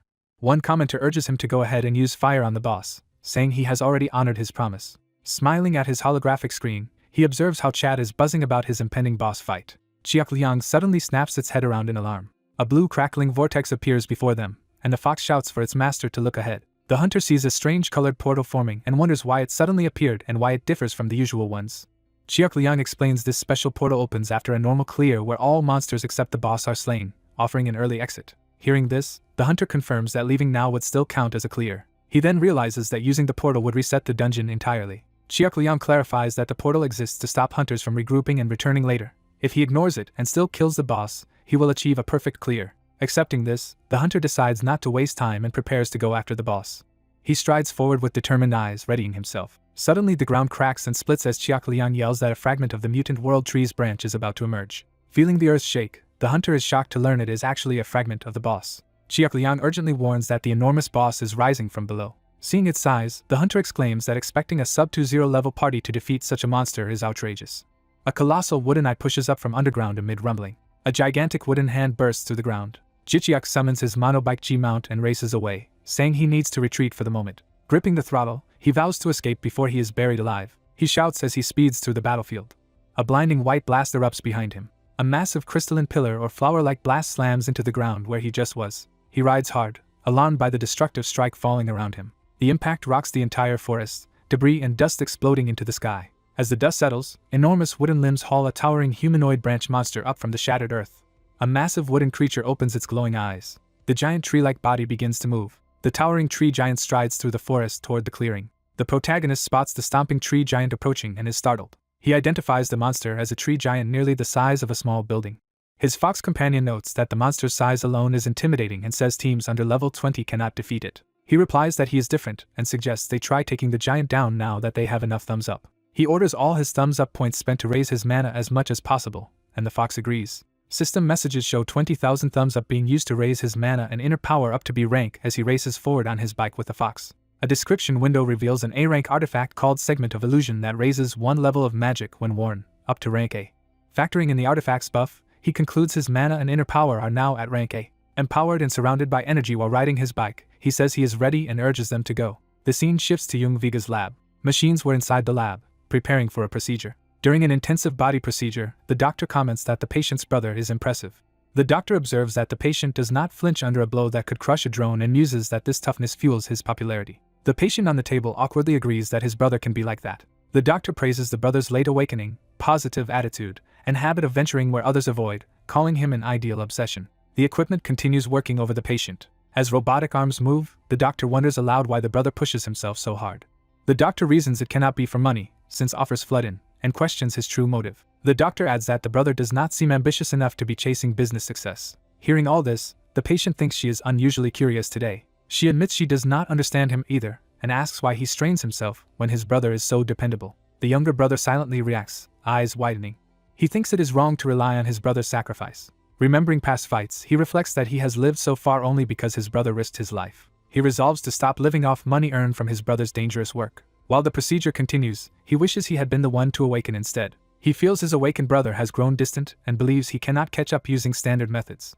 The doctor finds their sibling story heartwarming, contrasting it with her own family. The machines keep injecting his body as the procedure proceeds. She tells him to endure a bit longer because they are almost finished. Afterward, she is amazed by the results and says the data she gathered thanks to him is great. He smiles and insists he should be the one thanking her.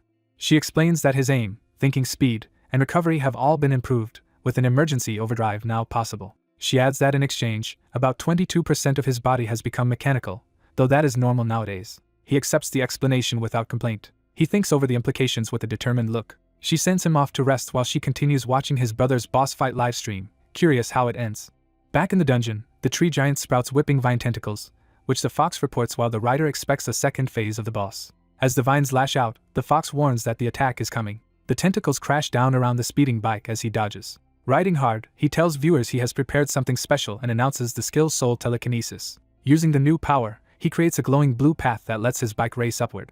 Energy swirls around the bike's wheels as they grip the conjured path. He challenges the boss to try catching him now as he speeds up the vertical trail, out of vine range. Onlookers watching the stream marvel at the bizarre sky path. A viewer wonders if he is literally creating a path in the air. Another viewer comments that the vines will never reach him now. Spectators are stunned that he can do that with a motorcycle, calling the ability overpowered. They then question why he keeps accelerating instead of stopping. He explains he must keep the video exciting to maximize thumbs up income. He rockets higher along the path, preparing for a turn. He plans to reach the sky first, then make a U-turn for a dive. The fox, watching the ascent, calls it incredible. The fox judges that with this speed he can likely defeat the boss in one blow. The bike climbs to a dizzying height above the dungeon. He shouts that it is time and launches himself downward with the bike. Focusing intensely, he vows to unleash all his skills simultaneously. He dives like a comet toward the tree giant, intent on compressing his monoblade's power. He aims to fuse that power with the sword aura of heaven and earth as he targets the boss. He also links in all skills associated with his mono bike G during the plunging attack. He opens his mouth to activate the final technique. Empowered by swirling energies, he hurtles toward the ground at extreme speed. Closing in, he reaches maximum velocity and charges straight through the forest of vines. A system message triggers, announcing the activation of his acceleration skill. His eyes sharpen as he locks onto the target. He mentally tells the giant he is about to slice it in half. His attack streaks downward like a blinding energy meteor. The tree giant looms over the forest, unaware of the imminent strike. The descending energy blast fills the screen, moments from impact. The vertical beam slams down from sky to ground. A colossal explosion erupts, obliterating the area around the boss. When the dust settles, he lies in a huge crater as system messages announce that the gods have noticed him and granted 1,100 thumbs up. Another message repeats that he has received 1,100 thumbs up. The thumbs up reward notification lingers on screen. The devastated battlefield around the crater is shown. The fox congratulates him for blowing the boss apart. While he admits he cannot move after expending everything, the fox says that is understandable. System windows declare the dungeon cleared, show Jichiak ranked first in contribution, and confirm that he has earned the quest reward. Another window reveals that he has also cleared a hidden quest and obtained its reward. A bright flash indicates the appearance of reward boxes. The fox informs him that 3 boxes have arrived at once. Jichiak watches surprised as the boxes materialize before him. Delighted, he exclaims over the rewards he has just obtained. Later, a portal opens in the city as he returns from the dungeon. He steps out of the closing gate carrying his gear. A crowd gathered outside shouts that he is coming and rushes to photograph and film him. Reporters immediately surround him with microphones and cameras. They barrage him with questions as he tries to respond. The crowd continues to shout and reach toward him. Exhausted, he walks away from the station thinking how sore his body feels. Entering home with the fox, he wonders how many interviews he ended up doing. While punching in his door code, the fox reminds him that he defused a bomb in central Yodo, so the attention was inevitable. He opens the front door. Stepping inside, he calls out that he is home to his brother Muchiak. Hearing no reply, he looks around, puzzled. He notes the unusually quiet house and wonders if Muchiak is out while he himself is dead tired. His stomach growls loudly. He admits that all the hard work has made him hungry. Tossing his big bag aside, he decides he needs to eat before checking his rewards. He asks Jiakliang to prepare the quest rewards while he eats, and the fox agrees. Narration notes that he earned 3 rewards for clearing the quest. One reward box, inscribed with runes, appears. The prizes turn out to be a unique skill coupon, a mysterious stick, and a warding stone.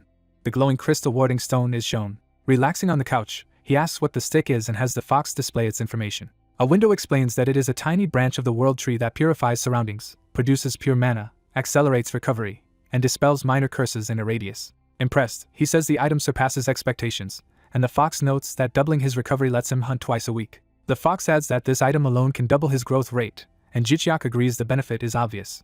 The fox continues that the warding stone can prevent dungeon spawns and protect nearby areas. Jichiak reaffirms his goal to quickly gather 10 million thumbs up to free people from dungeon terror. He thinks that once he achieves that, he might learn why this phenomenon is happening. The fox counters that at his current pace earning that many likes would take ages and would slow his growth when emergencies loom. Instead, the fox urges him to become strong enough to earn 10 million thumbs up from a single video. Jichiak is shocked by that target and doubts such a feat is possible. He concedes it is the surest method but questions whether he can truly pull it off. Reflecting on how difficult earlier elite dungeons and the tree giant were, he suspects these challenges mean the tutorial is nearing its end. The fox confirms things will worsen and says humanity will have to cooperate to overcome the coming hardship. Jichiak doubts humans can truly unite toward a common goal and wonders if other dimensions managed it.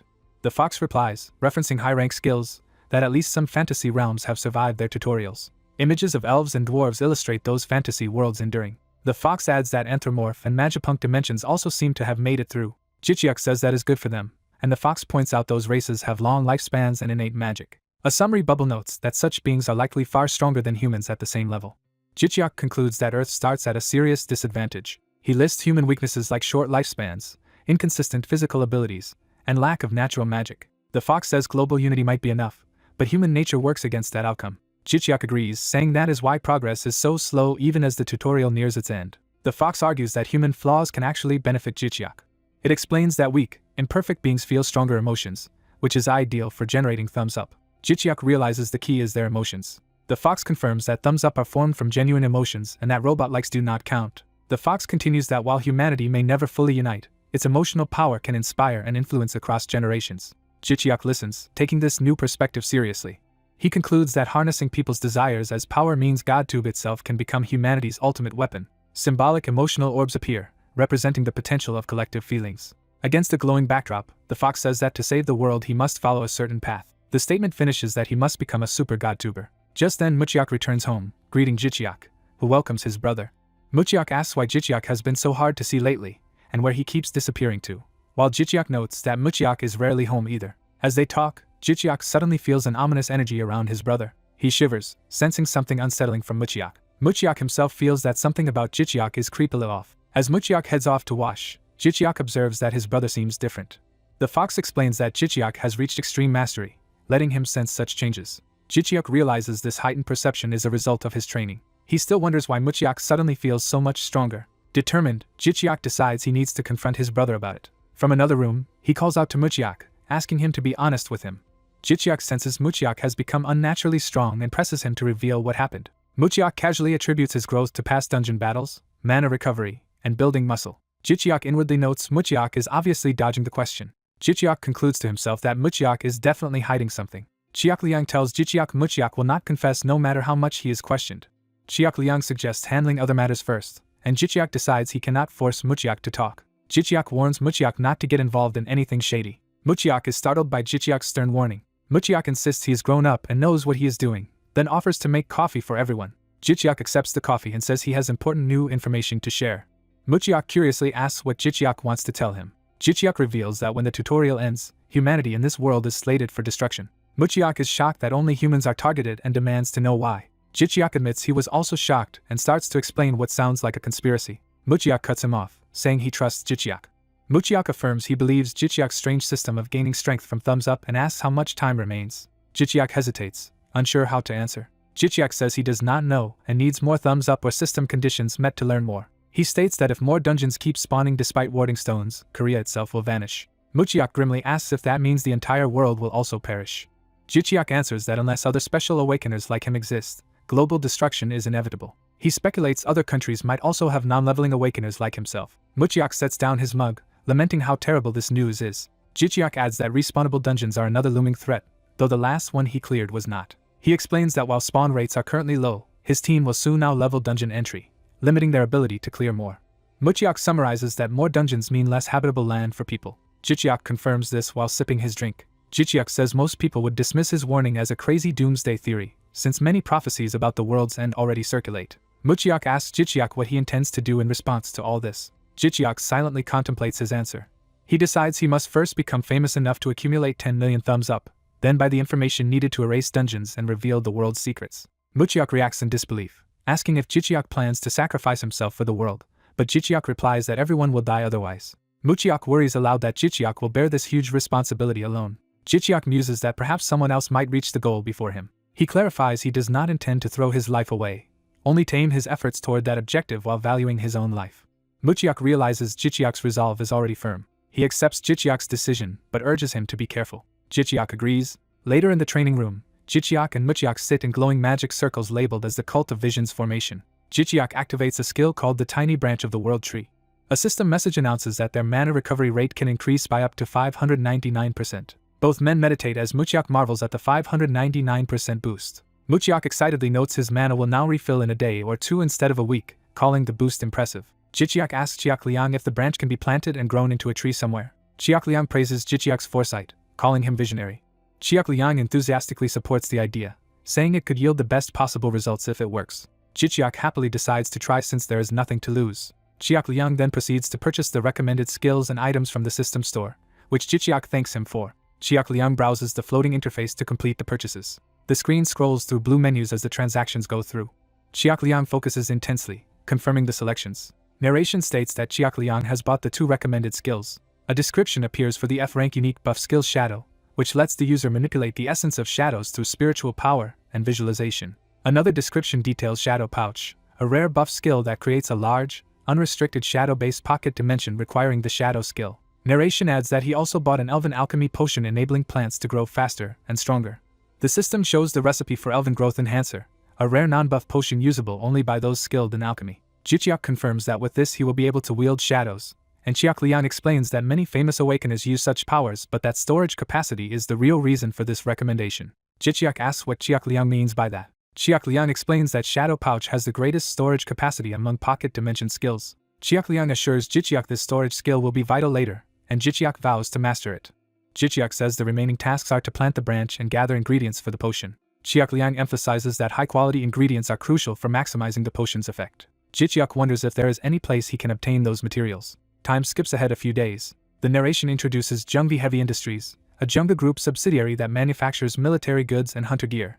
In an elevator at Jungvi, Jichiak thanks Chiak-liang for suggesting this ideal site for alchemy practice and notes how easily their powerful contact allowed them to use it. Chiak Liang credits Jichiak's popularity as a godtuber for earning such favor, and Jichiak bashfully asks if that is really true. A red question mark panel appears as Jichiak says he is eager to see what awaits. The door opens in a flash, revealing Jung Viga's laboratory. Jichiak enters the high-tech lab and is amazed that all the machines are constructed from magical artifacts.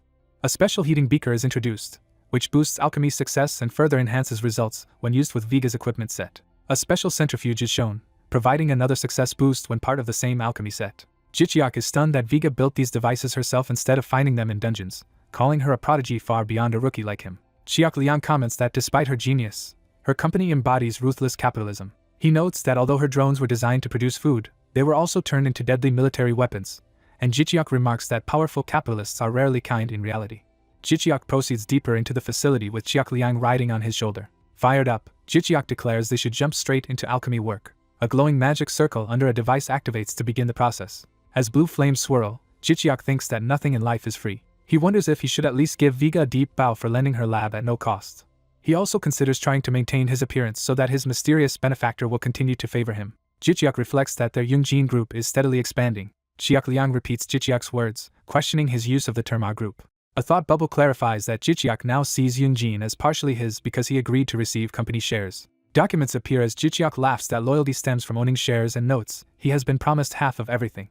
Chiak Liang remarks that once Jichiak signs, he and the other man will officially co-own the company, which Jichiak affirms. The alchemical device continues roaring with blue energy. Jichiak watches the towering column of energy in awe. Chiak Liang announces the potion is finished and invites his master to inspect it. Jichiak excitedly observes the swirling blue liquid while the system describes some Jichiak's uniquely infused elven growth enhancer, which dramatically accelerates tree growth thanks to high-quality gear and alchemy.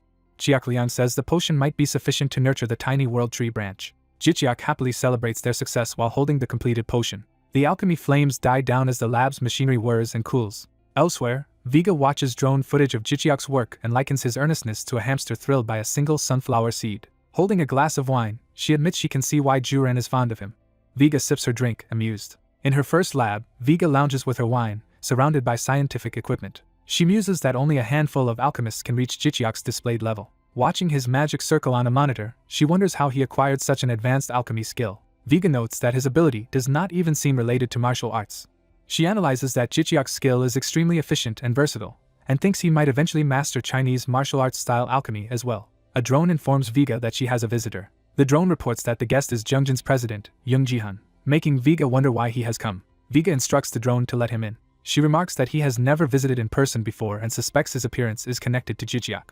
A shadowy figure approaches behind the lab doors. Jung Jihan steps into view, expression unreadable behind his glasses. Viga greets her rising star younger brother teasingly, and scolds him for spying on her employee, which he denies by asking her to stop surveilling Jichiak. Viga grumbles that her brother is as cold as ever and wonders if he only smiles around Jichiak. She insists she is monitoring Jichiak for security since she lent him extremely valuable equipment, so keeping watch is reasonable. Jihan reluctantly concedes and tells her to do as she likes. Viga internally questions why he is so overprotective of Jichiak, almost as if guarding a beloved pet. She presses Jihan to explain his real reason for visiting, knowing it is not just a nag, and he silently hands her something. Viga looks puzzled as she reaches out. Scarlet energy bursts from Jihan's fist, surprising her.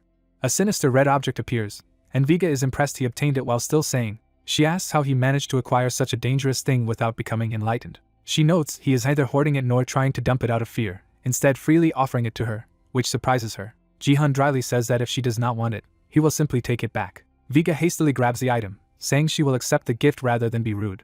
Jihan watches quietly, adjusting his glasses. Viga examines the ominous object, appreciating the gesture but admitting it feels suspicious. She says she is extremely curious why Jihan has changed so drastically. Activating the red artifact fills the lab with swirling pink energy, engulfing them. The pink energy spreads through the facility. The mysterious energy seeps even further as machinery hums. After the surge, the lab's devices whir and rumble back to normal around the two siblings. Viga, surrounded by mechanical arms, reminds Jihan she can control thousands of machines simultaneously to study him. Jihan acknowledges her suspicion but insists she will not uncover anything useful no matter how thoroughly she probes him. Viga replies that she will decide for herself after dissecting him with her instruments. She cheerfully promises to patch him up afterward and assures him he will not remember the procedure. Observing that Viga also resists enlightenment effects, Jihan reflects internally that she will not be swayed like others. He reasons that she will either fall for the artifact's illusions nor be lost to another dimension, making her the right person to hold it. He further characterizes her as a cold, human-shaped being willing to do anything to reach a mysterious library of origin. Vega tells him she has long been thinking about him. She begins explaining her theories, first suggesting he might no longer be her real brother, while he dismissively notes he never agreed to listen. Mechanical arms bind his legs tightly. Vega continues that while rare, it is possible some divine superior being has taken over his body. She asserts this idea explains their situation and his sudden maturity. She adds that it also accounts for his massive power growth, though not his obsession with Jicheok. Bound by countless arms, Jihan asks what her next theory is. Vega says her second hypothesis is coming next. She proposes that some deity granted him ultimate wisdom or prophecy, a phenomenon she thinks is fairly common worldwide. She then mentions a final hypothesis and asks if he wants to hear it. Jihan, still restrained, tells her to go ahead. Vega suggests he might have fused with another being entirely, which would explain his altered personality and skills. She demands to know which hypothesis is correct, warning that many powerful people will start investigating his past once they finish scrutinizing Jicheok. Jihan sighs and says her guesses are both wrong and somewhat right at the same time. Frustrated, Vega demands he clarify what that is supposed to mean. Jihan prepares to finally answer, his mouth beginning to form words. The brother is restrained by mechanical tendrils as some kind of device activates. We see he and the blue-haired scientist are bound while glowing rings appear around them. The tendrils coil around his legs, holding him in place in the lab. The scientist praises his deduction and reveals her project is a mix of his second and third hypotheses. He says he has told her everything he can for now. Amused, she calls his hidden secret interesting and says he is more entertaining than she thought. He advises her to keep the item he gave her instead of dissecting his brain, suggesting she use it to form a new deal with her machinery deity. Hearing him use the word deal, she is surprised and questions that choice of term. She realizes he actually knows the core terms of her contract with the deity. She summarizes his story, saying he gained wisdom from a divine being infused with something, gaining powers. She notes that this fusion granted him an ability befitting his given name. He confirms her understanding is basically correct. She privately grumbles about the odd fortune teller who inspired their grandfather's strange naming sense. She then asks why he is giving her this powerful magic stone. He thinks to himself that after revealing this much, there is no turning back. Internally he wishes that this lifetime will finally be his last. Aloud he says he wants 2 conditions in return for the stone and information. She listens intently, waiting for his demands. His first demand is that she treat their relative Jicheok more kindly. She protests that she is already nice, and he concedes that her treatment of Jicheok is not actually a problem. He recalls that in previous lives, no matter his efforts or Jicheok's strength, tragedy always occurred. In those timelines his sister repeatedly removed Jicheok's brain to satisfy her curiosity. He notes with relief that this time around Jicheok has managed to win her affection instead. She happily admits she expects to like Jicheok for a long time and asks what his second condition is. He steels himself before stating the final request. He asks that she herself become the new king of machinery instead of relying on the current deity. Shocked, she flinches at the enormity of his request. She remarks that he knows far more than she expected and even considers whether she should eliminate him. Yet she observes that his expression has remained calm since entering her lair and wonders what gives him such boldness. Ultimately she says his proposal sounds fun, agrees to the deal, and notes the world may end soon anyway. He realizes she also knows about the looming apocalypse, which makes sense given all the drones she deployed earlier. Satisfied with their agreement, she then asks him to leave her lab. She watches him as he turns toward the door. He wordlessly nods and starts to go. He walks out while she stays back in the lab, thinking about what just happened. He moves down the hallway, leaving her research area behind. The doors shut behind him with a heavy clunk. Immediately she calls another researcher, asking about progress on deciphering the demon somatic cells she is studying. Hearing that half the demon cell data has been decoded, she enthusiastically praises the other scientist's unprecedented achievement. She decides to come over right away, startling the other researcher with her urgency. Time passes silently. Elsewhere someone calls out to his brother, asking how his alchemy attempt went. Jicheok replies it went okay, while his brother presses him to explain. Jicheok plants a tiny branch in a pot, saying he can grow it but currently lacks the required materials. When his brother asks about ingredients, he explains that although the elven growth enhancer he made worked well, the branch still is not absorbing it. A quest window appears, instructing him to further satisfy the tiny world tree branch using items like a demon heart and a fairy's teardrop to earn rewards. Jicheok receives the quest outside of any dungeon, and both brothers marvel at the rarity and potential of raising a world tree at home. The brother admits it sounds cool but asks what concrete benefits a homegrown world tree would bring. Jicheok explains that once the tree grows, they can harvest its valuable mana-boosting branches at will and possibly gain even greater powers. They reflect that the legendary world tree often appears in stories and could be incredibly powerful. The scene shifts to the Youngha Group's center, where the team later gathers. Young Jihan begins a briefing about the government rewards they received for clearing the temple dungeon, including 10 years of tax exemption for his company and all of them. The others exclaim it is a great time to start businesses, and Jihan confirms even new ventures they create are tax-exempt under special hunter laws. Jicheok comments on how extreme these privileges are, noting how much society bends rules for hunters who risk their lives. Jihan adds that Jicheok also got separate compensation for clearing the Yodo plant dungeon, namely an advanced panacea that will affect the party's strength. The party reacts with shock, asking to confirm that he really received a panacea. They repeat that even the government granted him such a miracle medicine, calling it a blessing tied to his good deeds. Jihan's Fox familiar explains that panacea's outstanding effects make it coveted by elites worldwide, usually snapped up before ordinary hunters get any. The Fox further explains that panacea permanently boosts martial artists' energy, which led some nations like China to distribute it widely to strengthen fighters. One teammate quietly munches on a snack as the explanation continues. He remarks that such generosity shows how highly the government values Jichiak, whose power exceeds his current rank. Jichiak's system notifies him that famed hunter Young Jibiak has congratulated him and given him a thumbs up. Another notification shows zealot Song Guang praising his luck too, while Song Guang himself tells Jichiak that his growth blesses the whole group. Embarrassed, Jichiak thanks everyone and insists he was simply doing his job. Watching this, Jihan thinks he now understands why another relative, Jihan, chose to work with these companions. He notes that none of them get jealous of others' success and instead sincerely celebrate it. He reflects that finding such genuinely supportive comrades is a rare stroke of luck. Jihan ends the reward discussion and shifts the meeting to planning their next dungeon. He announces their next target as the Fort of Hope, explaining there are no more level-restricted dungeons blocking their way. The others clarify that this tall castle-like dungeon is a defense-type instance, and confirm such dungeons usually come with special entry conditions. Jihan says they all know the basics from the hunter license test, preparing them for a defense dungeon. He explains that about 100 hunters will work together to defend the castle from waves of monsters, with rewards effectively limited to lower-level participants. Another teammate elaborates that hunters above level 56 rarely gain rewards or experience there, making it most attractive to levels 45 through 55. The muscular hunter adds that unlike emergency dungeon breaks, defense dungeons are so popular that people volunteer eagerly. Jihan confirms that this dungeon takes in 100 hunters at once for a massive joint defense. He describes how participants must hold the walls and repel monsters in a large-scale siege. Everyone is impressed by the spectacle such a battle will create. The Fox tells Jichiak this dungeon is a perfect opportunity for his channel since high-level hunters seldom stream content from such places. She points out that clearing Fort of Hope has become almost a prerequisite for popular GodTubers due to the rare footage it provides. Jichiak worries that with so many existing videos, standing out will still be difficult. The Fox agrees his video could seem mediocre without a solid plan, and he laments that being a GodTuber is not easy. She suggests they first listen to Jihan's strategy, and then tailor it to fit their own style. The group readily agrees to follow that approach. Jihan then announces they will split into 2 separate teams for the dungeon. Song Guang asks if attacking as 2 teams simultaneously is allowed. Jihan confirms Fort of Hope is a team battle divided into 4 directional groups with individual rankings. He explains that if the 6 of them joined one side it would be inefficient, but splitting lets each of them aim for top individual ranks. The others accept his reasoning. The Fox summarizes that this strategy targets both team victory and high individual rankings. Jichiak adds that the top 3 hunters on each team receive special prizes, though competition can sometimes cause cooperation to collapse. Jihan assigns himself, Song Guang, and Muchiak to Team A. He puts Jichiak, Young Jibiak, and Bayal Hana together in Team B. Someone notes that Team A lacks a tank and wonders if that will be a problem. Jihan says it will be fine because he himself will serve as Team A's tank, surprising the others. The teammates look at him in confusion, asking what has suddenly changed. Internally they question when he even acquired tanking skills. Jihan ends debate and tells everyone to focus as he begins presenting detailed information on the screen. The screen shows a list of potential Fort of Hope titles such as Massacrer, Destroyer, Guardian of the Wall, and others. He explains that earning these titles is the main reason he chose this dungeon, and that they are his primary goal. The team reacts with excitement as he reminds them how vital titles are. Song Guang exclaims that they are finally starting to work on serious achievements. The muscular hunter jokes that his desire for titles is as big as his biceps while flexing enthusiastically. Jihan stresses that achievements are essential for becoming elite hunters and that this quest will determine whether they become obscure or highly sought after. Jichiak agrees, calling achievements like a third set of skills. Internally he is thrilled to finally get a chance at titles and feels giddy with anticipation.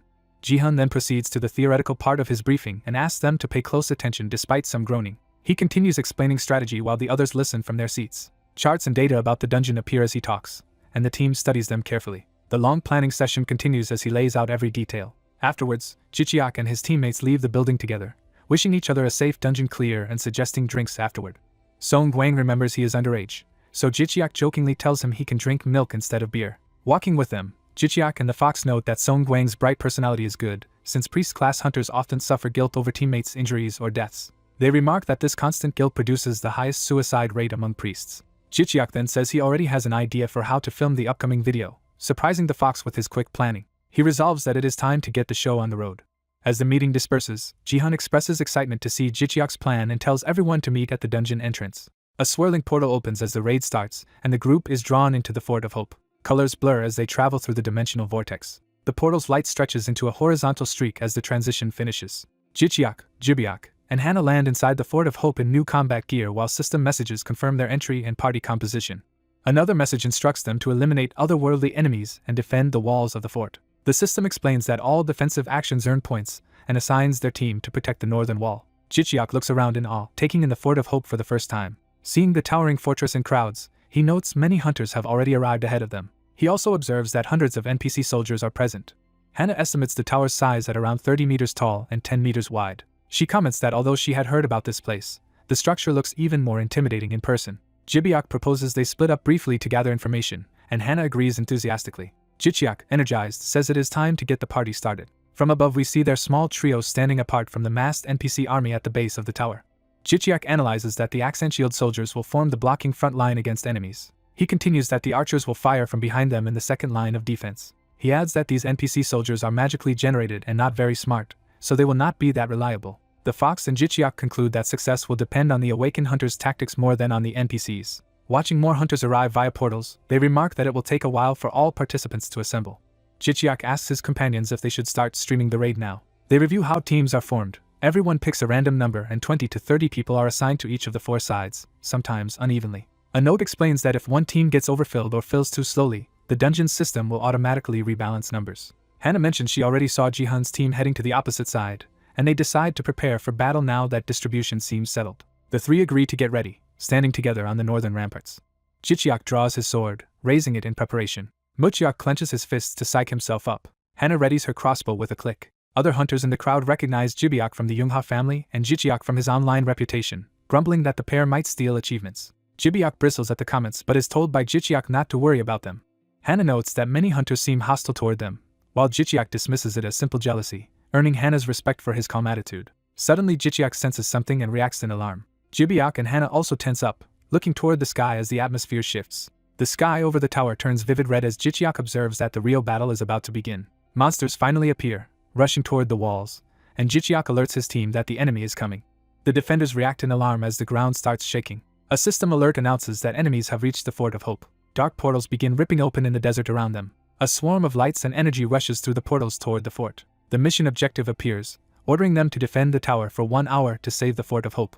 Powerful blue energy barriers crackle to life around the central tower packed with defenders. Looking over the battlefield, Jichiak judges that he can maintain his sword aura for at least an hour. He notes that his endurance still depends on how strong these approaching enemies are. Focusing, he studies the oncoming threat. The portals fully open as energy and monsters surge toward the fort. Massive stone-clawed ants start emerging from the portals. The stone ants pour out and rush at the fort through the crackling barriers. The leading ants are struck by the electric defenses as they advance. An instructor identifies them as living stone ants with vicious, drill-like teeth. The instructor explains that they are numerous monsters whose jaws can bite through rock and armor. Strategy is set that elemental and unconventional attacks, especially earth and water mages, will work best against the stone shells. Jichiak steels himself and signals that the battle is about to begin. He kneels and slips his hand into his own shadow to activate a skill. Onlookers gasp as his arm vanishes into the shadow, amazed by the strange ability. The system notifies him that he has gained his first thumbs up from viewers. Jichiak sees the thumbs up notification and smiles, encouraged. More thumbs up notifications continue to chime in. He marvels that he is already earning likes before the real fight has started. Jichiak grabs a bulging sack and runs it over to Hannah, entrusting its contents to her. Hannah opens the bag to reveal many blue orbs and confirms she will handle them. She takes one orb, announcing that she is about to begin. Channeling her water magic into the orbs, Hannah activates a spell called Trap of Tearing Blades. Energy concentrates inside an orb as her magic spins around it. The orbs turn into shining spheres of light that launch into the sky. Hannah sends the enchanted spheres streaking toward the swarming ants. Spectators stare as the bladed spheres race along the electric barrier straight for the monsters. Hannah continues grabbing and throwing more orbs to sustain the attack. The glowing, blade-filled spheres spread out beyond the walls, forming a devastating perimeter. They slam into the stone ants outside the tower, detonating on impact. The explosions carve huge paths through the ant horde. Shockwaves roar as more detonations chain together. Other trainees watch in disbelief, realizing how powerful Hannah's and Jichiak's traps are and worrying about losing the rankings. Someone complains in frustration that this had to happen on today's evaluation. Jichiak grins, thinking that people like him can buy great achievements with money and planning. Umji, filming, notes that the new bombs are extremely effective and that Hannah's use of them will make the stream even more popular. Inspired, other hunters surge forward, using lightning and fire abilities to join the fight. More teammates unleash their stealth and water-based skills as they charge. A barrage of elemental attacks races outward alongside the traps toward the ants. The multicolored elemental waves collide with the encroaching horde in a massive blast. The area in front of the fort is shredded by overlapping explosions and energy blades. Dust and stone fragments fill the air where the ants once were. Even so, more ants climb the tower walls as the ground continues to rumble. Jichiak notes with relief that now everyone has finally joined the battle. Realizing the fight has become a point race, he notes that they must now compete for kills. Hunters around the tower unleash continuous magical volleys into the swarm. The battlefield becomes a storm of colorful projectiles as everyone attacks at once. A notification informs Jichiak that he has quickly defeated 100 monsters. More alerts announce that Hana and then Jichiak have slain 500 monsters, each earning massacre-type titles. The description of the new professional massacre title appears, detailing its area of effect buffs and reduced mana cost. Hana excitedly celebrates obtaining the professional massacre title so quickly. Jibiak happily remarks that Jichiak's plan is working perfectly. Jichiak grins in satisfaction at how the strategy is paying off. He explains that in this dungeon, creators of traps and support skills are fully credited for kills even without direct combat. He narrates that his own alchemy, Jibiak's hauling of the trap bag, and Hana's activation of the bombs all count as shared contributions. Thus every time they kill a stone ant, all three of them gain contribution points. Still, ants manage to climb the tower, forcing more firepower toward the walls. The larger stone ants push upward in waves despite the attacks. Some hunters panic as the ants scale the tower, regretting not bringing more items to fight them off. Screams ring out as the swarm breaches parts of the wall and chaos spreads. Hana and Jibiak see the breach and realize that defenses in one section have given way. Jichiak notes that all of his traps are spent and declares that they will now move to phase 2 of their plan. He summons his monobike, mounting it as blue energy flares around him. Calling to his fox spirit Chiakliang, he orders the familiar to join the next phase of the assault. Chiakliang leaps forward dramatically, racing alongside the bike. The fox's eyes sharpen as it prepares to attack. Chiakliang multiplies into several energy forms and dashes toward the tower wall. Jichiak rides the bike up the sloping wall with Chiakliang running beside him, both blazing with blue aura. Jichiak jumps off the bike, telling Chiakliang to handle things while he moves on. Hana leaps onto the fox's back with her crossbow as it howls and charges. Jibiak shouts for action and runs to join Jichiak on the offensive.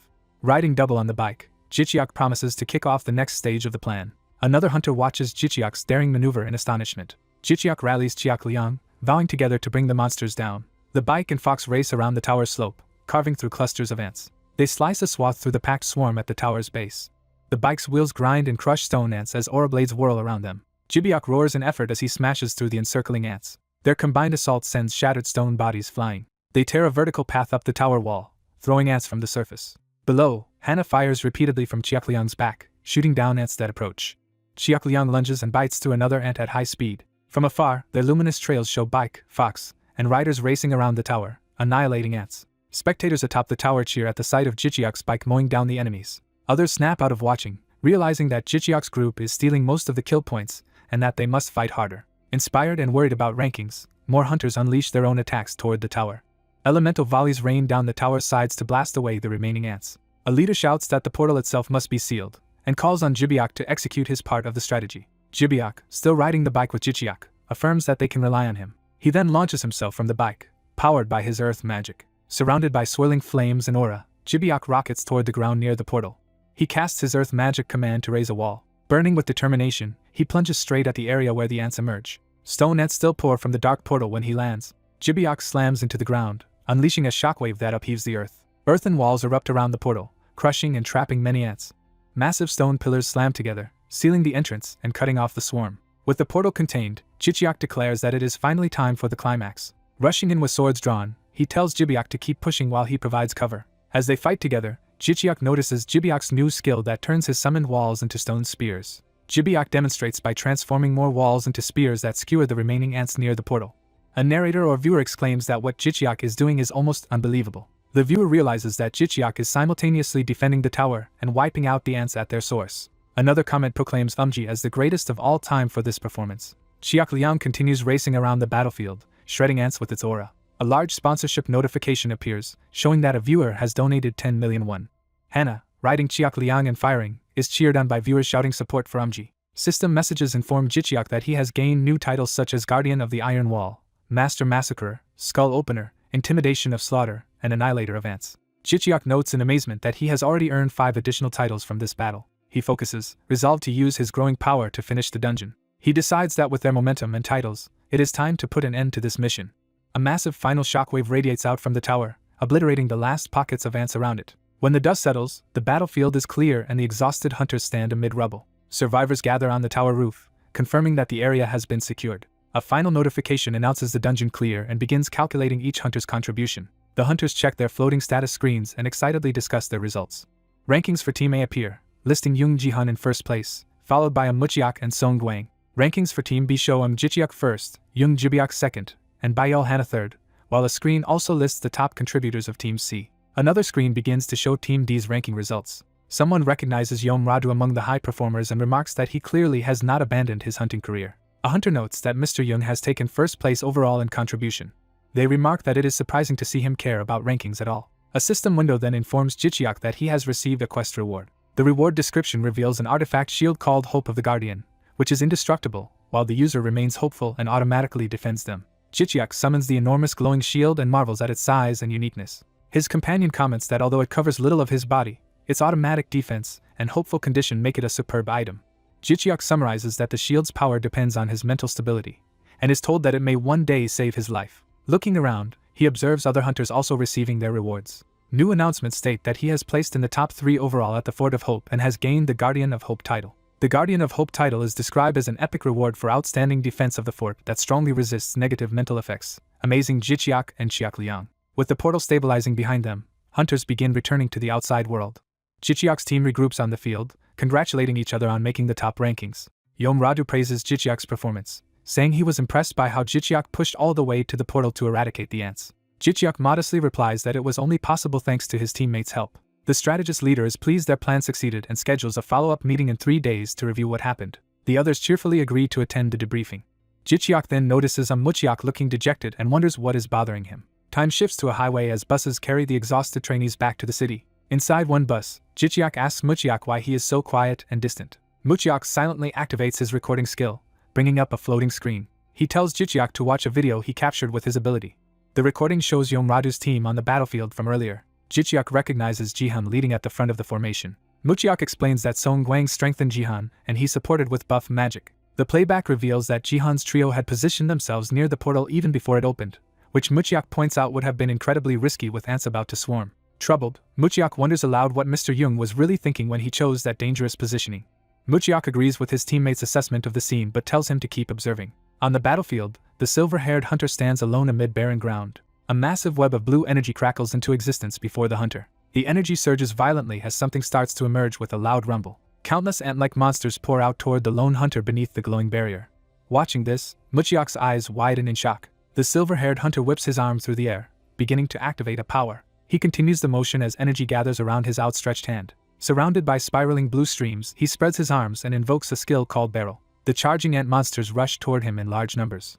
In an instant, their forms blur and vanish from around him. The hunter finds himself standing alone in an empty field where the ants used to be, stunned. Watching the feed, one teammate demands to know from Muchiak what just happened. Muchiak explains that everything around the hunter disappeared as if he had cut away the surrounding space. He adds that even though he was beside the hunter, he still cannot determine what kind of skill was used. Another teammate guesses it might be some sort of teleportation ability because the space around the hunter distorted. Elsewhere, a bespectacled observer quietly focuses on the scene. Adjusting his glasses, he silently activates an analysis ability called Regulator. Under this ability, shadowy impressions of ant corpses appear all around the spot where the hunter stands. Muchiak remarks that ant remains are now scattered everywhere, having appeared out of nowhere. He recalls that he could hardly believe his eyes when the hunter finished and stood in a ring of debris. He summarizes that from his perspective the ants simply vanished and then reappeared as remains. The two teammates in the vehicle share a brief, amazed laugh at the absurdity of what they saw. Muchiak notes that during the phenomenon both his and Song Guang's mana were completely drained. The others exclaim that their mana was taken by force, and Muchiak says they then received experience and titles equal to the number of ants the hunter killed. Processing this, one teammate realizes that everything they just heard occurred in what felt like an instant. Meanwhile, the protagonist drinks from a water bottle to recover. Muchiak muses that Mr. Jung is clearly abnormal and must have an unusual occupation. He tells his companion that Jung's power feels different from the companion's own time-related ability, which at least behaves more transparently. Chiak Liang, the fox spirit, concludes that Jung's dramatic display was intentional, since he would not reveal such an odd skill without a purpose. The protagonist agrees with Chiak Liang's reasoning. He speculates that Jung showed his abilities publicly as a warning so people would know his skill manipulates time. Watching recorded footage of Jung on a hologram, Muchiak narrows his eyes thoughtfully. He wonders if Jung's move means Jung is formally entering the succession battle within the Junga group. A black car speeds through the city, carrying another interested party. Inside, this person reflects that Jung's move was bold and arrogant, and wonders how it will reshape events. Jung sits in his own car, silently contemplating. Later at home, the protagonist calls to Chiak Liang and asks him to organize and summarize all the titles he has earned. Chiak Liang enthusiastically agrees to help. Hearing the tally, the protagonist is surprised by how many titles he has accumulated. A system list shows combat-oriented titles that boost his power and efficiency in various ways. Additional titles are displayed that enhance dungeon rewards, defense, and area damage with reduced mana costs. More titles, including Intimidation of Slaughter, Annihilator of Ants, and Guardian of Hope, provide aggression, bonus damage to ants, and resistance to mental attacks, which he studies curiously. He notices that Annihilator of Ants and Guardian of Hope lack numerical percentages and wonders why those titles are different. Chiak Liang suggests those might be special or that mental aspects cannot be measured precisely, pointing out that Lizardman Challenger is similar.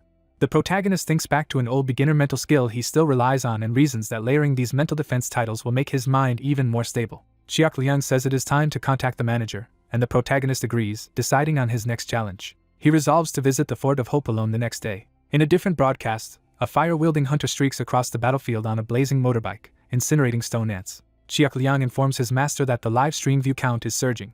The fox comments that the master's fiery skill has astonished the audience. The protagonist praises fire-type skills, noting that his blaze walk ability is simultaneously obliterating ants and racking up likes. A notification shows a viewer with the ID full of vertical bars sponsoring 10 million won. That viewer remarks that he came because he heard the streamer had a similar skill to his, but finds it far weaker. Seeing the huge donation, the protagonist is shocked that someone sent so much money at once. When he recognizes the donor ID, he realizes it belongs to the top hunter on GodTube. Chiak Liang reacts in disbelief, confirming they are talking about that famous hunter. The protagonist is stunned to realize that the hunter with 150 million subscribers and the title of GodTube's GOAT is watching his channel. Chiak Liang cautions that an ID alone is not proof, since it could be an impersonator. The protagonist admits it might just be someone pretending to be that star.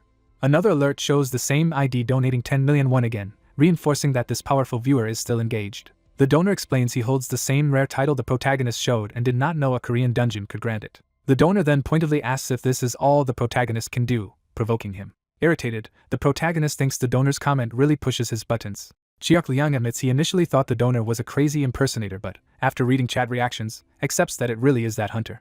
Fighting on, the protagonist confirms in disbelief and continues burning ants while listening. The donor adds that he will leave unless something new happens but shares his email in case the streamer has interesting content later. The protagonist is amazed that this star hunter is about to leave an email address for him. Realizing the donor is genuine, pressure begins to mount on the protagonist to impress him. He accelerates through the dungeon on his flaming bike, determined not to waste the opportunity. He tells Chiak Liang he must obtain the hunter's email address no matter what. Resolving to put on a show, he prepares an especially spectacular stunt for the viewer. A massive fiery explosion rocks the area as his performance escalates. In a distant office, people watching the stream marvel at how insane and seemingly impossible the feat is. Inside that office, a young man asks his butler-like aide, addressed as Gramps, for his opinion.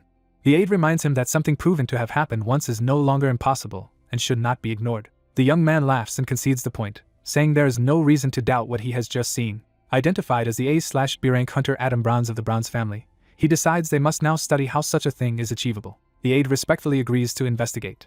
Adam stands before floating screens, reviewing data from the protagonist's run. He deduces that understanding how the protagonist moved over the fort's wall is the key to the mystery. Reviewing past attempts, he notes that teleporting, jumping, or flying over the fort's walls has never succeeded. He points out that the protagonist is likely the first person to attempt riding a bike up the wall like a spider. The aide confirms the data supports that conclusion, and Adam praises him for having researched it all during the live stream. Watching more footage, Adam excitedly asks if the stunt will earn the protagonist a new title. The aide thinks that since it is an unprecedented achievement, a new title is highly probable. Adam silently keeps analyzing the data stream. He reaches toward a screen, activating more complex calculations. Staring at formulae, he comments that the blaze walk used to roast stone ants is extremely powerful. He estimates that such destructive force requires at least a certain level of power. Adam stares through the equations, pondering what that level actually is. He asks his aide to verify his math. The aide promptly confirms all the calculations are correct. The result shocks Adam, who concludes the protagonist's power is at least equivalent to A-rank mana. The aide agrees that such mana is necessary to unleash that firepower and still climb over the fort's wall. Adam speculates that the protagonist may have consumed some potent elixir before entering the dungeon. He instructs the aide to investigate recent elixir trade routes, reasoning that only a few elixirs could cause such rapid growth. The aide powers up a cane wrapped in blue energy and affirms the order. His eyes glowing, he fully activates his own ability in preparation. A vortex of blue power appears, gathering data around Adam as he analyzes further. A map of the world forms within the energy vortex, marking several key locations. The aide explains that the image shows smuggling routes used by major auctions and families. He reports that none of the track trades involve elixirs capable of boosting strength so quickly. Adam listens in silence, absorbing that no external elixir explains the power. He becomes serious, Realizing this leaves only intrinsic explanations. Watching the footage of the protagonist again, he wonders how the man can possess such potent mana. Adam tells Oswald his conclusion is based on process of elimination. He says that after ruling out other factors, 2 possibilities remain, prompting Oswald to ask what they are. Adam states the first possibility is that the protagonist is simply a once-in-a-generation genius. He elaborates that among billions of people a rare individual can be born who excels at both martial arts and mana, belonging to an exceptional rank. Oswald agrees such prodigies are rare but do occasionally exist. Adam presents the second possibility, that the man's occupation is unique and inherently lets him become overpowered, and says he has evidence. He notes that the man's level barely rises or increases very slowly despite his feats. Adam believes that drawback is offset by some mechanism that boosts mana, pointing out that the man uses martial arts, magic, summons, and shadow techniques all together. Summarizing, Adam concludes the protagonist is a martial arts prodigy with a job that grants many skill types, so even if his level stagnates, he can still become overwhelmingly strong. Slouching in his chair, Adam calls this unfair, while Oswald laughs that such a complaint is ironic coming from someone who also began far above normal hunters. Oswald jokes that in Korea there is a phrase for smug comments that make people want to pelt you with stones. Adam sheepishly asks if he sounded that obnoxious. He then says it takes one genius to recognize another, and decides to keep close watch on him. Jichiak. He orders Oswald to message every channel he has bookmarked, asking them to send him any footage of Jichiak. Adam sets a bounty of 10 million won per video until he gets bored of the search. When Oswald reacts to the amount, Adam insists he plans to recruit Jichiak as their guild's ace, saying the talent clearly justifies it. Back at home, Jichiak wonders aloud why that top hunter is suddenly interested in him. Chiak Liang explains it is clearly because of the livestream, where the hunter saw Jichiak's unusual mana recovery skill and wanted to compare it to his own. Jichiak asks if Chiak Liang really thinks so, and the fox adds that thanks to that hunter, their views and likes have spiked sharply. Jichiak remarks that live streaming truly brings unexpected events and acknowledges how influential that hunter is. Chiak Liang adds that the A/B rank hunter is highly intrigued by Jichiak's abilities and has even put up a reward for videos about him. Jichiak finds that random but turns back to business, suggesting they review his new title abilities before choosing another skill to buy. Chiak Liang agrees and begins pulling up the relevant information. The system lists titles earned for clearing the Fort of Hope first, starting with Protector of the Wall, which boosts structure durability in defense battles. Another title, Protector of Life, increases allied NPC abilities during defensive battles. Chiak Liang notes that Jichiak currently has over 723,000 thumbs up and that purchasing all 4 fire-type skills will cost 700,000. After confirming the purchase, Chiak Liang tells him everything is set. Jichiak happily declares that with these fire skills he can now burn down almost anything. Chiak Liang then brings up one final reward they still need to address. A description appears for a rare A+ notion type item called Heart of Hope, the condensed essence of hope that shines in darkness. The glowing orb materializes, and Jichiak wonders aloud what purpose this Heart of Hope serves. Chiak Liang admits he has no idea either. Jichiak, who has never seen a notion type item, stares at it uncertainly. He recalls that when he previously received a message that the gods had noticed him, it came during a run in the rain. He remembers that when that reward arrived, his surroundings turned black and white. He realizes that was the moment a god actually descended. He notes the same visual change occurred when the deity called the one who defies death appeared before him. During the fort run, a new notification had stated that Hope was watching him, marking his second encounter with a deity. Another description clarifies that the title Mortal acknowledged by Hope, of legend rank, was bestowed on him and grants total immunity to negative mental influences. Jichiak wonders anxiously if this means the god of Hope personally descended to meet him. As he reaches for the orb, Chiak Liang advises him to first check the thumbs up store for instructions, but Jichiak ignores him. Deciding to risk it, Jichiak declares that even if he does not know what it is, he will just eat it, and lunges toward the Heart of Hope. Chiak Liang and Jichiak both react with alarm as his body is engulfed in light. Jichiak feels himself falling through a realm of pink and blue energy, overwhelmed by an intense surge of hope welling up from deep inside. He sees a luminous heart forming and realizes the item is merging with his own hope, becoming one with him. The power surges through him, and he declares he has become the bearer of the Heart of Hope. A glowing humanoid figure manifests, emphasizing the activation of this new power. A system screen explains that the legendary Heart of Hope grants a constant fortitude effect that lets the user survive any otherwise fatal attack with 1 HP once. He excitedly reacts, and his spirit companion notes that this ability stops him from being knocked out while keeping his current status. The companion further explains that this unbreakable fortitude, rare in the world, prevents even lethal blows from killing him. He realizes that fortitude by itself will greatly raise his combat strength and marvels at how amazing the acquired skill is. He smiles in satisfaction, clearly pleased with his new advantage. Elsewhere, an office worker reviews documents at his desk. Reading the papers, he notes that Viga transferred her company shares to Jichiak, which explains why Jibiak was furious. He recalls Jibiak angrily complaining that Viga favors Jichiak despite being Jibiak's own relative.